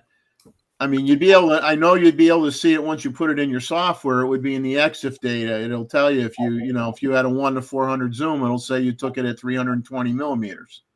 Yeah. But that's once you get it out of the camera. There might be an option in the menu to display it amongst. There's so many display options with the new Nikons that it may be in the display options. That I'm looking at. show the distance, focus distance. I just don't. Oh, I've yeah. never used it. Okay, so let's see. Yeah, he's saying he's looking at images he took this week. They're still in the camera. He doesn't remember if he took it at 400 or 800 millimeters. Yeah, shooting data. So it is It'll show the lens and the shooting data. and the focal length, but it may not show the distance. All right. Well, he wants the focal length, I guess. Okay. So That you would be, can't find it under definitely in the shooting EXIF menu. data. Definitely in the EXIF data, but I don't know about whether it shows in the display. There's a whole pile of stuff you can add in or take out. There's a display, but I never worry about it too much. Okay. Yes, you can. So I went into the playback, clicked on the data info, and it shows that the focal length was 28 millimeters at 3D tracking. Okay, that's after I took the picture. Yeah. Yeah. But not before. No, that's fine. He wants it after he took the picture. Oh, yeah. So this is what you do. You go in the menu, go to playback options. Here, let me get in the right camera. Where am I? Okay, playback options. Hit right, and then go into. You can select which ones you want. The exposure info, highlights, shooting data. That's what you want. The shooting data, and it'll tell you. And it's in the playback menu. There you go. Playback dispatch options. That's how you do it. I knew it was somewhere. Just reading the XF data from the file. Yeah. That's provided you're using JPEGs and not NEF files. Well, I think I have it on here. I think I have it on NEF. So let's see. Yeah, let's see. Image area. Image quality. Yeah, raw. Yeah. Okay. That's good to hear anyway. Yeah. And you're doing that on your Z8. Yeah. Yeah. Okay. Oh, it should work on the Z, the other Yeah. cameras too. Yeah. It's all in your media. Let's see. Yeah. There's other menus in there where you could check boxes. Yeah. To what you want active, so you don't have to have as much stuff to look at. You could turn off some things that you don't care about. So you've got you got that kind of scenario in the menu system too, where you hit a thing where you got 10 choices and it's like, I don't want to constantly have to, hit the down arrow on the dial and go through 10 things. I only care about 3 of these. So you turn the rest of them off. And I got it for 8K. So, yeah. Yeah, raw 8K. There you go. Very, very flexible cameras now. You can get them to do almost anything in the display. And I like everyone's fairly standard, so I don't get confused. Well, like I said, there's as even though there's fewer programmable buttons on the Nikon versus the Sony A1, I can't remember everything I put on the Z9. I mean, I know obviously it's second nature for what I use the camera for. If I were to change what I was my subject matter or my genre, then I may have to change some of those settings, but for what I'm doing on my normal day, I know where everything is that I use all the time, but I'm one like, okay, I got an extra button I could do something with. Well, I guess I'll set it up for this, but I may not use that very often. And because of that, I don't remember. I have to, once in a while, I got to go through and see what I have something set up just to refresh my memory. On that bag thing you mentioned earlier, I think I might have few too many. The bags. Yeah. Yeah. What do you think? Uh-oh. Ava, have a good Oh, one. my goodness. Thanks for coming on. Oh, Roy's got a few. I've got a few. Roy has an apartment room almost full of camera I'll bags. just put them at the end of the room out the way. Well, Let's grab the ones I need. clothes hangers, and then you can just hang them. Yeah, I haven't got that stage yet. Oh, it's looking nice though. You're It's set. better. I'm Yeah. getting organised. You get some hooks like a retail store, people are going to think they're in a Best Buy or something or B&H. They're going to think they're in B&H Photo. Oh, it's nice and quiet here. I'm on the 3rd floor of this house, so no one comes up here but me. Now, is that the only room on the 3rd floor, or you got more? No, there's an apartment attached to it. Oh, okay. But my daughter's in there at the moment, making a mess of it. Yeah. Come home to make my life miserable. Is she paying for it at least? Of course not. Oh my God. Okay. Well, at least she's out of the house in a way. Just Yeah, she's out of sight, out of mind. She gave me a nice waterfall the other day when she left the shower running. oh boy. Kids can't live with them and you can't kill them. What was that one commercial I enjoyed? The guy was saying goodbye to his son because he was going to college. He says, "Well, your mom can't be here because you know," and he said, "I understand." And she's up there measuring. He says, "Hot tub." Yeah, we've seen adverts like and that. then after all that, the next kid knocks on the door because he wants to move back in, and they turn off the porch light. But yeah, I know how it feels. Yeah. I feel. I wish I'd done that. Yeah. Hang out a sign that says "No room at the inn." No room at the inn.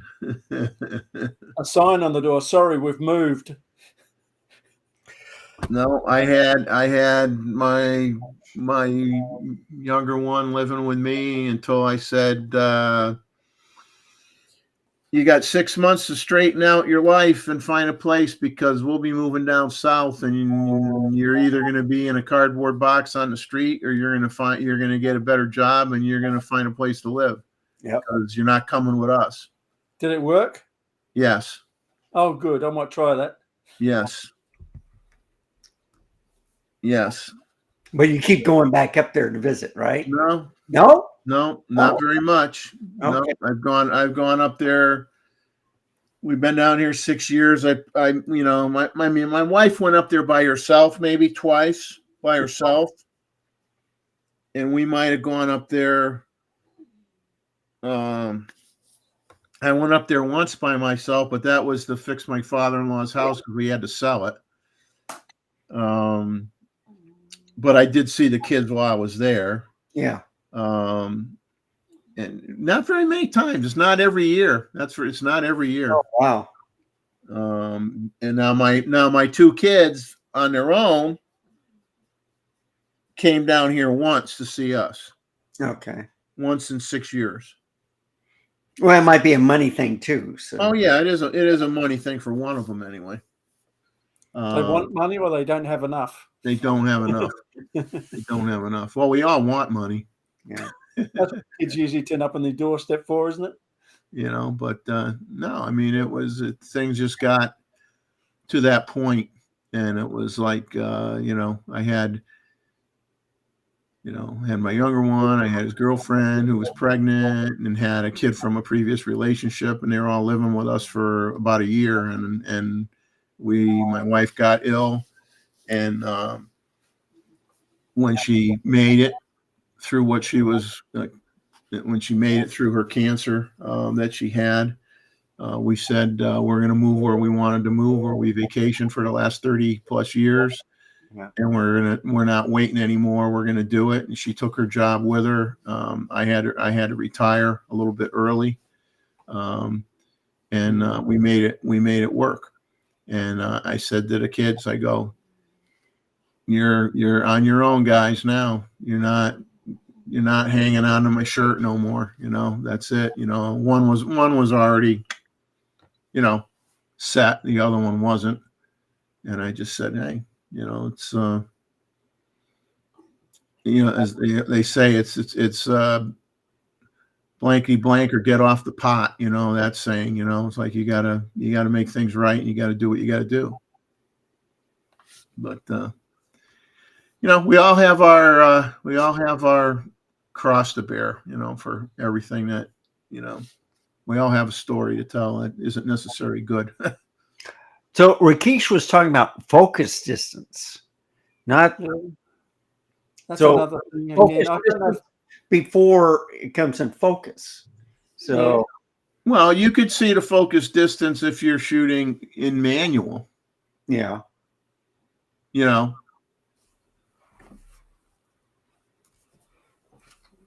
Because see, I'm trying to figure out if it's how close you can get to focus. And I talked about that. It's not your focal distance. It's the distance between you and what you focused on. Right. That's what he's talking about. It's kind of like metering. Yeah. Okay. Yeah, I think that's something that they just recently added in a firmware change. Yeah. Chance, yeah.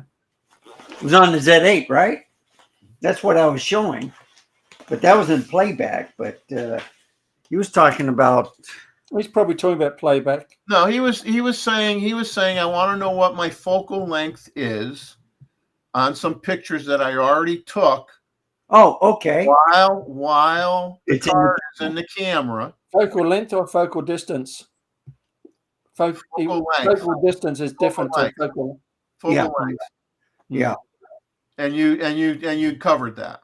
Yeah. And you covered that. There's a lot of information in that in the XF data. So when I looked at it, it said that it was in manual mode, 28 millimeter, 2.8 with the lens, the 28 millimeter. I had it in vibration mode sport, 3D tracking, AFC, and it was at 1/30th of the shutter speed. So I think the ISO was 450. Yeah. Yeah, Pharaoh Man saying I'm good if you're talking about me. Yes, we are. Good.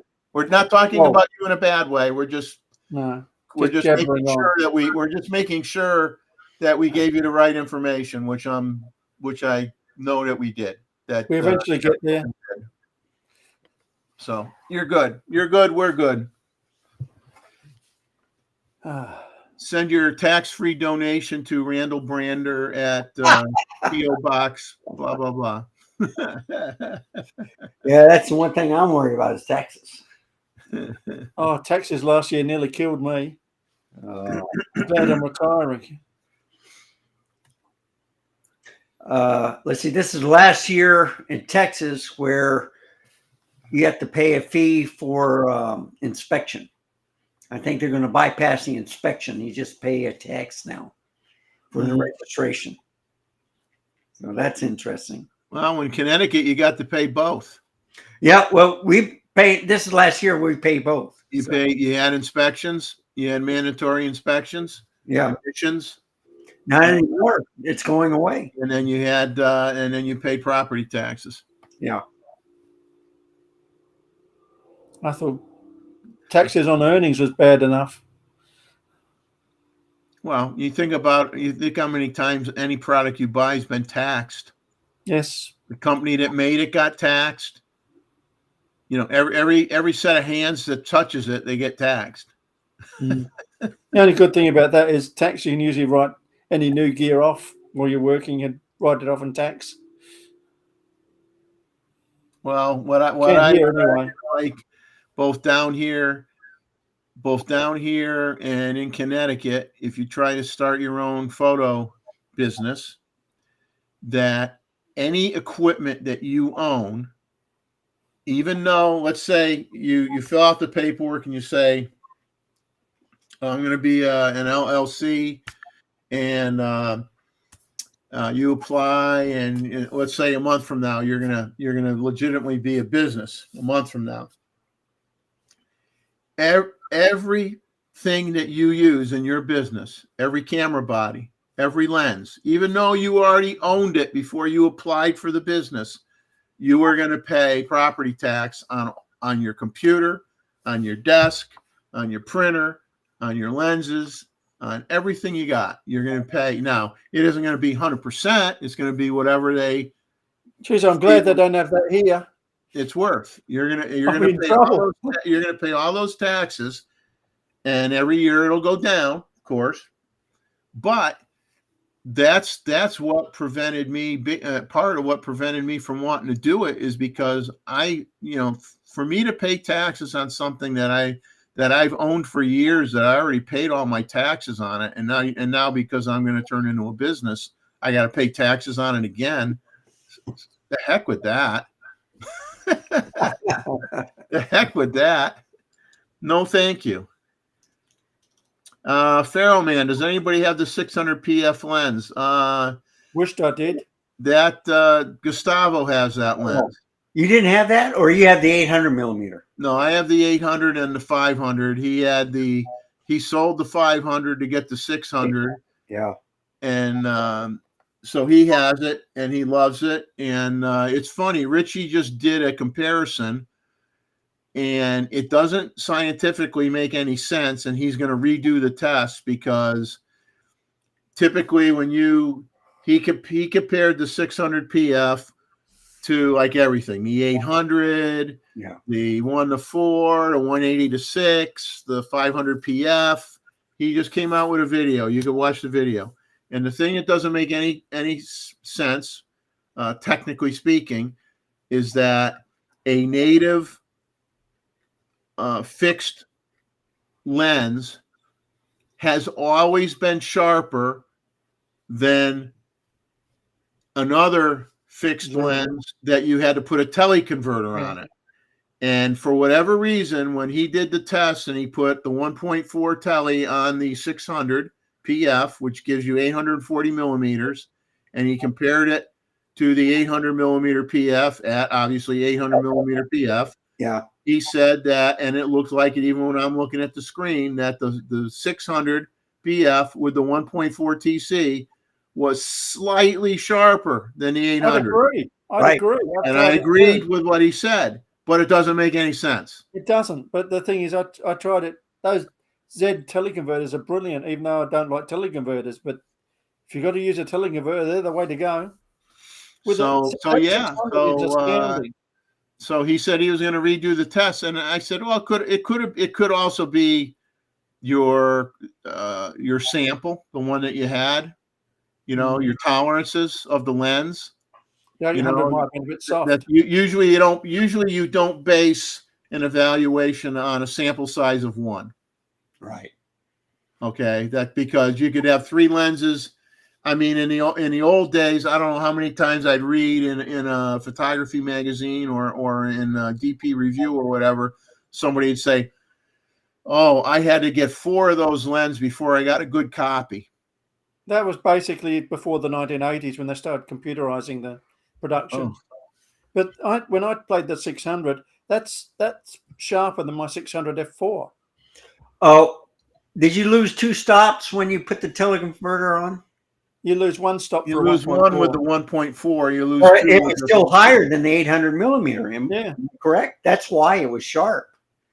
Yeah. I don't know. So it's That 600 is probably one of the best lenses Nikon have ever produced. That's really going to be a top seller for many years. Yeah, I mean, like I said, Gustavo made the decision to get rid of his 500 while he could still get something reasonable for it. Yeah. Very smart. And then he picked up the 600. He loves it.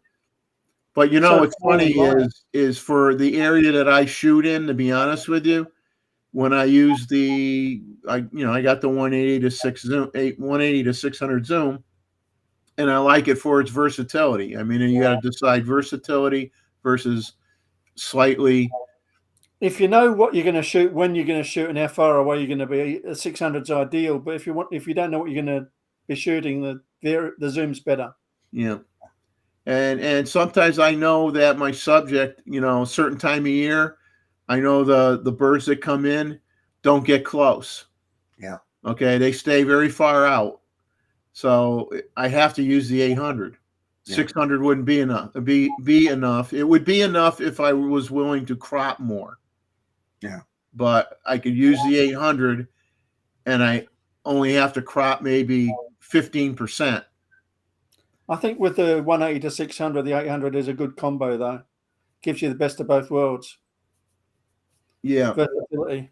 Yeah, and I still have the 500, and I like the 500, even though he said it's older technology or whatever. But I took tens of thousands of pictures with the 500, and I love them. I love them.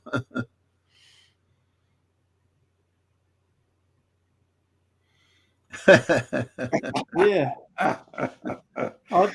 Taxes. How high of a gasoline tax do you have? About 38%, I think. 38%? I think it is something like that. I think ours is higher. The cigarette tax, the gasoline tax. Yeah. They tax everything. Oh, yeah. $2.20 a litre, I think it is. Yeah. Yeah. But $10 a gallon. They tax the tax. They tax they tax the tax. I was going to go electric, but all these people talking about all the problems with electric cars, I having second thoughts. I just have one more thing to say. When you're looking at your menu, if you keep pressing the wrong part of your wheel here, you'll get different information. Yeah, your up button. Right. So just keep going until you get one with all the information. And Yeah. then it'll tell you everything. So There's even a line in there that says whether your picture's good or not. yeah. It says your picture sucks. That's my one. I'll send that to the photo review. Yeah. Or a little finger comes up like from Jurassic Park, and the voice goes, got to do it over. That guy was so irritating. I've known so many programmers just like that. Yeah.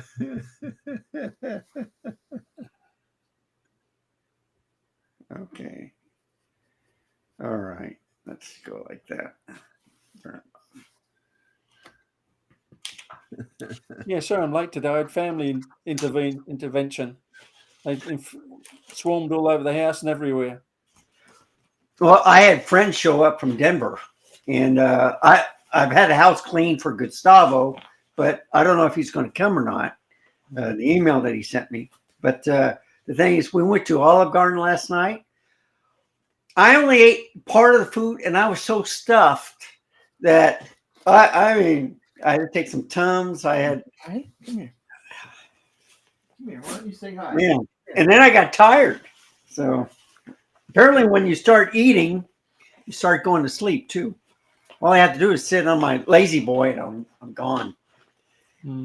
I have a lazy boy recliner too. When I was a kid, I used to call it a lazy bones recliner. I don't get that luxury. I'm married. Well, If someone sees me sitting down for 10 minutes, I'm in trouble.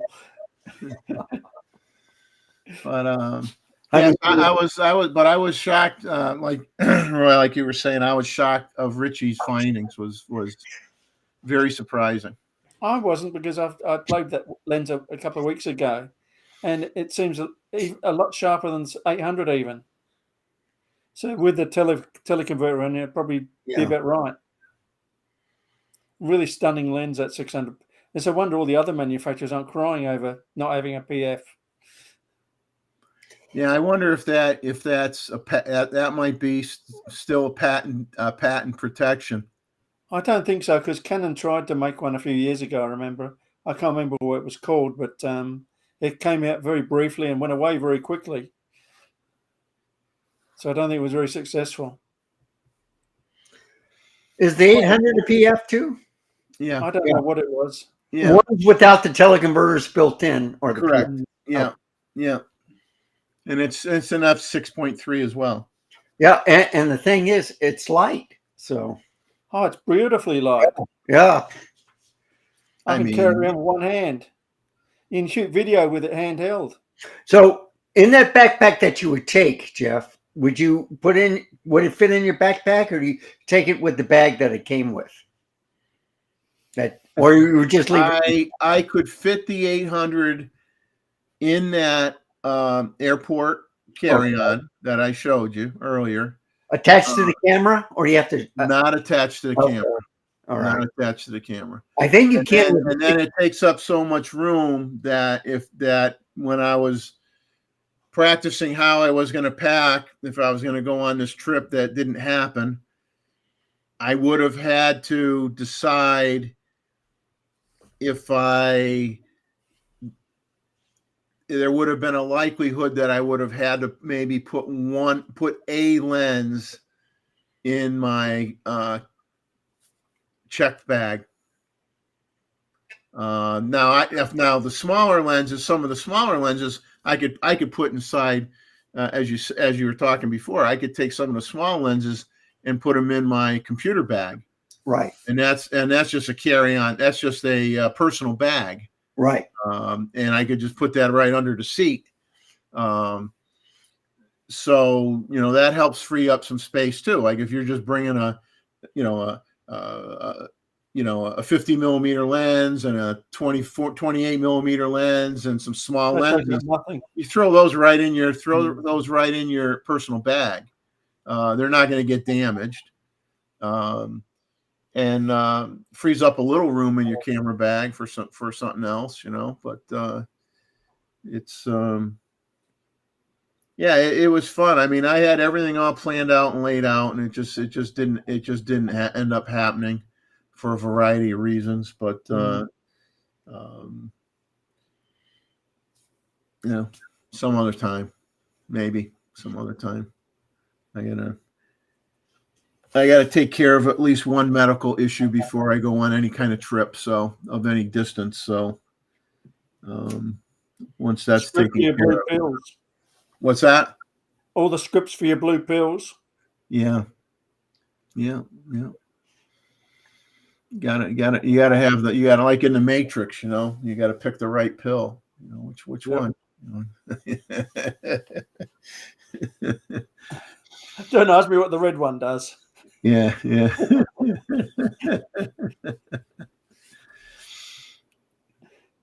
But, anyway, well, we're almost got like 15 minutes left. Is there anything in the chat that you guys see that we should cover? I'm trying to look through it here quick. Other than the comments that Roy should have a museum, we all agree on that. Well, I like the one where it says instead of a bedroom, Roy has a bag room. This is actually a theatre. Behind all the stuff there, you can see a screen. Uh-huh. I took over the theatre to the house. Oh, And my wow. daughter's very upset she can't use it. Oh, wow. Yeah. But it's nice and big. The only trouble is I have to adjust some of the furniture. Oh. So I'm adjusting the furniture.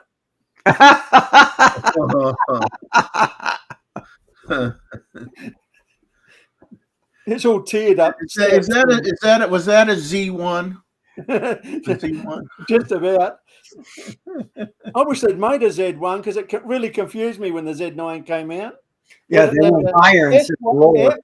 F2, F3, F4, F5, F6, D1, D2, D3, D4, D5, Z9. What are they playing at? Well, what's funny is Canon had an F1 as well. Probably why they didn't do it. Canon had an F1. Nikon had an F and wasn't an F1. Yeah. Well, they went from an F to an F2, right? Yeah. They didn't have an F1, but Canon had an F1. Canon's F1 was trying to compete with the Nikon F and the F2 at the time. I can't see Nikon producing a medium format camera. I know the mount can do it, but the lenses can't. Some of them can. We'll have to make new lenses. Yeah. Some of the lenses can actually cover the circle frame, but most of them can't. And when you get that wide around the edges, they're soft. Matt Irwin and I had a nice big discussion about that a few years ago. Yeah, Matt's hoping it could happen, He was hoping it was happening. I was explaining why it won't. Yeah. But it'd be nice, but I think medium format's dying.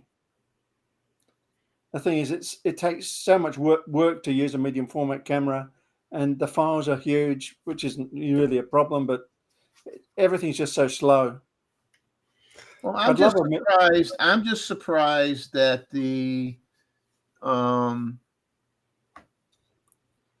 that I'm trying to think now. I think it's the Leica Q2 is a newer one, right? Or Q3 is the big one, the 61 megapixel. Yeah, I'm just surprised that they have nothing to compress the files in that camera at all. I mean, the files are 60 megabytes isn't that bad. My phase 1 is 150. Oh, wow. Yeah, it's like 60 megabytes is megapixels is nothing. I'm used to 30. The thing is, if you'd said 30 a few years ago, they would have thought that's enormous. As time goes on, it gets less and less impressive.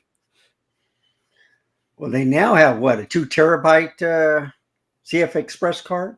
I think there's 4 terabytes now, isn't 4 there? terabytes? They're working on. I know there's 2 terabytes already out, Yeah. class 4 CFBs. Here, I'll let you answer this one, Randall, because you know exactly where he's at, right? He's in your backyard somewhere. Yeah. He's actually He's actually in Texas right now. He's probably a stone throw away from. I'm where thinking Randall it's by Galveston. I'll check. is. Yeah, so he's on the hunt for the birds of Texas. Just look for a guy with a 600mm PF lens. You know, so I don't know if that limits him to vultures or what. Everything in Texas is big, remember. So if you got a vulture in Texas, it's probably half the size of your house, you know. Was it the Rancho Texas Lanzarote Park? Yeah. And that's by us. We're in San Antonio. Let's see. Canary Islands. Let's see. We don't have little states like Texas here. Our states are bigger. Yeah. Let's see. Fun theme park animal. No. Rancho Texas. I think it's Rancho Texas. Yeah, no white wedding birds for Gustavo and Lanzarote. No, that was, I guess you saw the Nikon rumors where someone sent in a picture of the brochure for the trip to Lanzarote was supposedly a Nikon sponsored wedding shooting something seminar or whatever, and somebody shared the cover sheet for that. Doesn't mean they weren't using a Z6 III though. Just means they were doing wedding pictures. There must be Right. a few of them around. A few people Right. must have them by now. So now you've had the A9 III has been in your neck of the woods for weeks, right? Yeah, a few people I haven't visited them yet. I was going to do it, but I'm not interested in the camera, or I would have bothered them already. Yeah. A few people have got it. It looks an interesting camera, but it's just not for me. It's a good breakthrough. Global shutter. A lot of hype with it, though. Yeah, I think they did a good job making it better ergonomically too. Yeah, they're getting better every generation. Yeah, they kind of moved the shutter button and put it in a way where it's very similar to the Nikons. Yeah. No. Well, Nikon learned how to put these buttons where they belong years ago. Yeah. They've been doing it for so long. There may not be a Z7 III, I don't know. Scuba Razzie, what would be better for a wedding, Z6 III or Z7 III? I would say a Z6 III would be absolutely fine because Low light. Yeah. you are not making prints so big that you need the resolution of a Z7 III for a wedding. And you need the speed and light and dynamic range and everything of the Z6 series. Yeah. You could be shooting in crummy light. You want to have lower noise in poor lighting. Z6 III would be better, my opinion. Even a ZF would be better than a Z7. Yeah. Now flip it and you go, well, what would be better for what would be better for landscapes? And obviously you change the story. That's one good thing about the Z7. That's one thing I've always recommended GFX Fujis for, landscaping. Yeah. Trouble is the lens is so big and heavy that it sort of detracts a little. Well, did you ever use the Rockport. in the film days? Did you ever use was it the GFX 690, 6x9? 680. 680. 680. Where is it? Folks, the fact that he knows exactly where this stuff is just scares the crap out of me. This one. My pocket camera. Oh wow, That's a 680. that's the 680. It's got all the toys with it too. That's what it looks like. Wow. It's Let probably me the biggest see if I can SLR find you you. can get. It weighs about Uh, 10 pounds without the lens.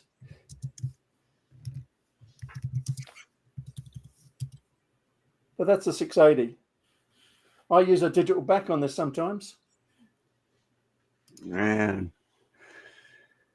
But Yeah, so I'm gonna show you the 690 that I was talking about here. yeah, I know the 690, but I'm not into little toy cameras. I like them big. Well, yeah.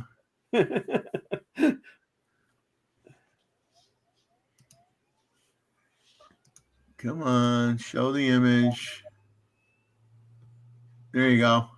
Yep. I've seen them around years ago, but you don't see them much anymore.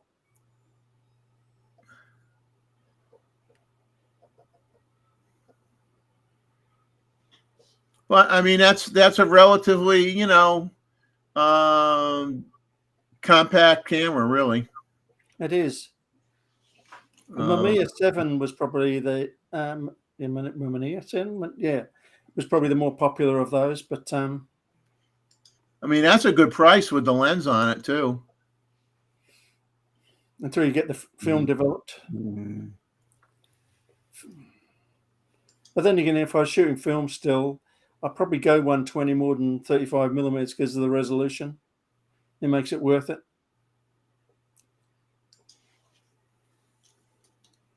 Photographers at the museums are still using 8x10 view cameras because it's still higher resolution than digital.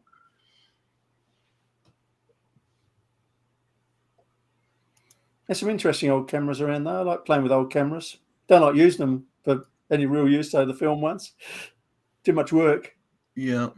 If I digitize them, I will. Most of my medium format can take digital backs.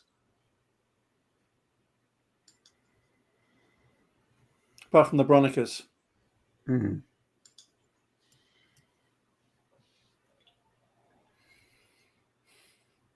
That new CFE Hasselblad 100. Well, looks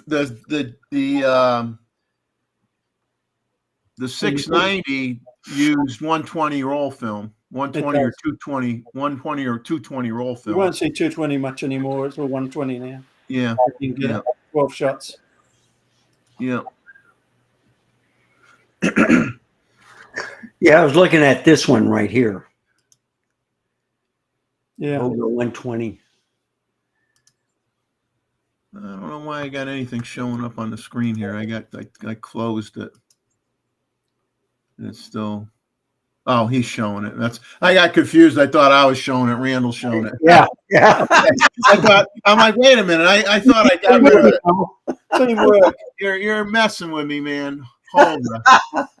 You got the Holga. Yeah. Yeah. Yeah, we talked about that earlier. Oh, no. I hate those things.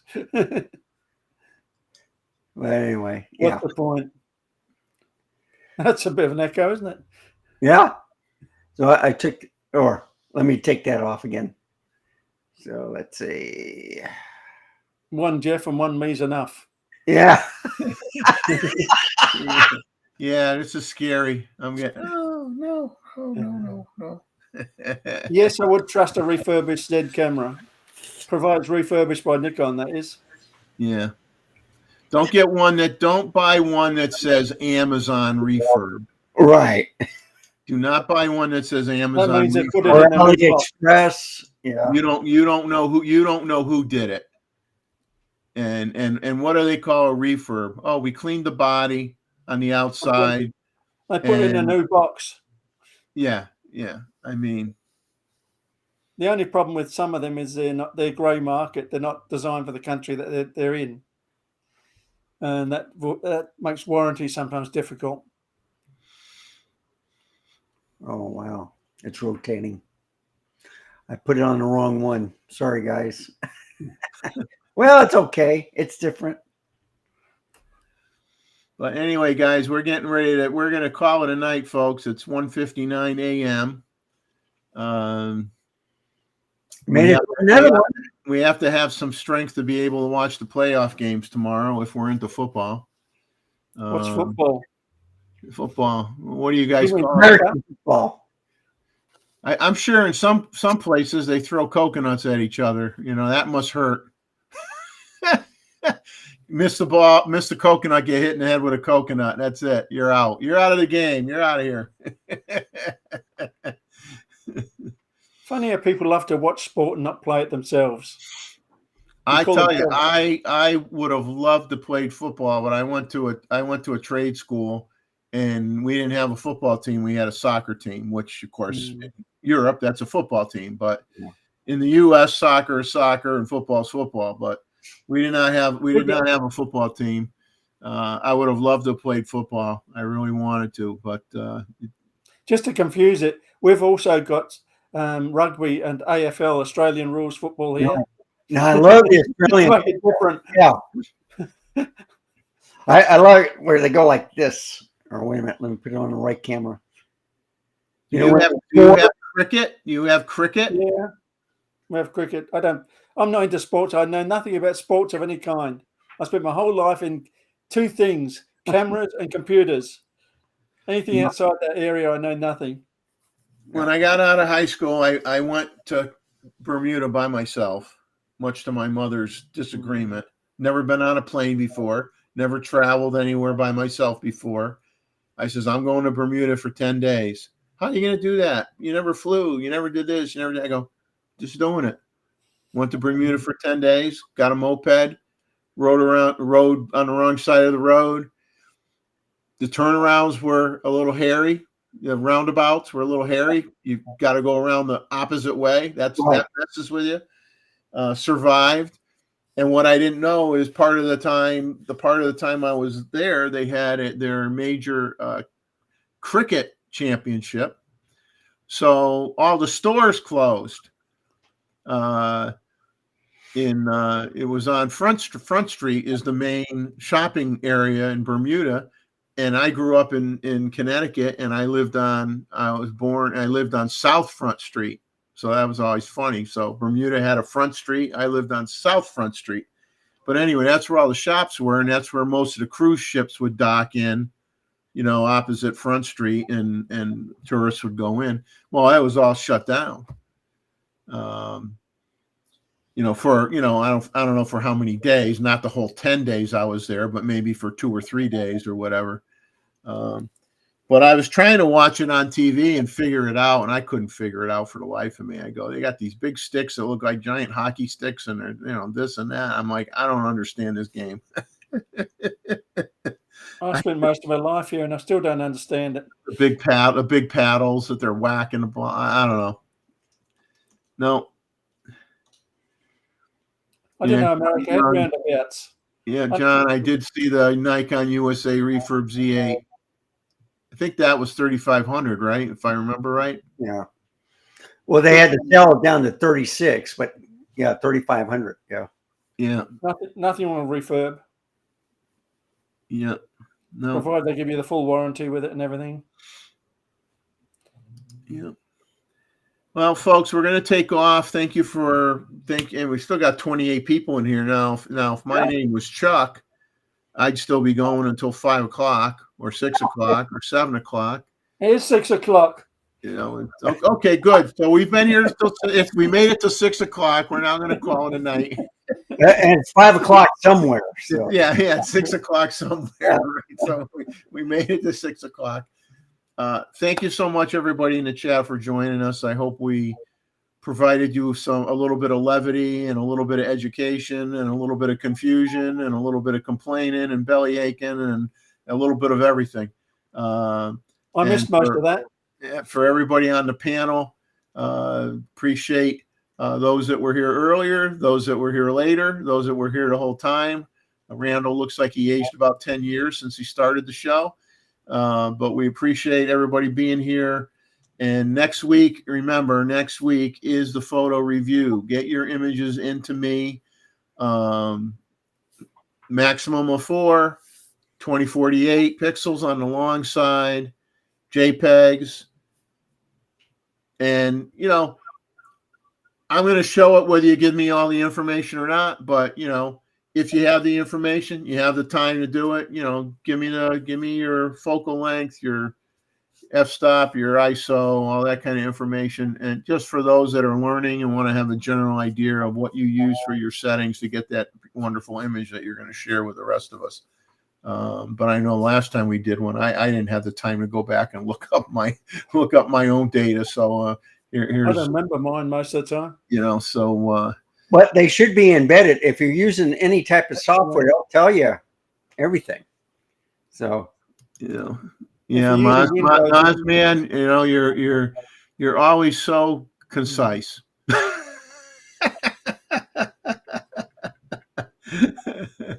Yeah, we're always so short here. But anyway, thank you everybody. We will see you next week. Get the doggone photos to me as soon as you can. And let's make sure. I think we're up to, I think I said before, I think we're up to 31 images, and that's not counting mine. So if we add mine in there, we're up to 35. Okay. So last time we had close to 70. yeah. We had 60 plus the Yeah. last time. Yeah. And I'm not saying we got to beat that. That's a tough show. That was a tough show to do. I was almost in a comatose state by the time I got 2/3 through the show. That was difficult. But let's try to get it up to at least 40 to 50 would be nice. So take it easy, everybody. Have a good one. Good night.